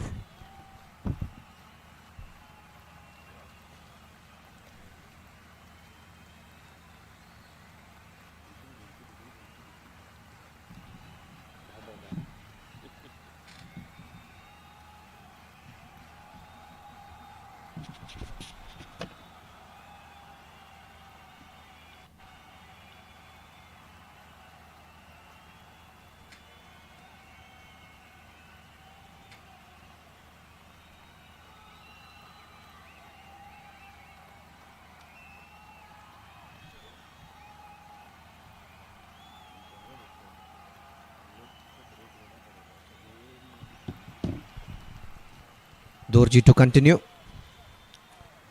Facing him is Zaidi Afzal. 45th over of this match has started with a dot ball. Would love to take another wicket, Dorji. He just needs to keep the ball straight and on the stumps, keep it full. But slight variations on line will help, like the way the last wicket was taken. Taps it this time in between the point and the sweeper cover fielder. In fact, in between the point and the short cover fielder for a single. And this brings back Abdul Wahab, the captain, on strike. And I'm sure as and when he'll get an opportunity, he'll want to pounce on that. Runs are important. And especially when runs come at the fag end of the game, it becomes even more important.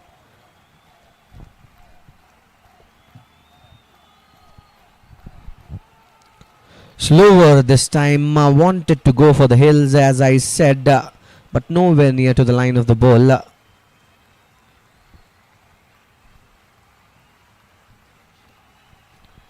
This is becoming interesting now, because Abdul Wahab, as and when he get a chance, he'll try to go for the hills, and even Dorji knows that, so he'll have to adjust his line accordingly as well as the pace of the ball, because he knows that Abdul Wahab has the power to put the ball in the stands. So this now is an interesting matchup. Using all the tricks in his bag, Dorji. Bowling a lot of slow balls. Now round the wicket. Ball just outside the leg stump. Given wide by the umpire. The batter winning the mind games at this point of time. Rightly pointed out, Venu. There was no need for you to change your mark of the bowling when you are doing things that are correct, and it's only the long hoik that he wanted to have made him change his line, and now glad that he's back to this side. This is a fuller ball, slower, wanted to take the charge but instead hits it straight back to the bowler. Doesn't happen very often that a slower ball is timed well, and hence that becomes a big weapon for fast bowlers, particularly in times like this when batsmen are looking to go big. Good bowling by Dorji. Shorter one this time. Yet again he wanted to go big, but he is nowhere near to the line of the ball. He needs to understand, if you want to hit, you need to be closer to the ball. Your body needs to be aligned with the ball in order to hit. Just standing at the crease, it becomes very difficult. What also he needs to understand is that you can't hit every ball out of Thailand. Last ball coming up. It's Abdul Wahab facing Dorji. Comes down the track. That was an over-pitched delivery. Does well to drive it to the longer fielder and pick a single. He'll retain the strike as the 45th over of the play comes to an end. The score is 138 for 9.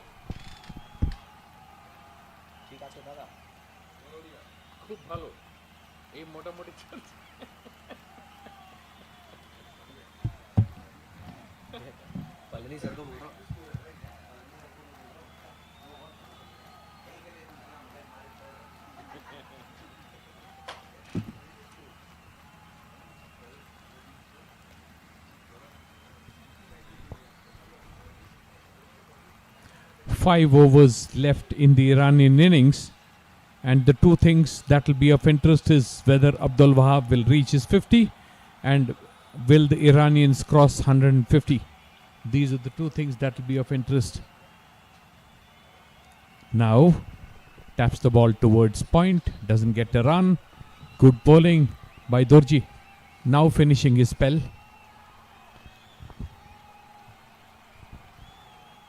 And he's taken the mark of the leg stump, the batter there, Abdul Wahab. Cuts it this time and wanted to sneak a single, denied there by the non-striker Zaidi Afzal. The inner circle fielding of Bhutan has been up to the mark after that break. Bowling his third ball. On the stumps. Abdul Wahab struggling, even though he wants to hit the ball, not getting a chance. Great to see young left arm spinners bowling with such confidence and poise. Defends it this time, and if you now see the mark that he's taking a left stump mark, right? We know that Yashi likes bowling in with the angle, so what this will do to him is it will take him off the LBW calls that comes in with the angle.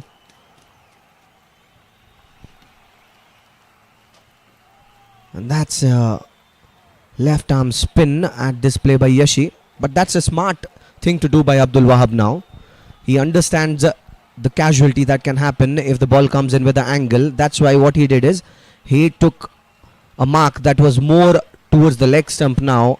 Both of his legs are now out of the danger area. And even if the ball comes in with the angle now, he'll not be given LBW. And very good bowling clever bowling by Yashi, because he's keeping the ball outside the stumps and Abdul Wahab is struggling. Wonderful bowling. Concedes a single this time. 46 overs completed with 4 overs to go. Iran are on 139 for 9.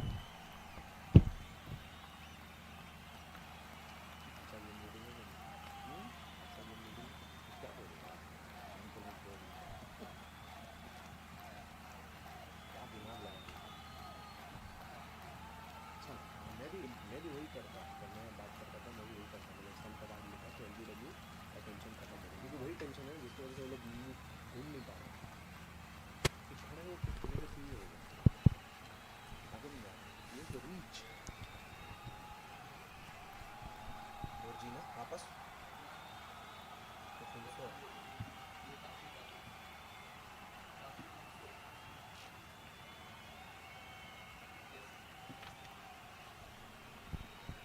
Tashi Funsho is brought back to the attack.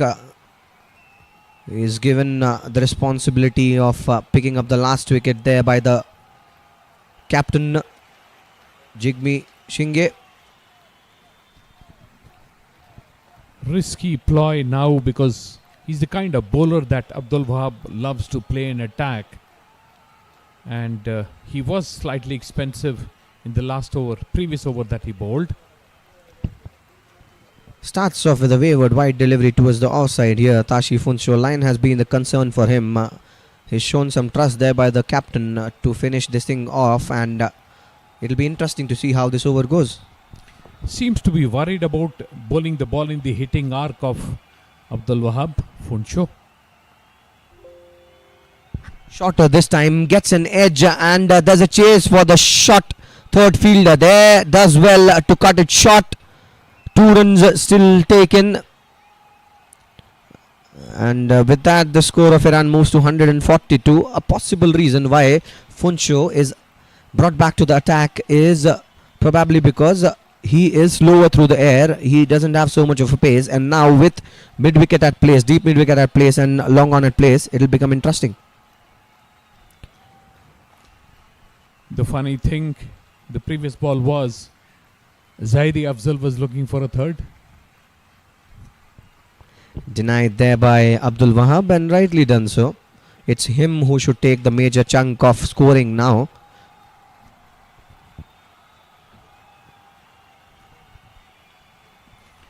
Ball swung from the stumps straight to deep mid-wicket. Just the 1 run. Off strike as well. Very good bowling.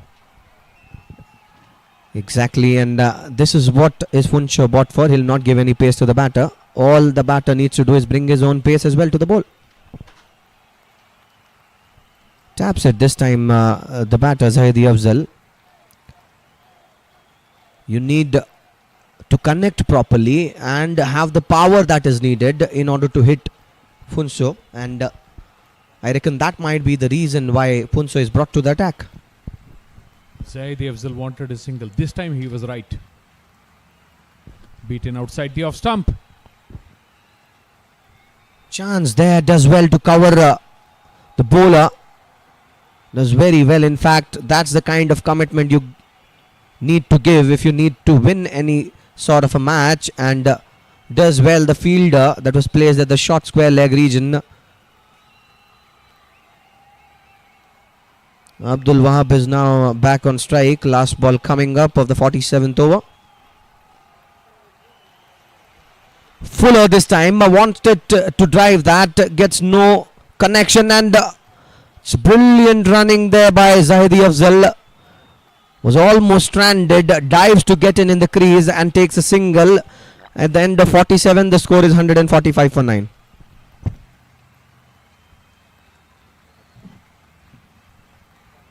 Showing great commitment, Zahidi Afzal.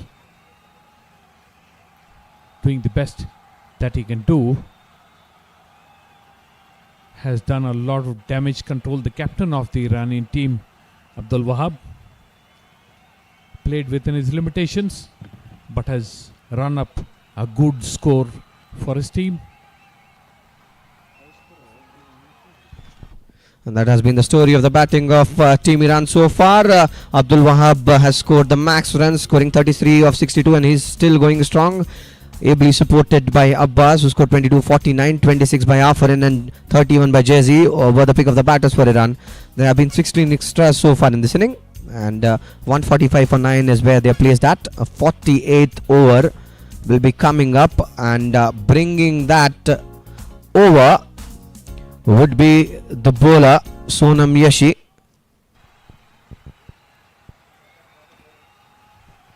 Bowling is 9th, Sonam Yashi has brought a lot of pleasure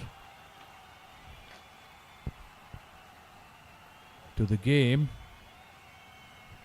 Bowls on the stump, patted back to the bowler. Has been brilliant. Just the 15 runs and a wicket in his bag. Bowling is 9th over.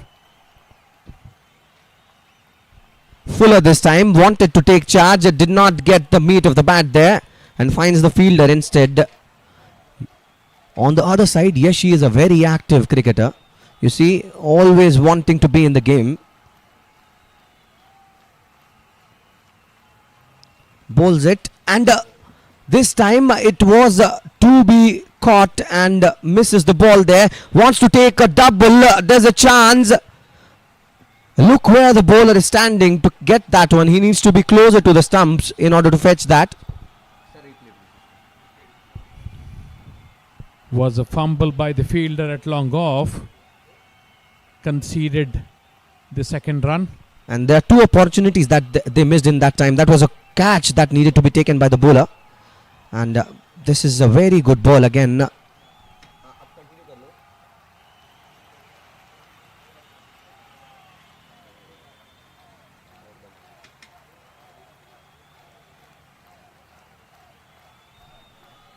Fuller this time back to the bowler again. Did not do good again to catch that one. They are missing the track of the game. They need to be better. Was a very powerful hit. Not an easy cotton ball to take, but should have been taken. 2 cotton balls missed in this over already. Length ball this time, defended well by Zahidi Afzal. That settles the 48th over for us. The score is 148 for 9.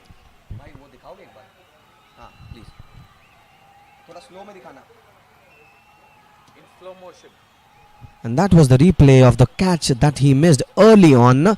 That was hit straight to the bowler there, and then it went to the long off fielder. Does well to cut it short and throws it right back to the bowler. And look where the bowler is standing. He's standing so far that even if he catches that, it takes so much of time for that to be hit. So they lost 2 opportunities in that ball, and subsequently another catch. So 3 opportunities went down in the last over. Actually, the fumble created the 4th. The fumble gave the batter the chance to actually at the long off fence. That gave a bit more of time for the batter to get into ground. This time he hits it towards the mid wicket. The fielder definitely will be interested. That falls short of the fielder there. A single taken. Funso start off with a single.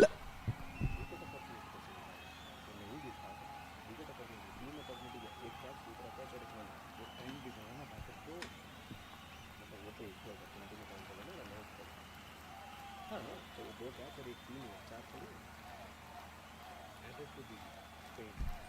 हाँ वो बोल सकते हैं क्या? Funsho bowling a good spell. Has started this spell exceedingly well. Has bowled full, not allowing the batters to get under the ball. We've seen Abdul Wahab trying to hit the leather off the ball every single delivery. Has struggled, not tried to time the ball, Abdul Wahab. This time he connects it. That one is that straight into the hands of the fielder there. This is exactly what Funsho was brought for, and he takes up the wicket. A pricey one. Abdul Wahab departs scoring 37 of 68. 150 is what Iran is still able to make. 151 is what Bhutan would be chasing. But this is fantastic cricket by both the teams. Heaving across the line, hitting straight to the fielder at deep mid wicket, who clings onto the ball, and that ends the Iranian innings at exactly 150 runs. So 151 will be the target for the Bhutanese team. The scorecard: 22 from Abbas, Afrin scored 26, Jayaj 31, Abdul Wahab the captain, the highest scorer. Very good effort by the batters in the middle order, and 16 extras, 48.3 overs, 150 all out was Iran.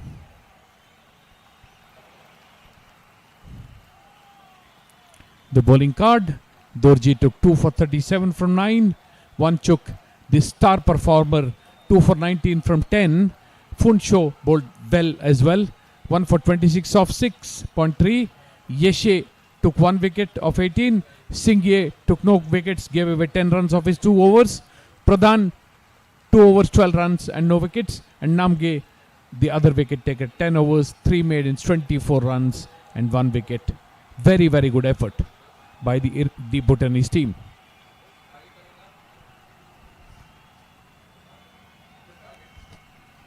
So Bhutan needs 151 runs to make from their 50 overs, and we will be back after.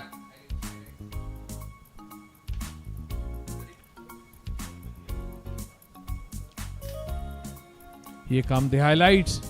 An easy catch that brought the first wicket, a slash towards third man.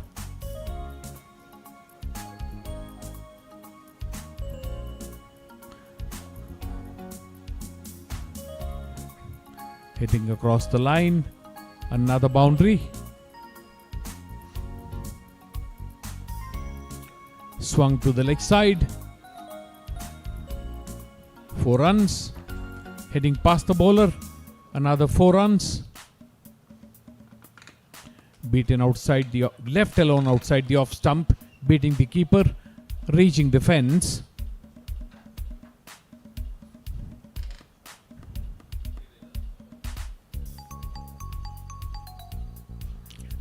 Played towards the onside.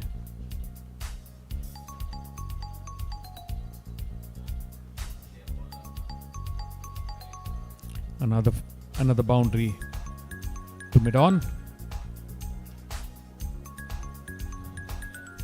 All in all, a good effort from both teams. Fought really hard.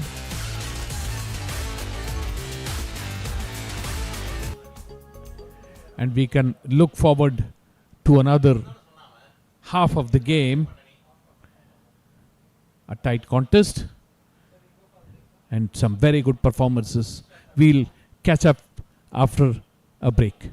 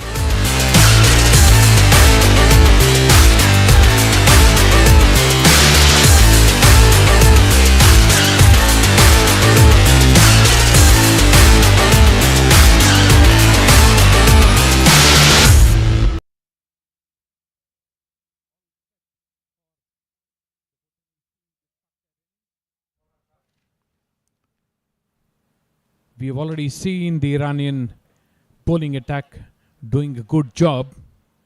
They have a left arm medium pacer. They have got variety in their bowling. They have a leg spinner. They have an off spinner. The fielding is good, and it will not be easy for the Bhutanese team to run up the 151 runs that are required for them to get over the line and win.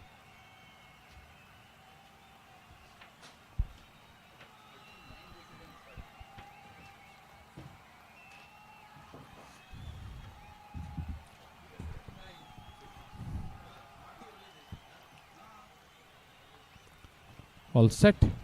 The first ball being bowled just outside the off stump. A typical left arm medium pacer's delivery just outside the off stump. Left alone by the left-handed batter who is up against.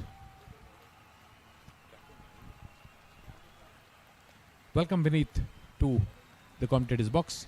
Thank you, Venu. And decides not to bowl on that occasion, the captain Abdul Wahab there for Iran. He takes the responsibility of bowling with the new ball for Team Iran.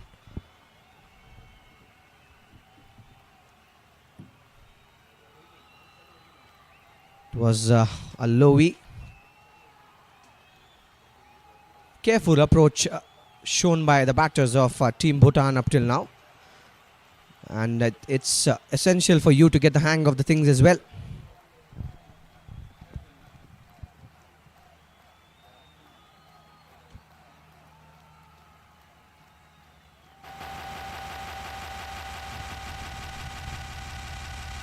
Shorter one this time takes an edge, and that's the first wicket for you.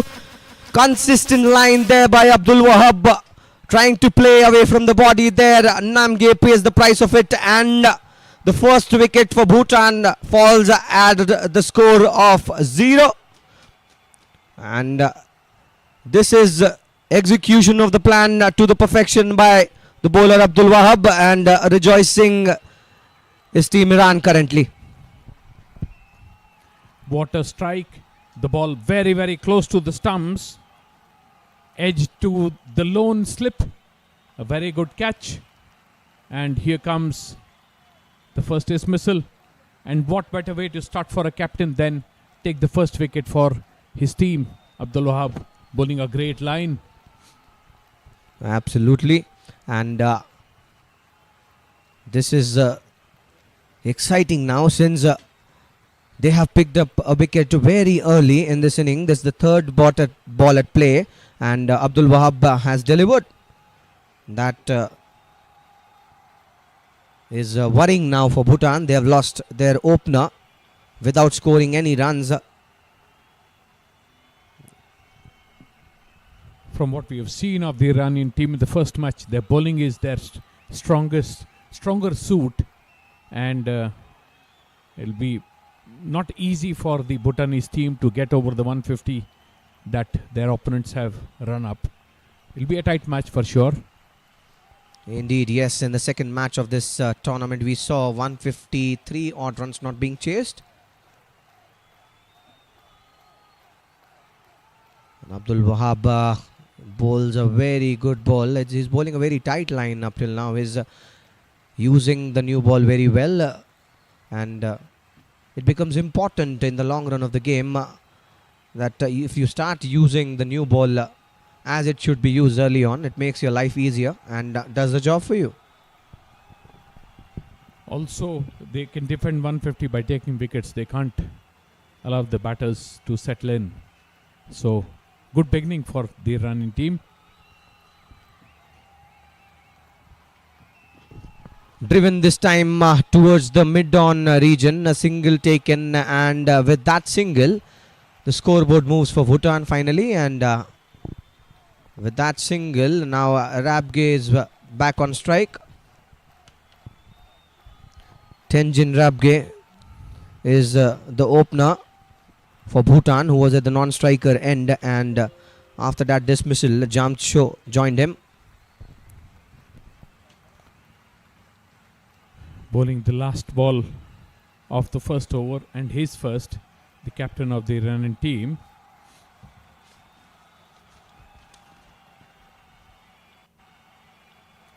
Abdul Wahab. Rabge on strike. Ball on the stumps, turned towards short mid wicket. No runs taken. The first over finishes with Iran, with the Bhutanese team on 1 for the loss of 1 wicket.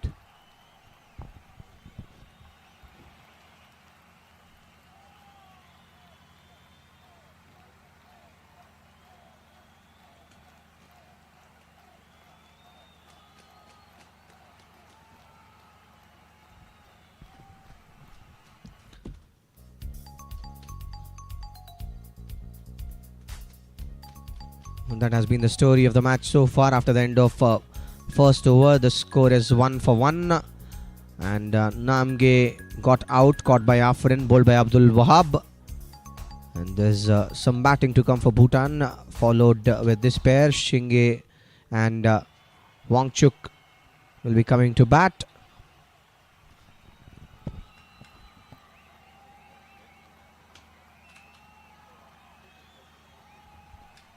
Dadraman, who batted with the captain at the end of his team innings, is now starting the innings from the other end for his team. Did bowl a good spell in the first match, Dadraman.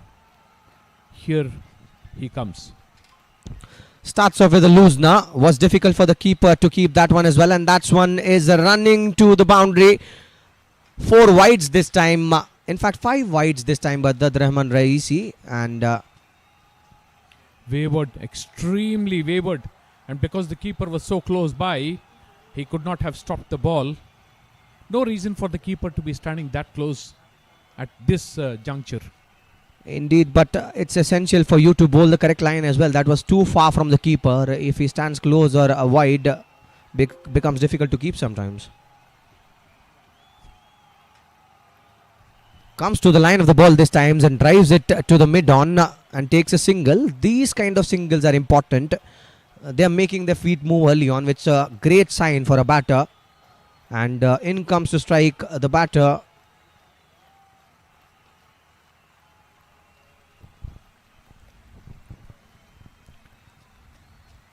Singles keep the scoreboard moving as well. And you can't see, but the pressure builds that way. Fuller this time wanted to drive, gets the low end of the part of the bat and falls just short of the short cover fielder there. Recovering well after bowling that wayward delivery. Dadraman. Ball on the stumps. Cleans up. Bowled off his pads. Rabge gone for nothing. Another wicket for the Bhutanese team.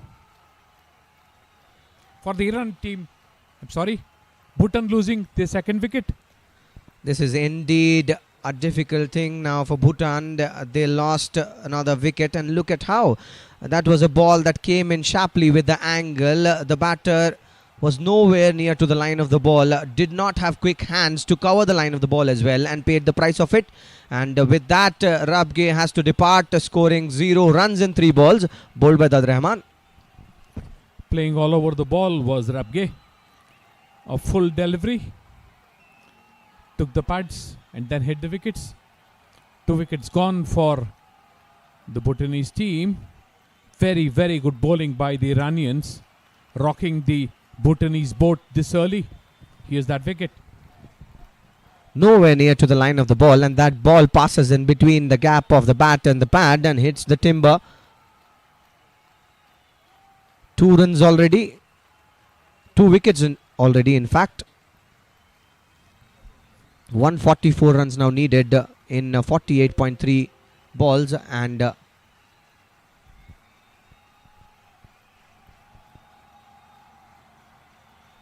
Chorje is the new batter. That win again was a very good ball. Came in sharply with the angle. No answers there by the batter. Both the bowlers in action taking a wicket each. And the way the dismissals happened can be slightly demoralizing for the Bhutanese team.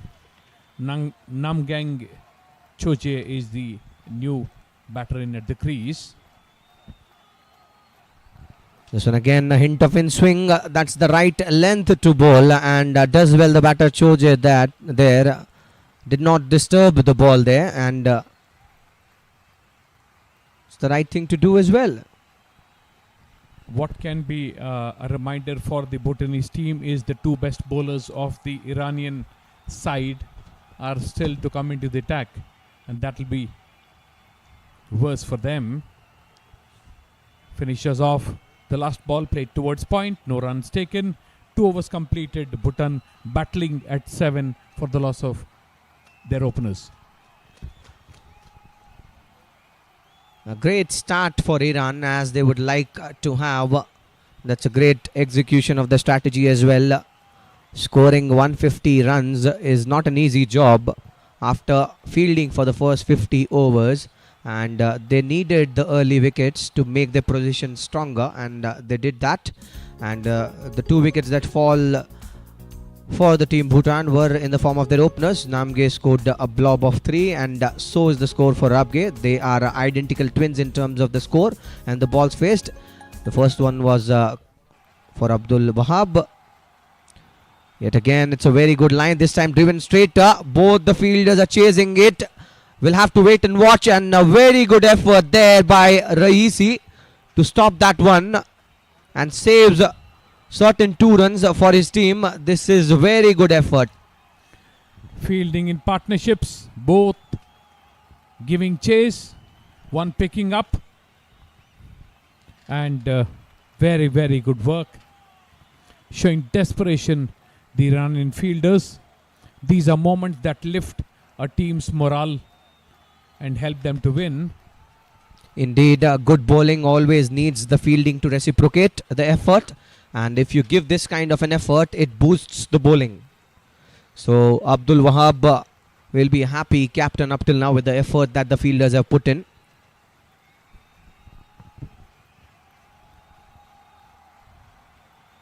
Ball on the stumps, played towards mid-off. No runs taken.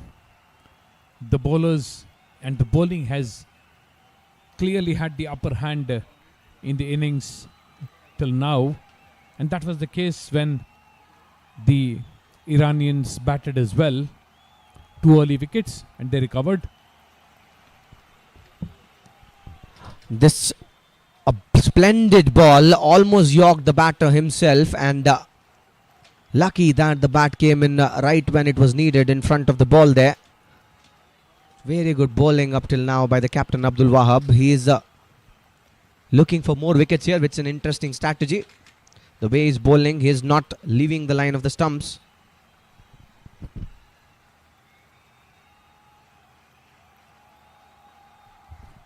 Yet again, that one came in sharply with the angle, and straight into the hands of the short mid-wicket fielder there.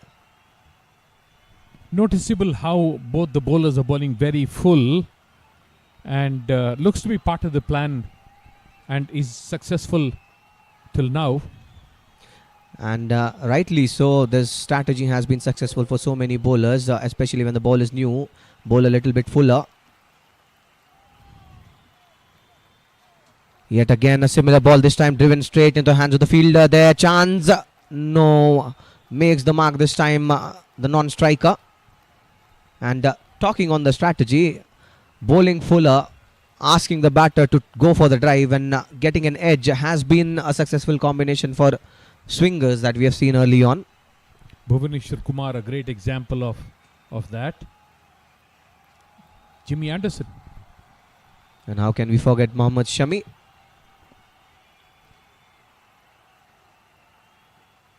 This time again driven towards the mid-off region. That was risky. If that would have been a throw to the stumps, it was trouble calling for Bhutan. Risky singles being taken by Bhutan currently as the third over gets completed. The score of Bhutan is 11 for 2.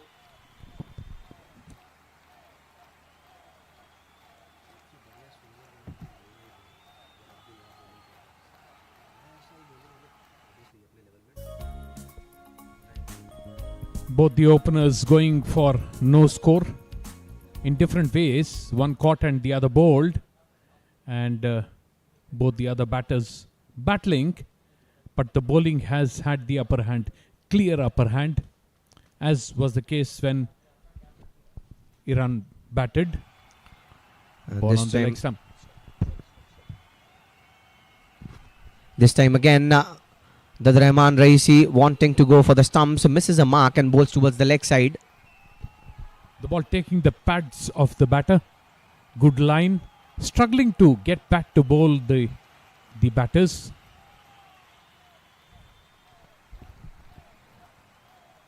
This is a much better line to bowl. Angling in that comes near to the body of the batter there. And we saw early on Wangchuk got a dismissal in which, in fact, Dorji got a dismissal in which the batter got played on. And if you keep on bowling like this, it calls for trouble for any kind of a batter. Also allowing him to settle into a line and length, the batters doing nothing.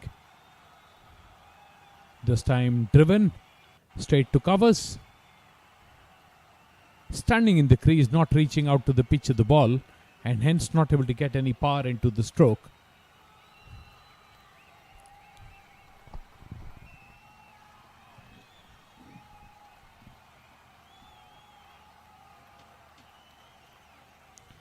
Fuller again this time picked very early and gets a single to his name, the batter Choje. And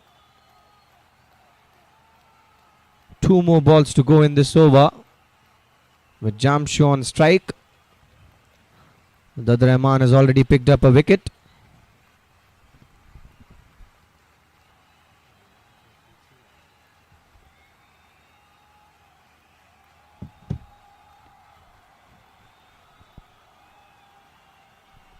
Yet another time it's driven, takes the edge of the bat there and goes towards the third region for a single.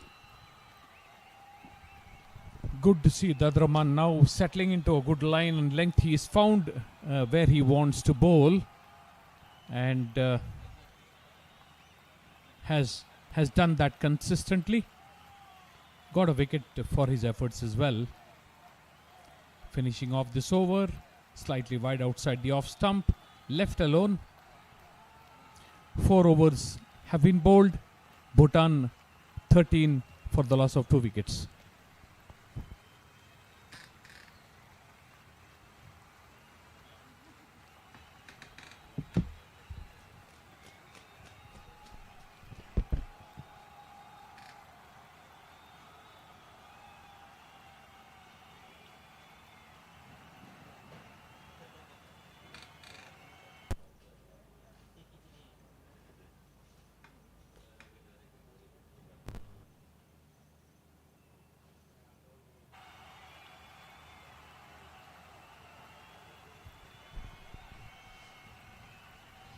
Abdul Wahab to continue and will be bowling the 5th over of the second innings of this match. Jamsho will be facing Abdul Wahab, and Bhutan, who seems to be struggling currently, need a partnership desperately. This time round the wicket. The batter trying to swing it to the leg side, misses it completely. There's slightly less bounce this time, which beat the batter's attempted pull towards the leg side. Jamit Shaw.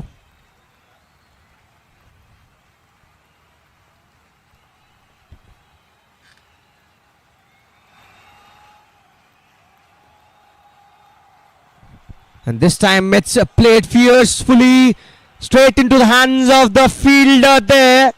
Takes a brilliant catch and the hands are in there. He's excited as he walks towards other players. Congratulations all around. And the players of Iran have picked up the third wicket. This is a problem now for Bhutan. Third wicket for Bhutan falls at the score of 13. Bhutan with their backs to the wall. Here's the dismissal. Heaves the ball in the air. Gets it only as far as the long on. A very good catch. And they're cock-a-hoop, the Iranians. And why would they not be? Indeed, and I like the way the celebrations were from the Iranian team. It's the emotion that defines the game. It's these kind of moments that lets us enjoy the game to its fullest. And we'll have to give the credit to both the bowlers up till now from Team Iran, Abdul Wahab as well as Dad Rahman. They have bowled as per the plan. Now look at it. He bowled fuller, had the protection in the deep in the long on and got the wicket. Like the ploys were working initially for Bhutan, it's working for Iran. Who better than Abdul Wahab? He fought out at the end of his team's innings and now he is picked up 2 wickets. Gakul Kumar Ghale is the right-handed batter. Now at the crease, lot of work for him if he has to resurrect his team and its chances. Indeed, Ghale, who has joined Choje, will be facing now Abdul Wahab. Coming in with the angle again. He's not shying away from bowling the fuller ones here. And the intent was right by the last batter. He wanted to go and capitalize on that occasion. That was fuller, Jamsho. But the area that he picked was problematic and hence paid the price for it. Also, the ball was a bit too full for that kind of a stroke. He couldn't get under the ball and hence got caught at long on. Also, perhaps a bit of lack of pace in the pitch that hurt his chances. Well, I think if he would have taken any other spot in the ground, he would have gotten a 4. And this time he angles it out. It shows you that he can swing both ways, the bowler Abdul Wahab. The experience of Abdul Wahab on full display. He knew the Bhutanese batters are under pressure. He hung up a ball in the air and got another wicket. Battle for the Bhutanese now. Much fuller again this time. Taps it straight into the hands of the short cover fielder there. No runs on offer.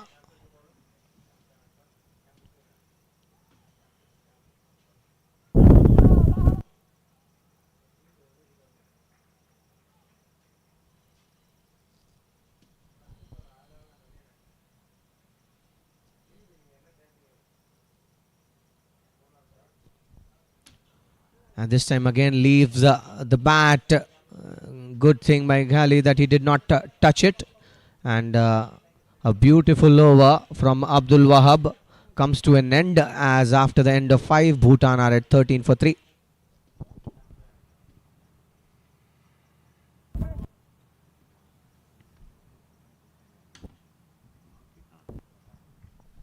And struggle so far as we see through the scorecard of Bhutan up till now. The first 3 batters, the top 3 batters in fact, are back to the dugout. And the only contributor in the top 3 was Jamsho. Currently Choje and Ghale are fighting it out. It needs a good partnership now. The Rahman Raisi to continue. Comes in again with the angle and this time it was far from the gully fielder and hence a single will be taken.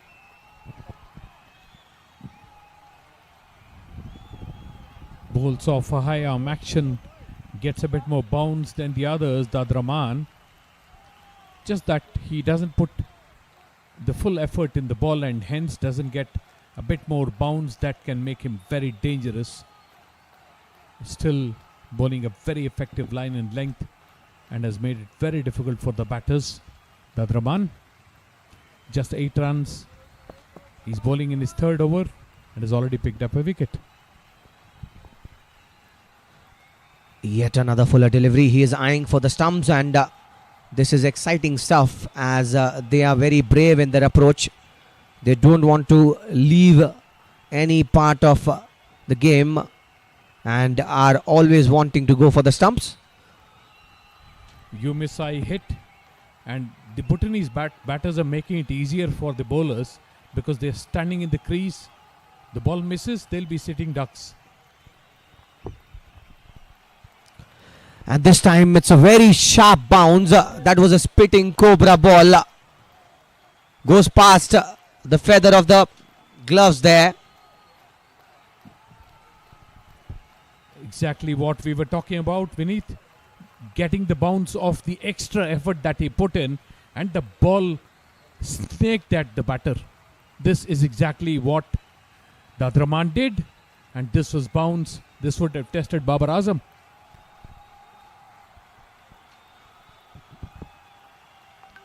And this time again it comes sharply with the angle. Trouble at the non-striker, and if that was a direct hit, things would have been different, I reckon. And we'll have to give it to the Iranian bowling attack because they have been able to put so much pressure into the minds of the Bhutanese batsmen. We can see an area of silence in the Bhutan camp currently. They need the batters to play well.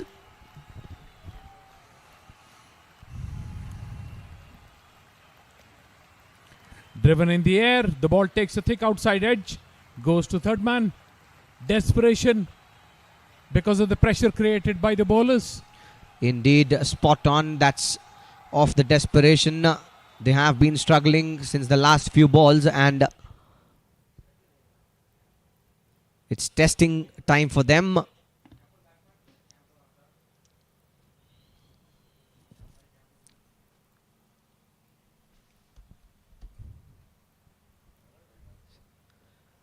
And this was a length delivery straight into the hands of the short mid wicket there. No runs on offer.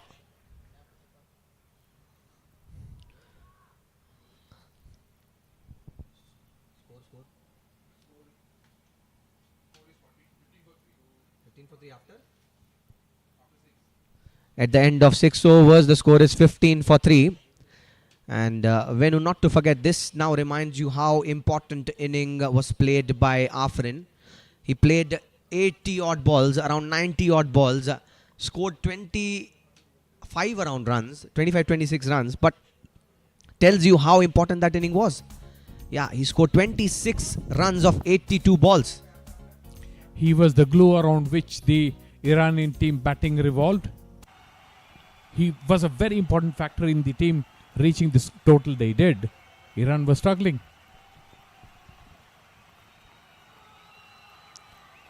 Much fuller this time towards the 6th and 7th wicket in the offside by Abdul Wahab. And also would have to give it to the impact player of Iran, Abdul Wahab, who's also the highest scorer early on in the first inning and has picked up 2 wickets already. He's a strong contender in this match, and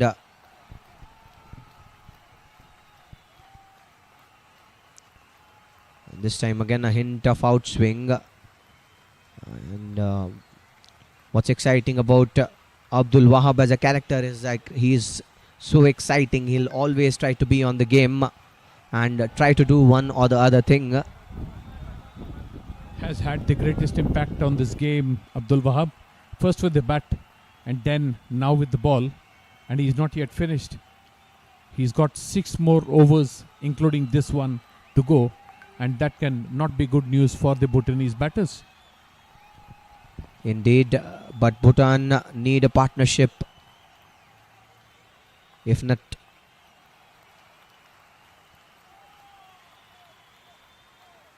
this time again just passes the edge of the bat by a whisker there and straight into hands of the keeper. This is exciting line by Abdul Wahab. Now they have started to play with the minds of the batter.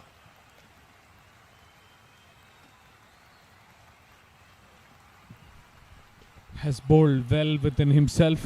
3.3 overs, 2 wickets, and just the 5 runs given away is top class stuff. in the context of this match, his batting looks so important, his contribution.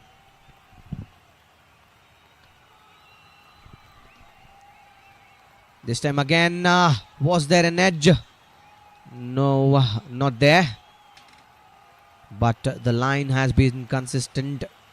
He's inviting the batters to go for the drive and make a mistake. That's a very good strategy at this juncture of the game. Another wicket here, and you have the Bhutanese team reeling.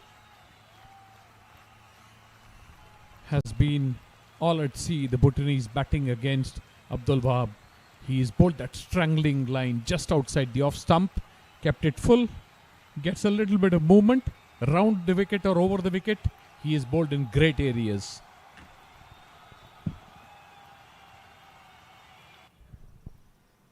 This time again Fuller driven by the batter Ghale there, and this time it pierces the gap in between the cover and the sweeper region for a boundary. Much needed boundary for the team Bhutan.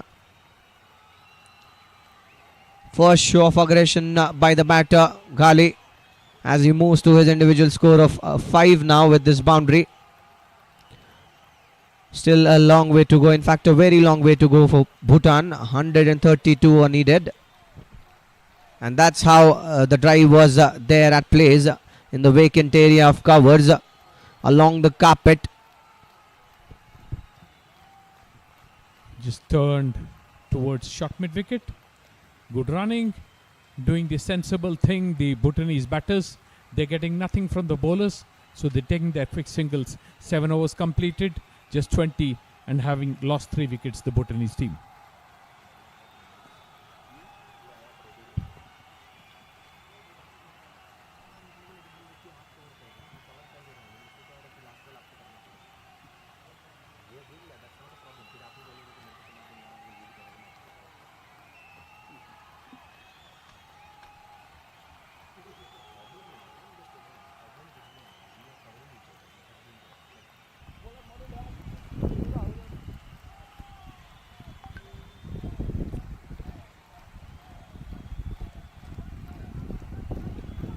Dadraman continues the misery of the Bhutanese team. Top quality bowling, top quality fielding. Very, very difficult to bat now. A short ball again. This time this is testing the core skills of the batter of Bhutan currently by Iran. Iran bowlers are not giving any room. Both of these bowlers are again complementing to each other. Abdul Wahab likes bowling full and induce some edges, while Dad Rahman likes to put it short and gets the bounce.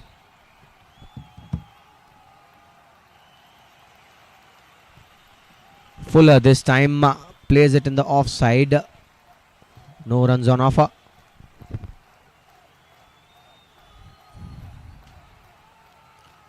Making the mistake of playing from their crease. The same problem that was faced by the Iranian batters. Not reaching out, getting to the pitch of the ball. Even better, leaving the crease and trying to create pressure on the bowlers. And not surprisingly, the bowlers have dominated the contest. Ball takes the batter on the hip. A painful blow. No runs conceded, getting help from the bowler. Wonderful to watch. Indeed, it's a very beautiful sight to watch. And that's what cricket does to you. It brings in people together. It defies all boundaries and brings in happiness all around. Is there a better game than this? There are so many beautiful sights that you can see. There are no enemies. You are just counterparts in a cricket game. Indeed, one of the most pleasant games and competitive games that you see in modern days. Much fuller this time and does well the keeper. A diving effort to save it. White signal by the umpire. And that's what a positive momentum does to you. The keeper is also reciprocating the effort there. This was a full length drive.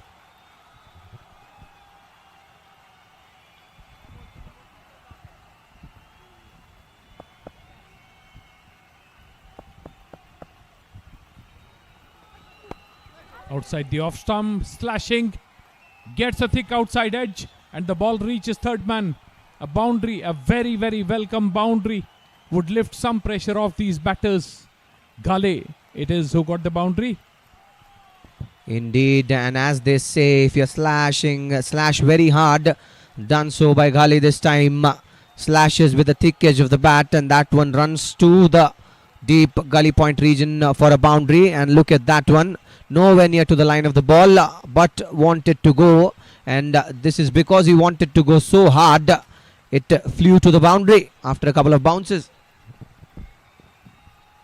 A funny kind of a match because the score that they're chasing is not very huge. A few more boundaries will put the pressure back on the Iranians. And this time they want a quick single. Well taken.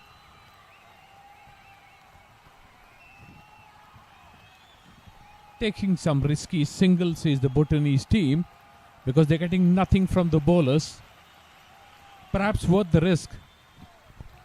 This was to be taken. The fielder was not alert, and rightly done so this time by the batters of Team Bhutan. Much better length this time, driven towards the onside. Again, a quick single being taken. That's a very good running in between wickets by both the batters. And that settles the 8th over of the second innings of this match. Bhutan is at 27 for 3.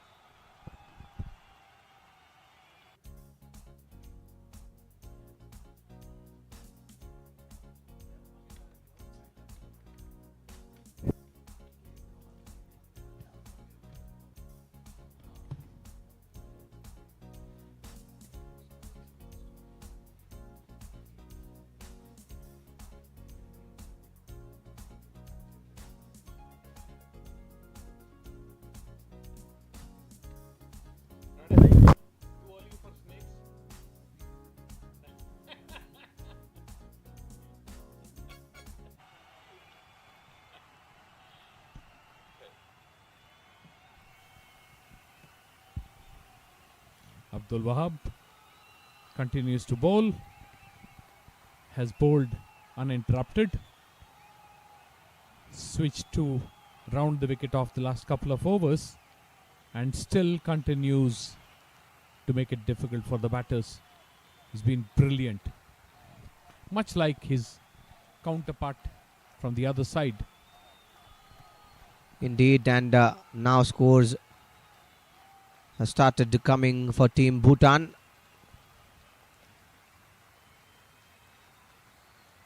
Fuller this time, driven. That's in the vacant area. Chased there by the fielder. The ball wins it. And that's a boundary.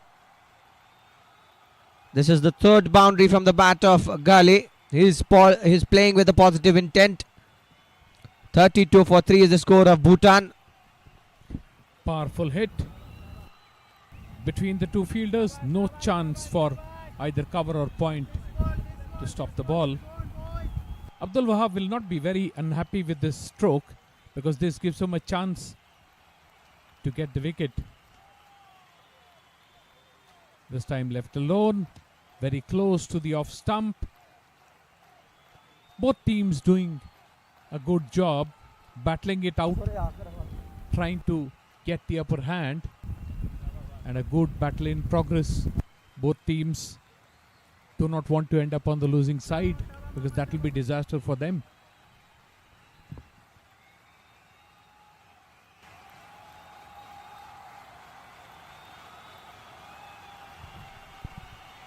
Fuller again this time wanted to drive. No connection whatsoever.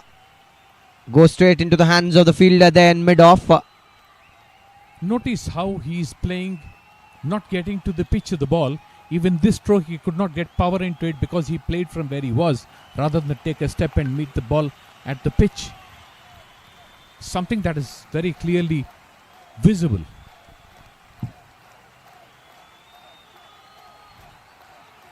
Yet another time it's a Fuller delivery, but rightly done. He left it alone, the batter Ghali there.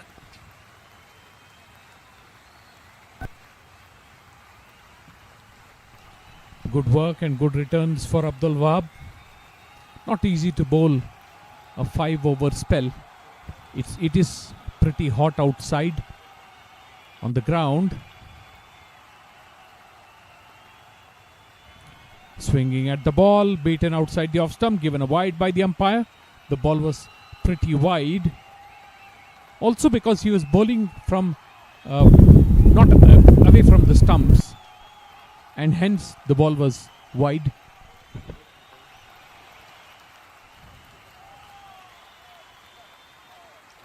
The last ball of the 9th over coming up. Ghale will be facing Abdul Wahab.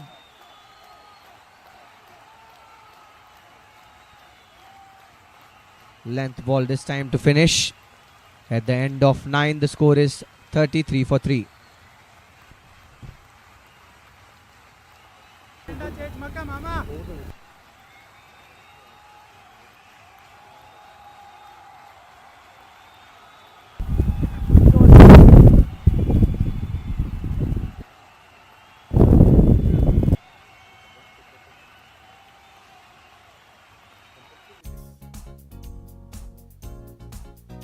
$33 for 3. The first falling at no score, the second at 7, and the third at 13.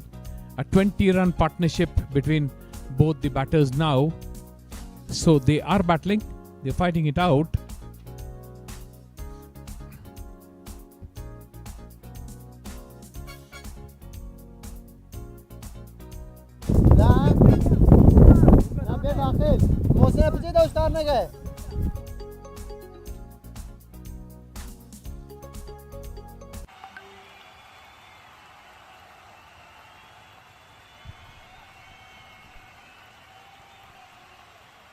To bowl the 10th over of this match, in comes the bowler who had picked up 5 wickets in the previous match for Iran, Zahid Afrin.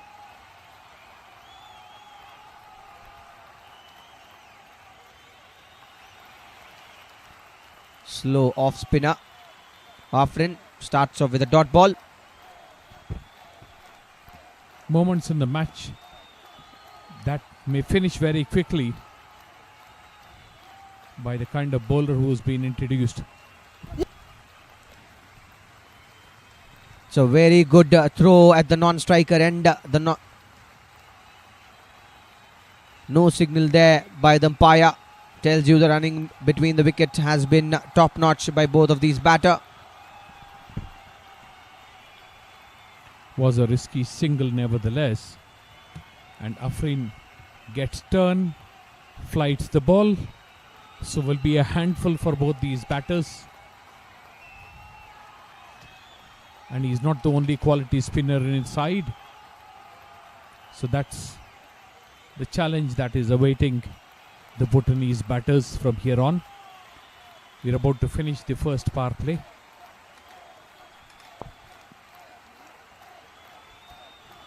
And this time swept it, and swept it very hard. That one crosses the fence for a 6. The fielder saw it fly over his head. That's some shot by the batter Ghale. Fetches him the maximum. And with this 6, Bhutan reaches to 40 for 3. Will not mind this hit, Afrin. Gives him a chance to take a wicket.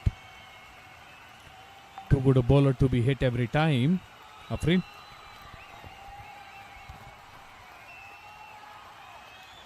Follows it with a dot ball, and that's how good bowlers come back. You have to appreciate how that shot was played by Ghale.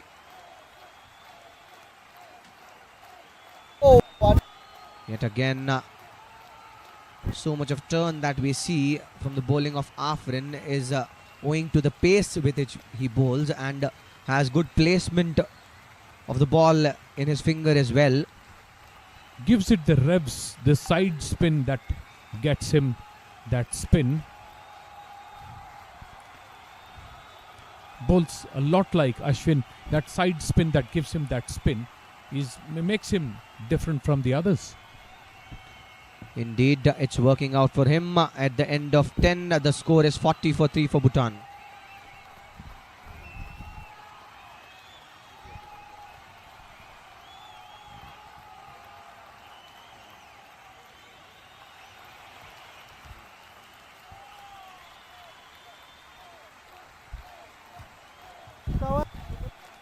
These teams are currently battling out for the top two positions in the ACC Challengers Cup. And this tournament is very important, seeing the pathway that ACC has brought for the Asia Cup.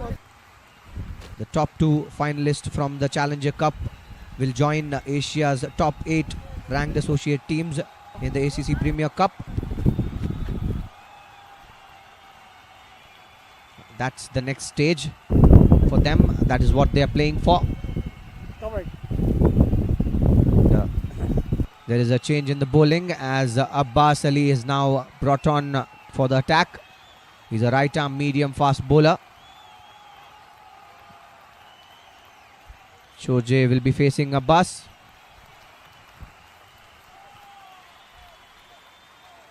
The medium pace of Abbas. Ball on the leg stump. Turned towards square leg. The fielder giving chase. Should get 3 easily. They settle for just 2. Offline with this first ball, Abbas. The ball was on the leg stump.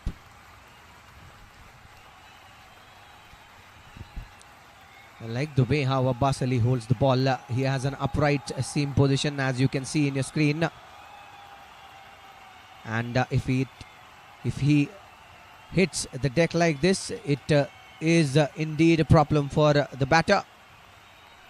111 runs are more needed in 39.4 balls.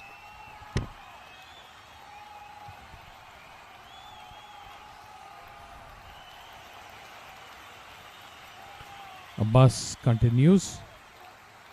Tall man. Bowls a fuller ball. Turned easily towards mid wicket.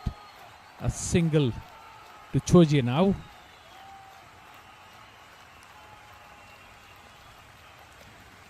Ghale back on strike.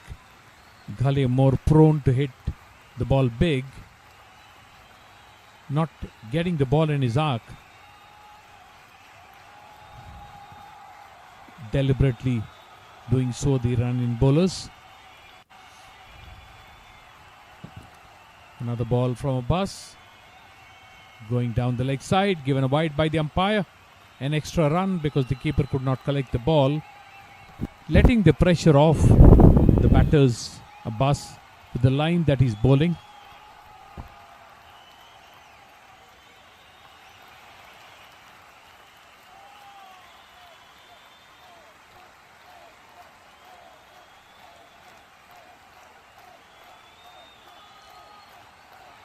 This time Fuller driven towards the onside. There is chase for the fielder there. Does well to cut it short. 2 runs taken. We have to appreciate the way the Bhutan batters are now running in between the wickets and scoring runs. And not to forget, Driven past the stumps on the onside. Very good fielding. Another ball played defensively to the gully region. Has not kept up the pressure that the other bowlers exerted on the Bhutanese. And the Bhutanese doing the good thing, not hitting the ball in the air, keeping the ball on the ground.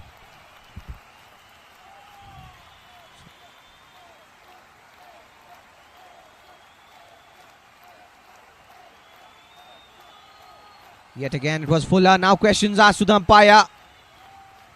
No, says the umpire. Again, run out call at the strikers end. In fact, denied. The Iran team is putting pressure onto the Bhutan batters currently, and that is how the event occurred. Great pick up and throw there by the short leg fielder. And not to forget, these teams are currently battling out for the top 2 spots at the Premier Cup. The top 2 teams of the Challenger Cup will qualify for ACC Premier Cup, and the finalist, the final winner in fact of the ACC Premier Cup, gets to play the Asia Cup. So that's where this tournament is so important for these nations. Lot at stake in this match and tournament. Ball just outside the leg stump. Keeper can't do anything about it. Jayze it was. Wayward first delivery.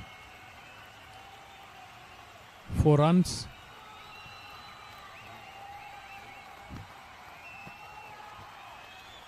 That's a wide +4 as signaled by the umpire. 5 extras added to the tally of Bhutan. Inauspicious start by Jayze. Much unlike what he did yesterday. Wide outside the leg stump.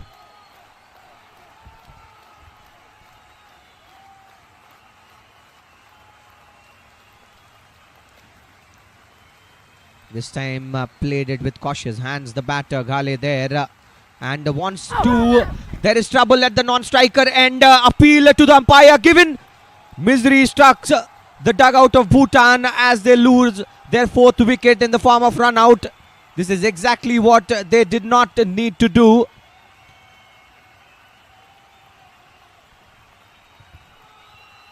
Was the only way the Bhutanese would have lost wickets. And what a way to lose wickets, and what a time to lose wickets. This will set them back immensely. Ball turned. The fielder from long came in. The throw was accurate. Easy run out. The run out player punching the ground in disgust. Ghale gone. 22 of 29 deliveries. He was dominating. Gakul Kumar Ghale, who was looking very good, departed scoring 22 of 29.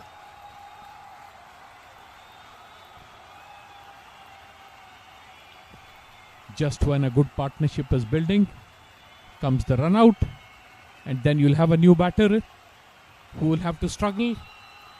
Again, build a partnership, and this is going to set back the Bhutanese substantially at this important juncture in this match. Just the 11 overs crossed now.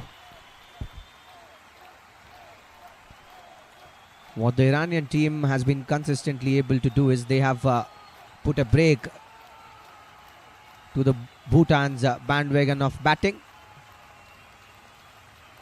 Again, questions asked to the umpire. Supreet Pradhan is the new batter at the crease. This was very, very close. Very lucky the batter. And he must make the most of this luck. This time again wanted to sweep, denies the umpire.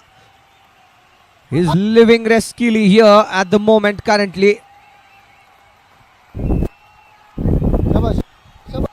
Another very, very close call.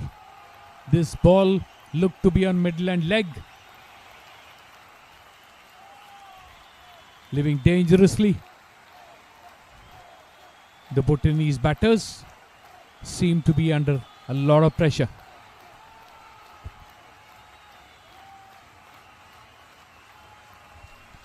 Fourth ball of the 12th over coming up. And this time again, that's the third appeal. A successful one now for Iran. They have been right on the money. 5 wickets down already. Bhutan, they are in the position of trouble currently. Struggling to find a partnership. Not for the first time. Finding the batter right in front of the 3 sticks. Wonderful bowling. And now Bhutan absolutely back to the wall stuff. And Venu, if somebody asks you, show me a practical example of try until you succeed, show him the last 3 balls of Jayze. 3 appeals, 2 of them denied by the umpire. The third one given. The first 2 were touch and go, and this was absolutely plumb. It was hitting the middle of the middle. And with that wicket, in comes the captain of Team Bhutan, Jigme Shinge. Bhutan needs a magical inning here by these 2 batters. They need exceptional effort to win this game now. with half of the team back to the dug. And with the kind of difficulty the Iranian bowling and fielding is giving them, they have a lot to do now. Tall, strong Jigme Singye on the stumps. Very, very close. The bowlers not able to believe this. Was very close indeed. That definitely looked a touch and go to me as well. The umpire thinks it's not an LBW.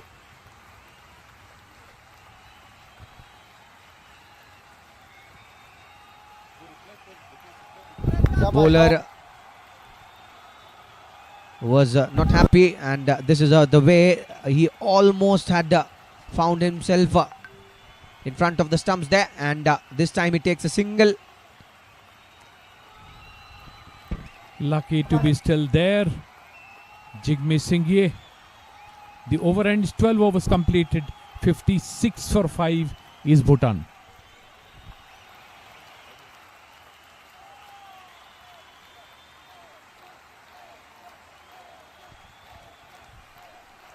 The recipe for a victory for the Bhutanese team?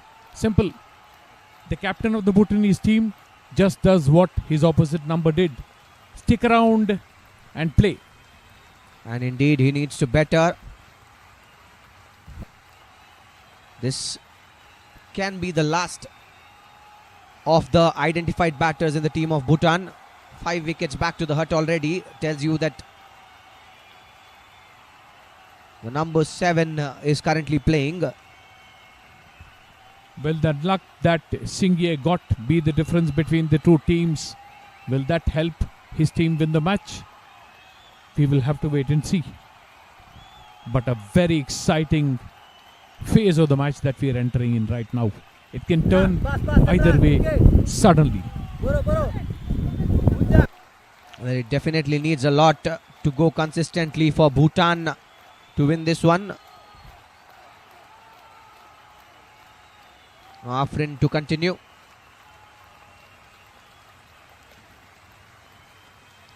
That came in sharply with the angle. A single taken.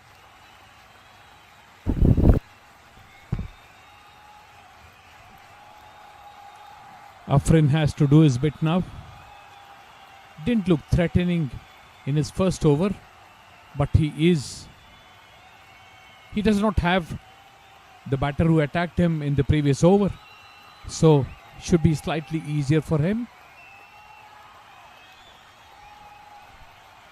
Nice And loop. that's again asking for trouble given there by the umpire. Choje is dismissed, scoring 11 of 21 balls. Afrin strikes. He is again into the wickets now as the 6th wicket for Bhutan falls in the score of 57. Another dismissal.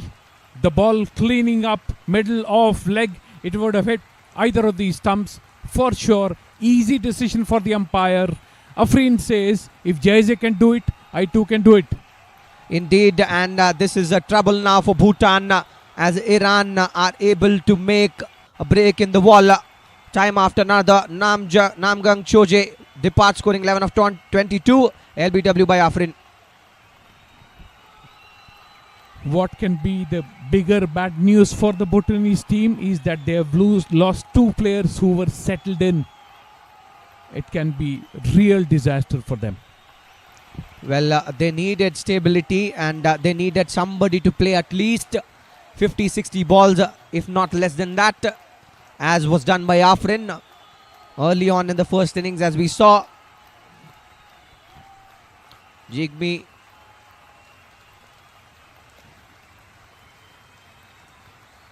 yet again, it's a flighted delivery, well fielded there by the fielder at the shot cover. Dorji on strike. And now the Iranian fielders are difficult to stop. There's a lot of chatter in the ground. Flighted ball. Hung in the air. Somehow played to short mid wicket. This looks very, very dangerous for the Bhutanese batters. Indeed, a difficult time for them.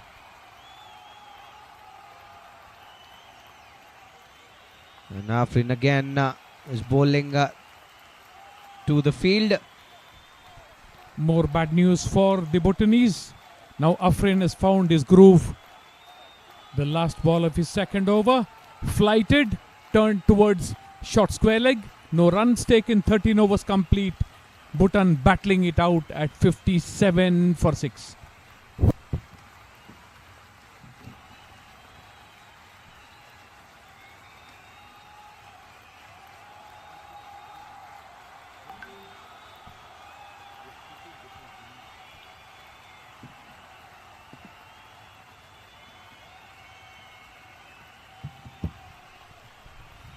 A wonderful battle in progress. Two top-class spinners breathing fire. Jays is saying, "This is my turf." Here he comes. Ball on the leg stump, played on the full to short mid-wicket. No runs taken. Jay is a deal maker.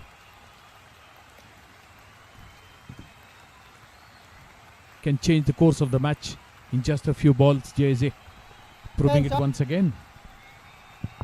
Indeed, and he has bowled a very tight line.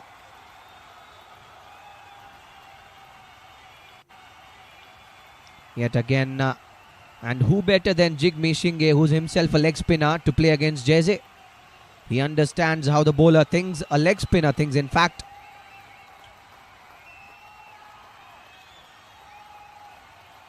Playing to the line of the ball. The dot ball again.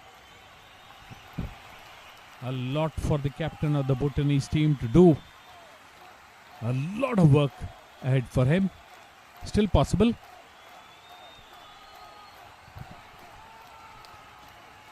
At the moment, I feel that the Bhutan team is over defensive. They need to play through the cricket that is needed with a positive intent, score when you are getting a chance and defend when the ball is unplayable. At this point, Jay and Afrin making the ball look like a hand grenade. Every ball seems to be exploding off the turf.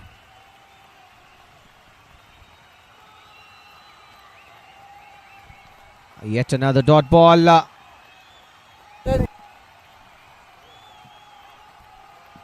As the 14th over of the play comes to an end, the score is 57 for 6.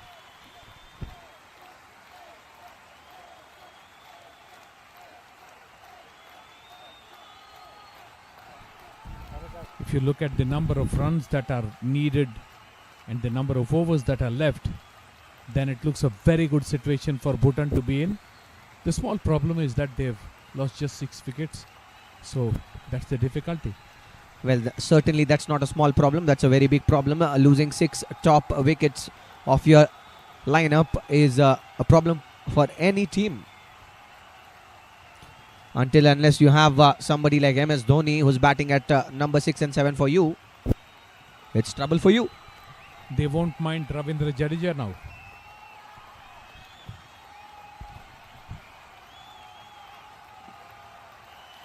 Afrin to continue. That hits, clips the piece of the pad there.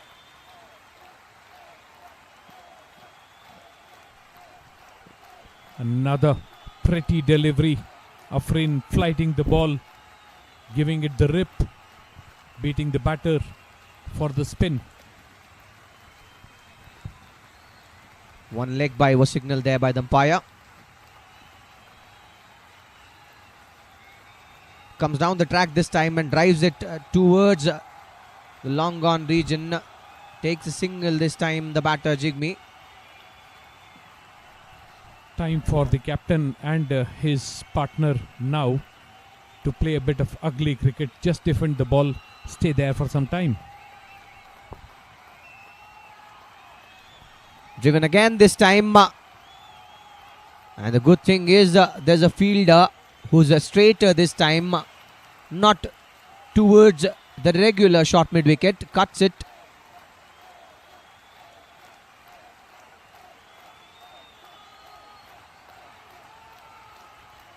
Yet again, this time taps it towards the leg side and takes a single, wants to take two. Nobody there to guard the ball, and hence they take 2 runs of it. Well, with the kind of loop that Afrin gets and the kind of length that he bowls, it'll be interesting to see somebody who likes taking charge coming down, taking a little bit of shimmy and playing against him. Perhaps not in this situation. Here's that flighted ball again. Played across the line. Hit to deep mid wicket. The fielder comes in, does a very good job. 2 runs taken.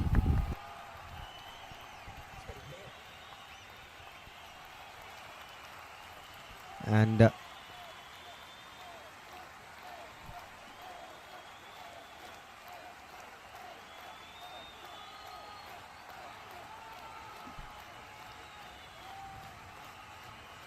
much better line this time. Wanted to go aerial in the offside. Wasn't able to connect the ball. And that settles the 15 over for us. At the end of 15, Bhutan is at 63 for 6.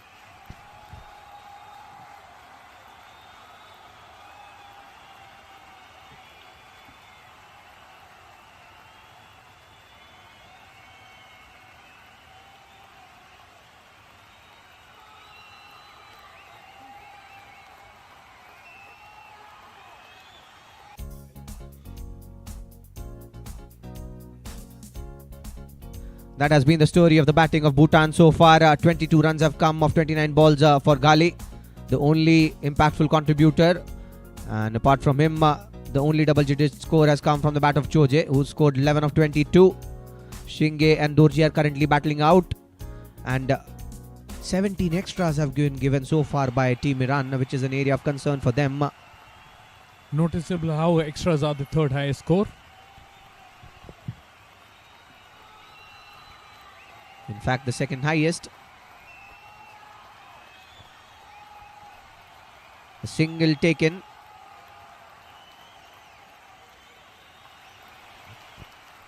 That brings in Dorji at strike. Jai is unable to wait. Like in the last match, he wants to keep bowling. Flighted ball. Cut towards the 3rd man boundary. Should reach the boundary, and it does. Very good stroke. There was width, and then Dorji did the rest.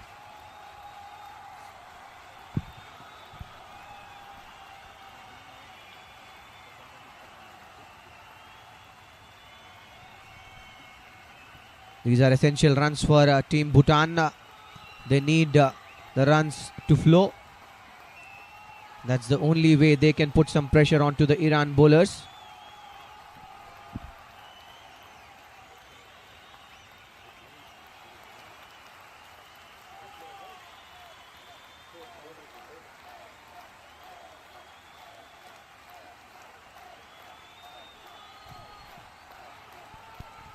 Much fuller length this time. Does well the batter Dorji there. Lucky to find his bat in front of the ball.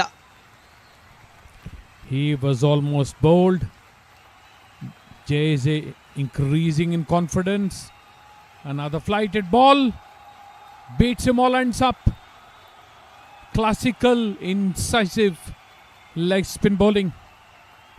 Jay is in prime form.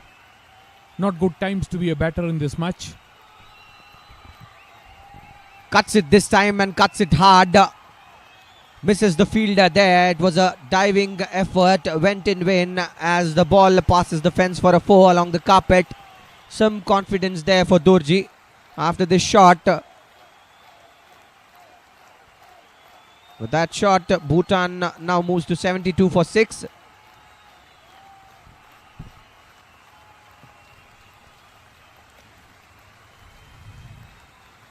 Much against the run of play.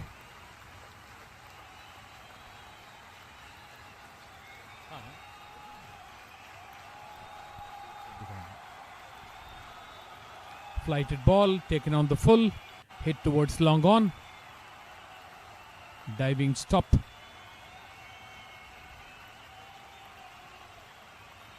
Just the single. Wasn't necessary at all. 73 for 6 after 16 overs is Bhutan.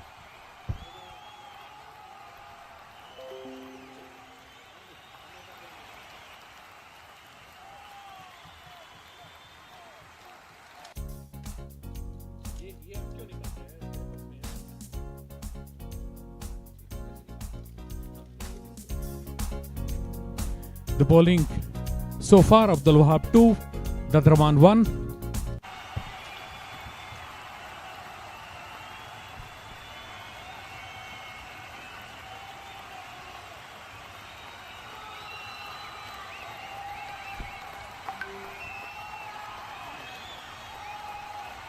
Afrin to continue the bowling attack.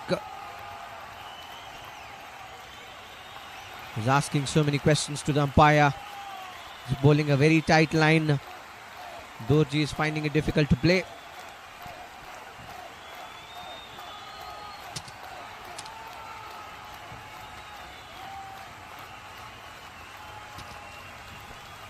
Yet again a very good ball this time. It's the amount of turn that he gets differentiates him against any off spinner.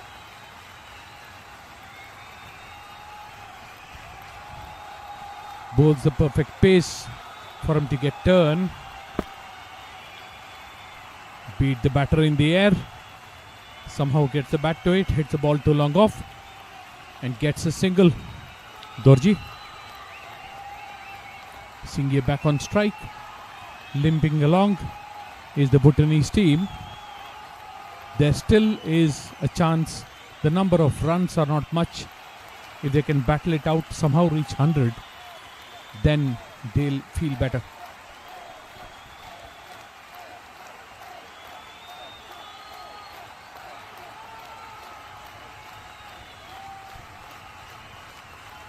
"77 runs are needed now in 33.4 overs. The required runs is not the concern. Questions asked again, this time to the umpire and given. With that, Jigme Singh's stay at end at the cricket pitch comes to an end. He scores 4 of 12.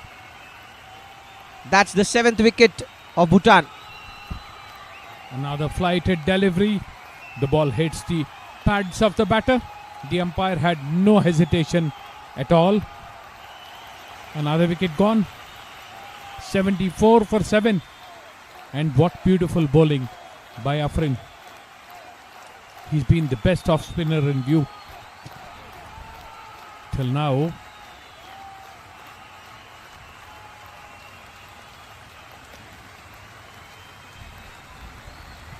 Jigme Singh departs scoring 4 of 12 LBW by Afrin. This is a costly blow to Team Bhutan as they are reeling behind. 77 runs more needed in 33 overs. Bhutan is currently at 74 for 7.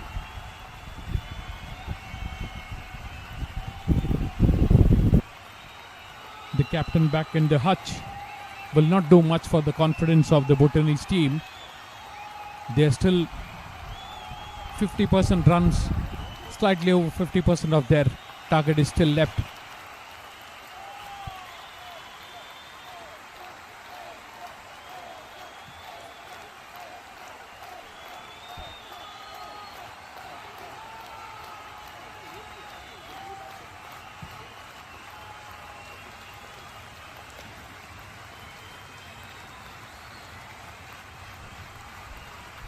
Happiness is clearly visible in the faces of players of Iran. They have executed their plans to perfection. The Bhutan team is reeling behind. 74 for 7 is the score currently.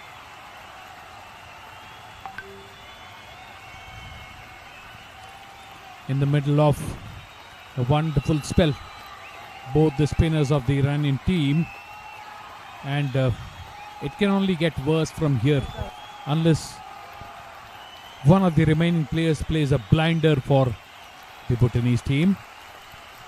Tashi Punsho is the new batter at the crease, will be joining Dorji.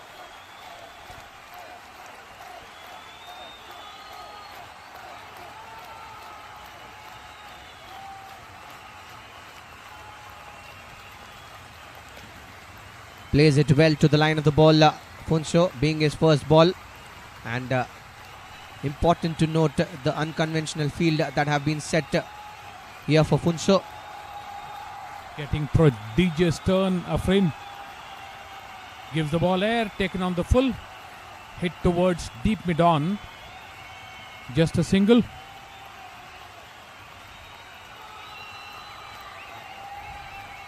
The end of this 17th over.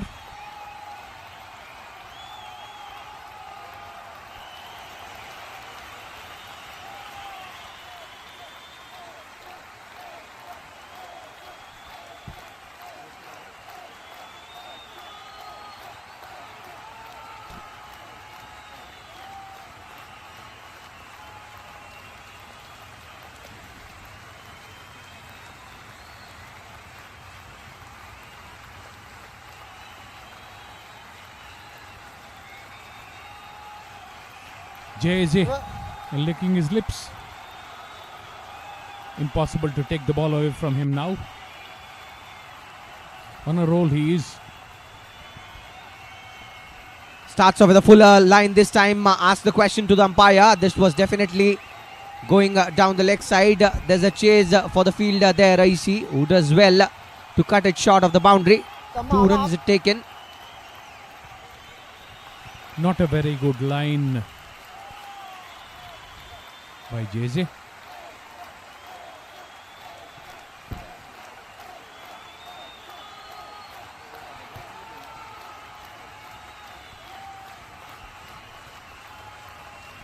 Much short this time.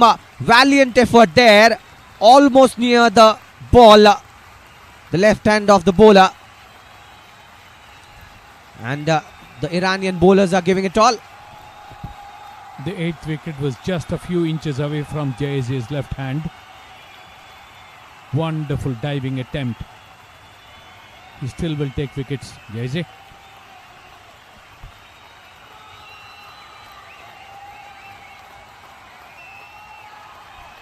A shorter ball this time. Cuts it. Nobody's there protecting the deep boundary. Will get 4 to his name.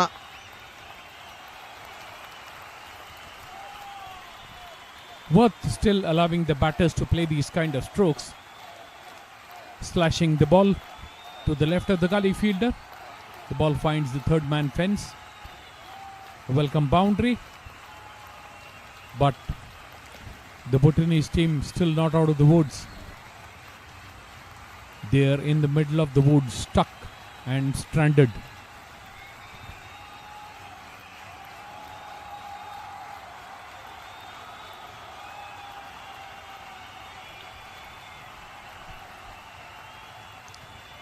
This time again asking the questions. It seems that's a ploy from his side. No, says the umpire. That's definitely going down the leg side. The umpire has no hesitation on giving that not out. Also look to have pitched outside the leg stump or slightly outside the leg stump. You would trust leg spinners to appeal for every ball.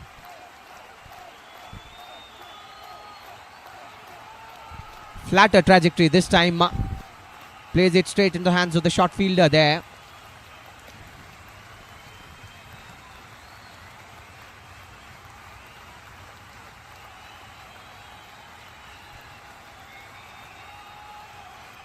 Ball played from the leg stump, turned towards square leg. And very, very good running. 2 runs taken. They're doing what they can, the Bhutanese batters, but still a very long way to go.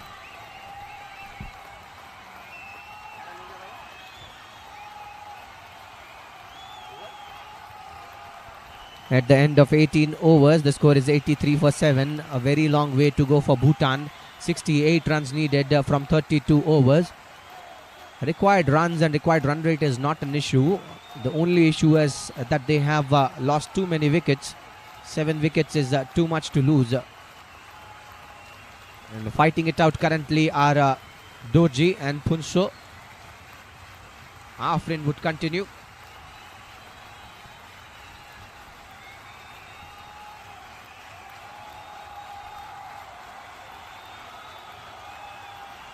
Yet again a similar trajectory. Likes bowling it. Fuller. Misfield there by the fielder at short mid wicket. Allows an extra run to be taken.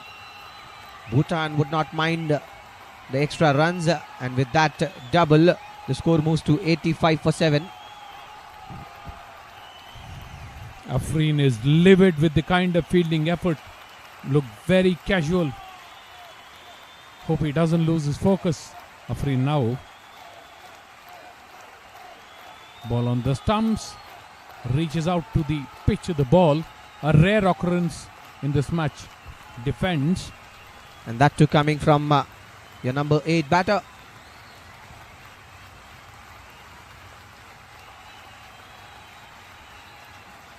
Fuller this time wanted to drive.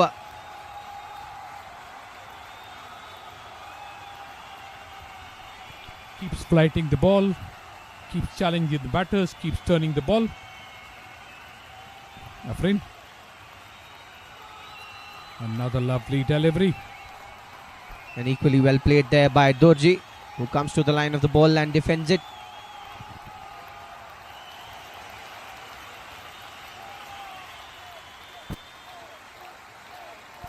That again came in very sharply. That spun a lot. A single still will be taken.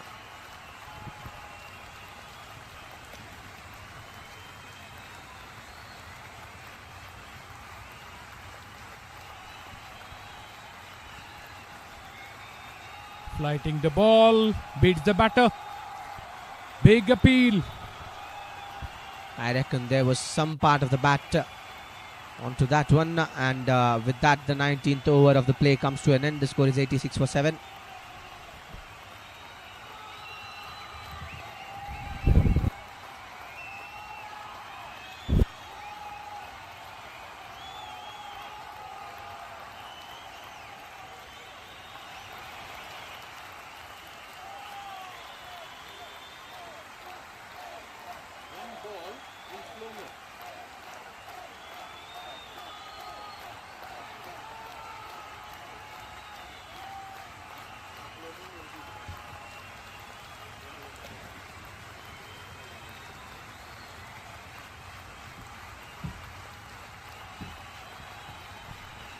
The ordeal continues. Jayze continues. Trying to hit the ball through the covers. Ball goes straight to the fielder. The captain. No runs taken.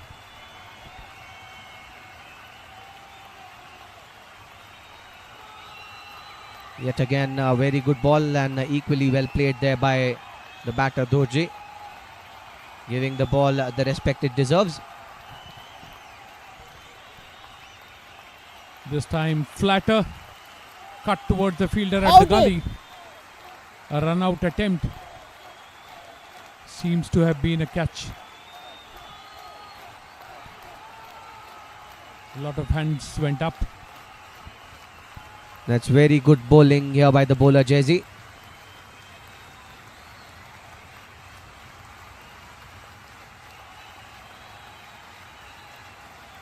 This time again the flatter trajectory. Remarkable. We are in the 20th over and so much has already happened in this innings. Cuts it this time. The batter was entrusted to take a single, and that ball ricochets from the legs of the fielder there. Allows a run to be taken. The second time in 2 overs, some sloppy work by the Iranians. Hope they're not taking things for granted.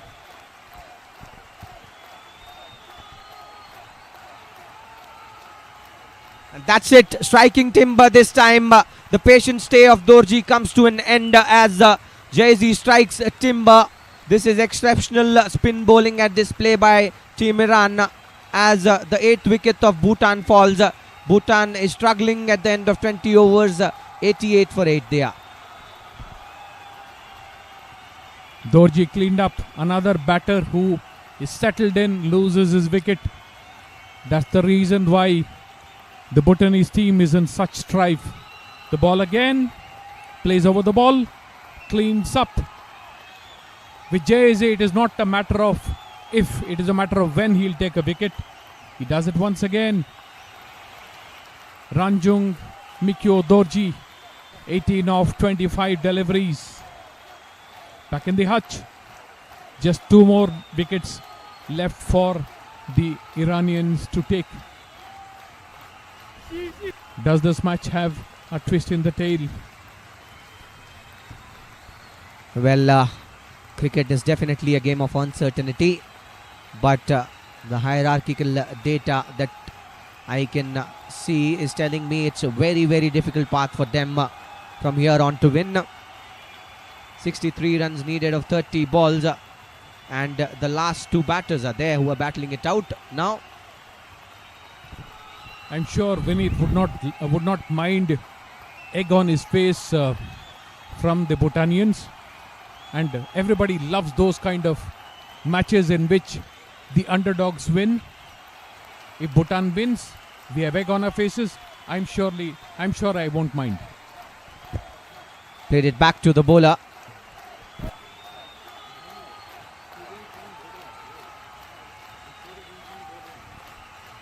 Afrin continuing. So much of loop in that ball.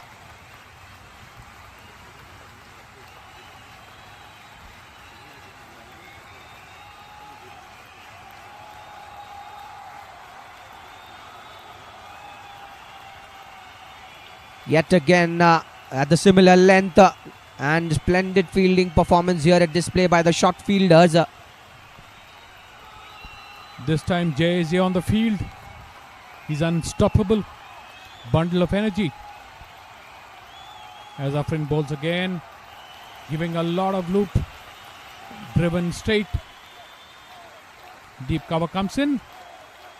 Just the 1 run taken by the Bhutanese team.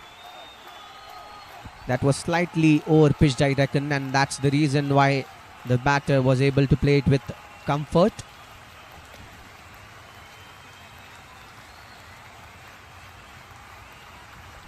Clever work by Afrin, trying to lull the batter into complacency. A turning ball that will be slightly shorter will then rattle the stumps. That has been Afrin for you. 5-wicket haul in the previous match. 2 wickets here.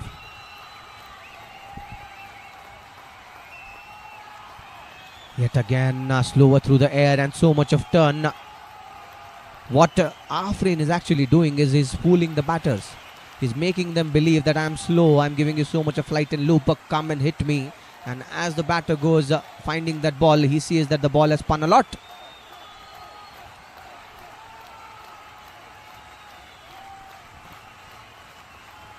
The story of Cinderella. 21 overs, 89 with only 2 wickets left with the Bhutanese team.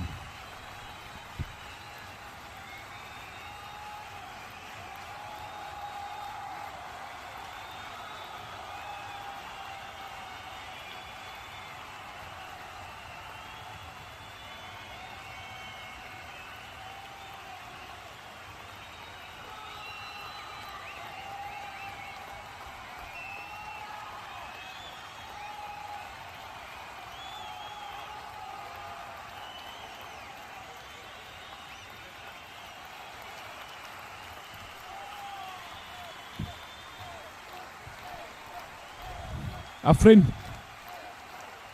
2 for 19. Jazzy continuing the bowling attack. Starts off with a dot ball.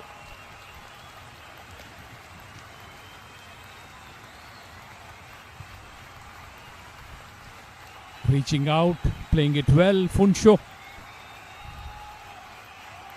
doing what he did when he bowled. Funsho showing good cricketing sense and the basics of the game. That is again flatter through the air and instead keeps low.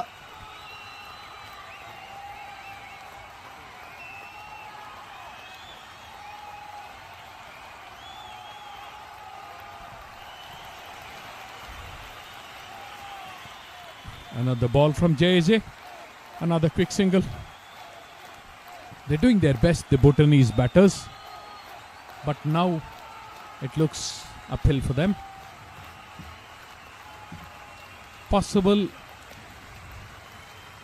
but not probable.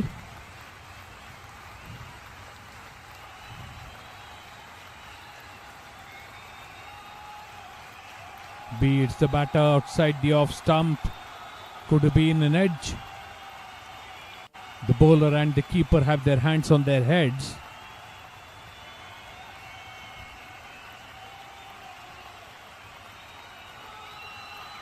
Another flighted delivery. Played back to the bowler. Jay completes 6. 2 for 28. At the end of 22 overs, 90 for 8 is Bhutan.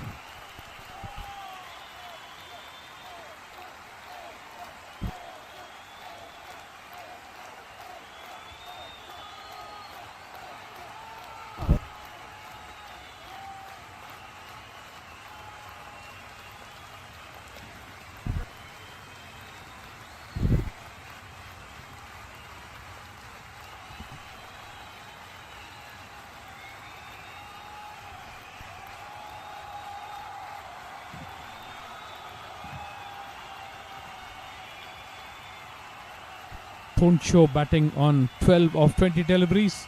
Wangchuk still to get off the mark. Abdul Wahab, the captain, back. He does not want to wait anymore. He wants to finish it off and not allow this match to become an exciting nail biter. 2 for 16 of 5 overs. It will be interesting to see how these tailenders encounter Abdul Wahab. Starts off with a fuller ball. Leaves it alone. Funsho, the batter there. 61 now needed of 27.5. The required run rate is 2.19. With only 2 wickets in hand, it looks like a very difficult task for Team Bhutan.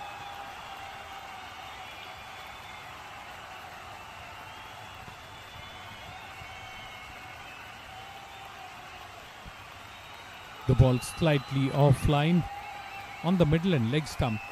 An off stump line would have been dangerous for the batters. Tried to bowl that in the first ball that he bowled, Abdul Wahab.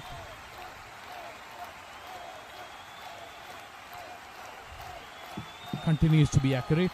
Just a matter of finding the right line. The ball is hit on the full. Straight to the point fielder. No runs taken.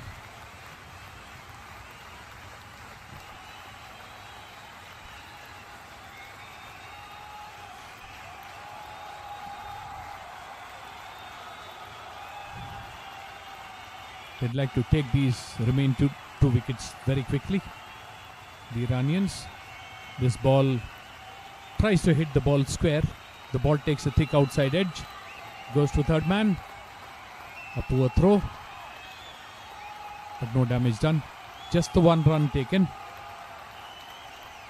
Funsho moving on to 13. Wangchuk on strike. Wishing to get off the mark.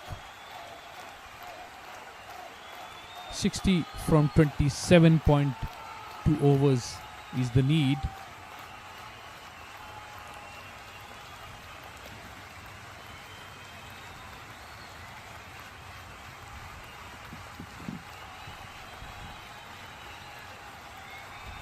Questions asked there by the bowler. No answers there. They are livid. Still trying to figure out what happened. No answers there by the umpire. The umpire says antics. Abdul Wahab says unfair. The umpire sticks to his guns. He is that again. Difficult to tell without replays. Can sympathize with the umpires.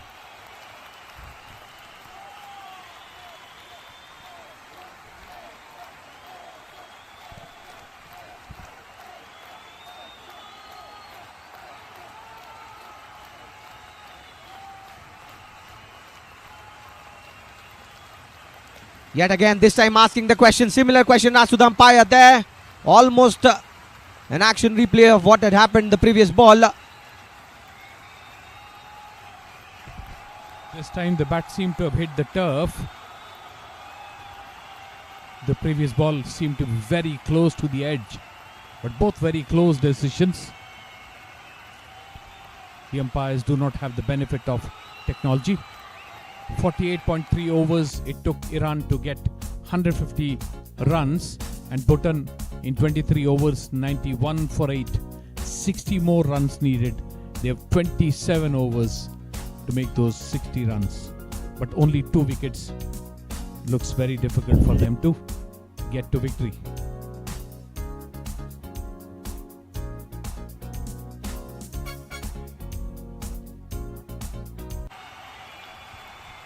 Jayze to continue, starts off with a full toss and drives the batter there, Funsho. Nobody's there guarding the deep, so that ball ricochets by the legs of the fielder there. We'll have to wait and watch. The umpire is confirming with the fielder, gives it a boundary, and rightly so. Very good work by the fielder. Fair play. That's what this game is all about. He knew he had touched the fence with the ball in hand.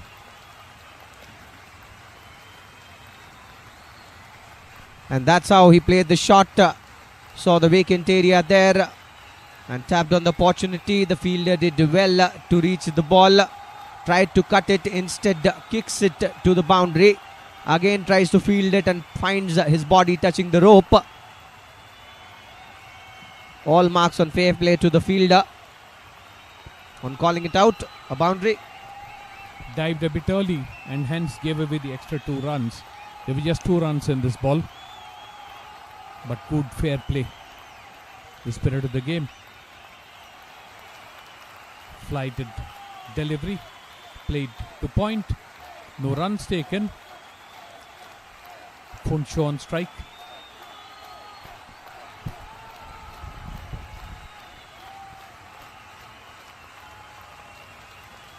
Flatter one this time goes aerial and is able to bisect the gap in between both the fielders. Gets a boundary again.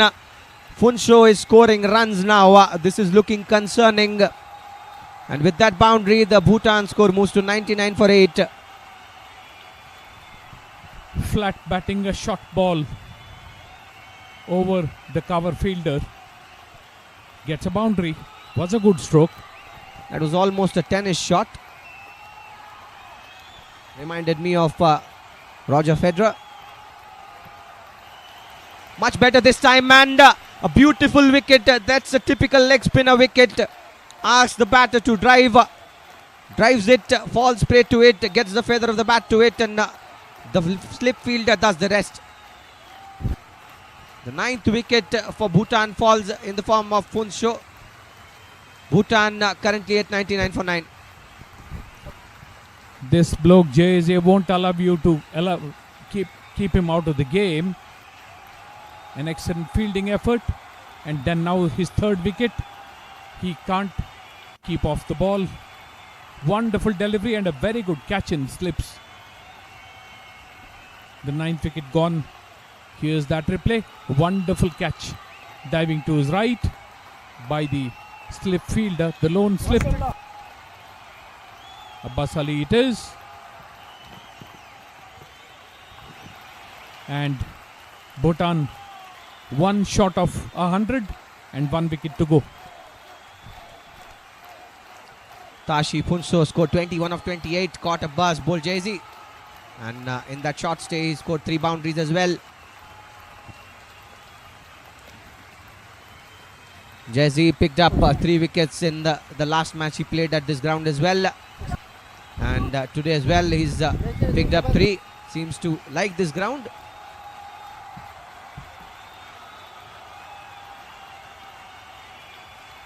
And in comes to bat the player number 11 for Bhutan, Sonam Yeshe. He'll be facing in form Jayze.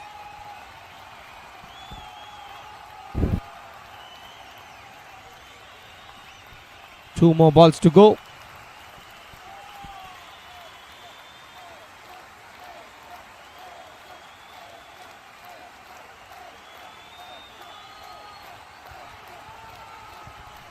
Sonam Yeshehu bowled so beautiful. His left arm spin. Now the ball deflecting off the lone slip fielder. This should have been the 10th wicket. That was needed to be taken there by the slip fielder Abbas Ali, who fielded very well the last time he got an opportunity. And that's how there was so little reaction time. It's probably looking like he got late on that occasion. And that's it, striking timber. That's the final nail on the coffin of Team Bhutan as Iran seals this match. 100 is the score of Bhutan. They lost this match by 51 runs. Bhutan scored 100. Iran scored 150. The margin of victory is 50 runs. What a match. It's all round digits.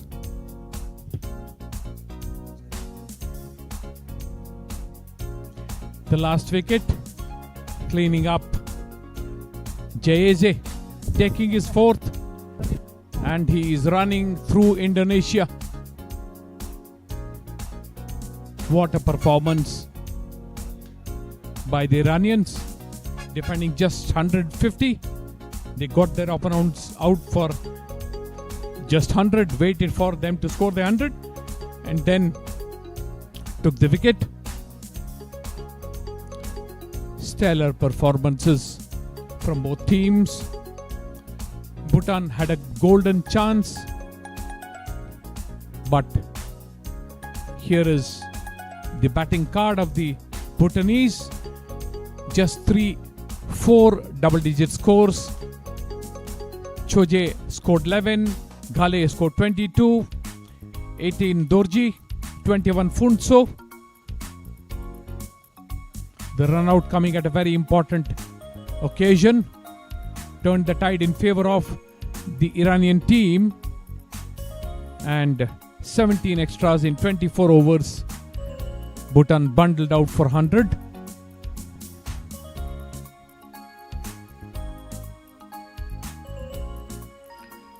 Abdul Wahab took 2 wickets. Dadraman took 1. They started the rot. Afrin took 2 wickets. Abbas just bowled the 1 over. And Jayeze 4 for 37. And he affected a run out as well. And that's what sums up the score: 100. The first wicket falling at nil, the second at 7, third at 13, fourth at 53, fifth at 55, sixth at 57, seventh at 74, eighth at 88, ninth at 99, and the score rounded at 100 by the fall of the last wicket. Iran emerging victors by 50 runs in a low-scoring contest. Here's the summary of the match. Iran taking 48.3 overs to score 150. Bhutan finished in 24 overs for just 100. Ghale scored 22, Funso 21, Dorji 18, Jayeze taking 4, Abdul Wahab 2, and Afrin 2 for the Iranians. Wanchuk took 2, Dorji took 2, and Yeshe took 1 for the Bhutanese. Abdul Wahab scored 37, which proved the difference between the two teams. Jayeze chipped in with 31 of 38 deliveries. Afrin played a long innings but anchored his team's runs and ended up on the winning side. Iran winning by 50 runs.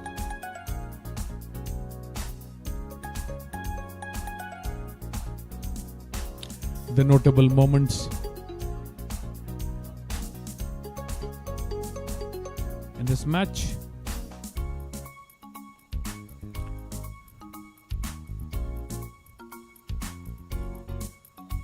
hit in the air, the only 6 of the innings. Wonderful catch at long off. The third wicket to fall. Hit through the covers, a boundary. Hit in the air, another boundary to point. Another cover drive. Bhutan kept fighting, but kept losing wickets as well. Hit in the air, an easy catch. Was it a 6? It was a 6 actually. Jayeze bowling down the leg side, the first ball, and then he turned the match in favor of his team. The run out, the very, very important run out, the second run that created the run out. Lapse in concentration, pinging the batter right in front of the stumps. Jayeze, Afrin getting into the act. Ball edged towards the third man for a boundary by the Bhutanese batter. Another slash, another boundary. Another LBW. Wonderful bowling by Afrin. The ball slash towards third man. Another wicket for Jayeze. One more for Jayeze. Snapped up at the slips by the tall and alert Abbas. And the final wicket, the ball taking the inside edge, relocating onto the stumps, and that finishes the match with Jayeze running through Thailand, celebrating his fourth wicket.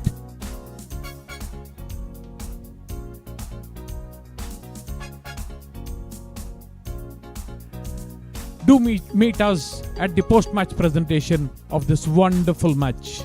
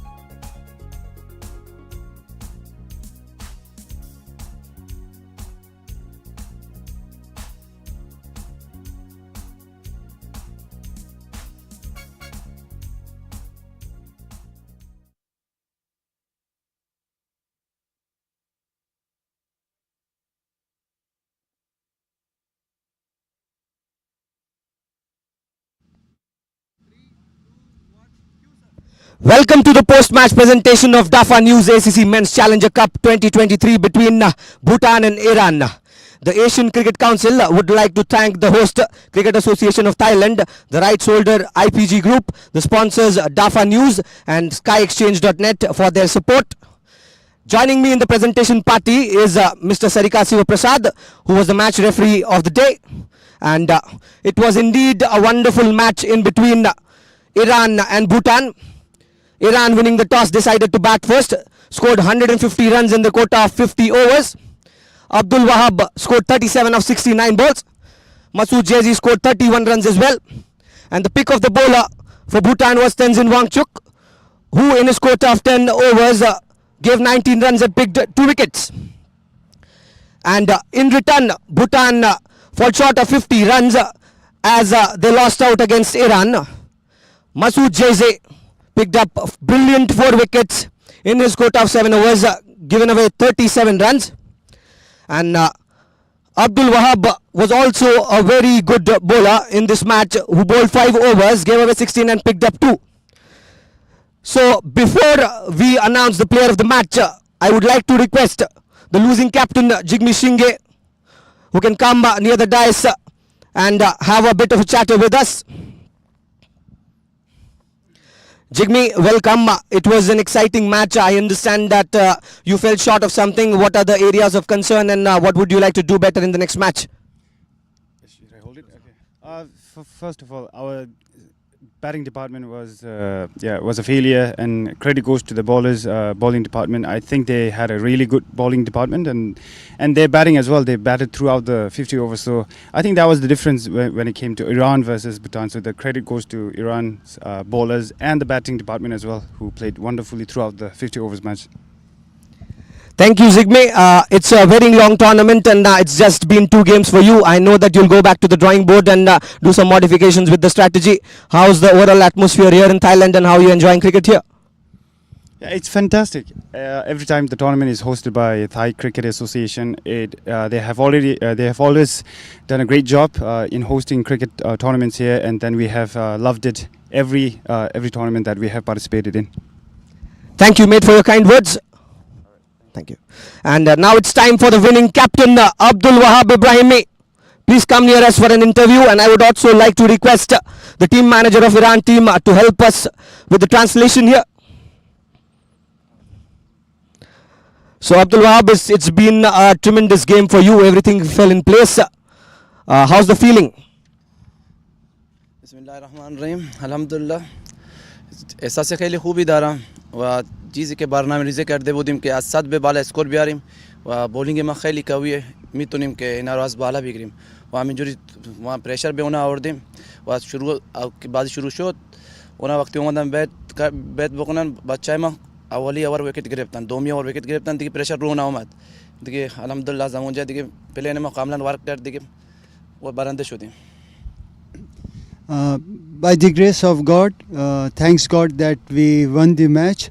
We have this planning to bat first and score a good run. Our batsman done a well done job. We scored 150 runs, and then we have the second planning of bowling good and line length, and our bowlers click very well. In the initial 3 overs we pick up 2 wickets, and onwards we put pressure on Thai's batsmen, and finally we click and win the match. And that was a very good team efforts by the bowlers, by the batsmen and by the fielders. Thank you, Abdul Wahab. Thank you, sir. I would like you to hold back, and I would also like now Mr. Sarika Sivaprasad, who's the match referee, sir, requesting you to please hand over the player of the match memento to Masood Jaizi. Masood Jaizi, he was the pick of the player today. He was the most impactful among the others, not with the bat but with the ball as well. Scored 31 runs and picked up 4 crucial wickets. Masood Jaizi. Now the question to you is, you were the most impactful player in this match. How's the feeling? بهترین بازیکن این تیم بودید، نظرات و احساسات چیه؟ Bismillahirrahmanirrahim. Bazikuna nantanaman ame bazikunai ki tu in team hasan bazikunai خوبی هستن زحمت دارم میکشن بدون کمترین امکانات و اینا با تیم ما هم با بازی دیروزی هم که بود ما امیدوار بودیم که بازی دیروز رو ببریم ولی با بازشانسی که ما آوردیم که نتونستیم بازی دیروز رو ببریم بچه اومدن زحمت کشیدن و تلاش کردن که بازی امروز رو ما ببریم. I would like to first thank all my teammates. It was a team effort. We played together as a team, and we were very unfortunate to lose the match yesterday, day before yesterday. But in this match, we were very much confident, and we have with the plan of playing this game. And thanks God that the plan works, and we played very well as far as the batsmen are concerned. The bowling department, everybody clicked well, and thanks God that we at last won the match. But I would like to add that we are here with at the very little facilities available at our country, and by having those you can see that how we have performed. And we would like to thank the ACC Cricket Council helping us for the promotion of the game of cricket in Iran. Hopefully they will continue, and we will assure you that we will perform very well on the next tournaments. Thank you, sir, for your kind words. That's exactly why this tournament is planned for. Thank you, Masood, and thank you, sir. And that's it from the presentation party. We'll be back tomorrow with an exciting match. Stay tuned in the Asia Cricket Council YouTube channel as we tomorrow come back with another exciting match. Vineet signing off. Thank you.